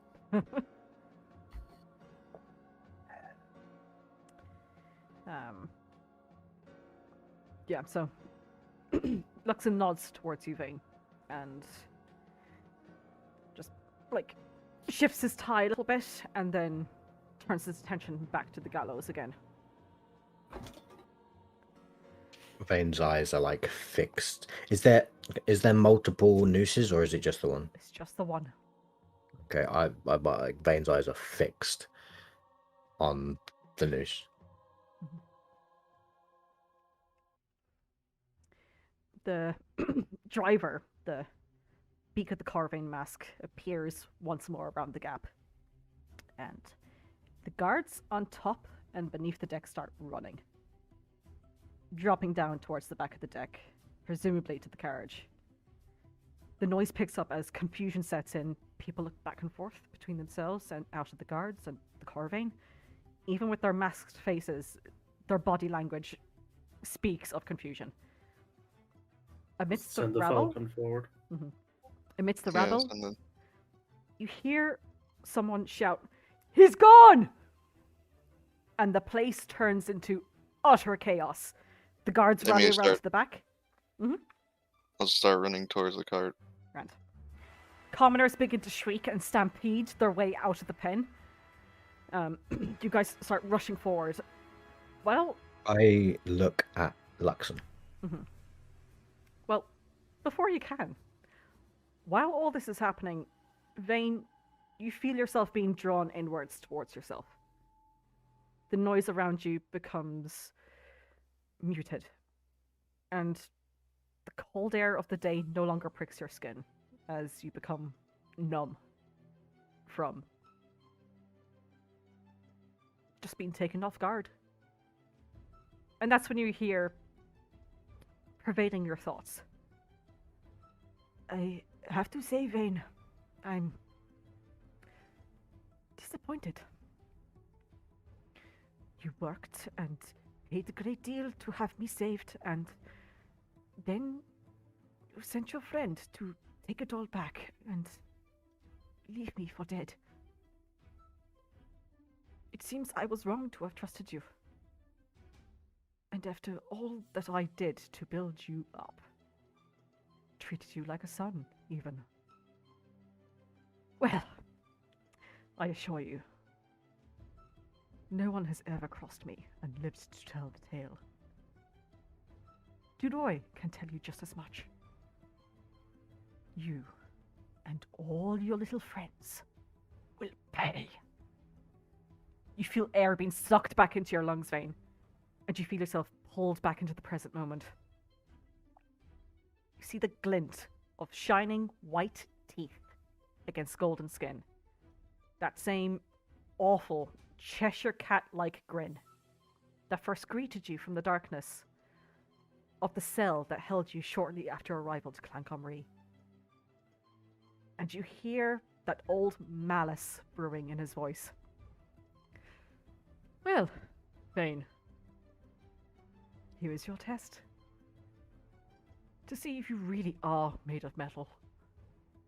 Duroy turns towards you, a manic smile on his face that doesn't meet the coldness in his eyes. "Find Serek." And that's where we'll leave tonight's session. Thanks, guys. Oh my god. Who Why are you these gotta get people? my heart rate going? Could What's we not have had a happening? nice execution? It couldn't have just. You know, Imagine if Kato had taken a little bit longer in the shop.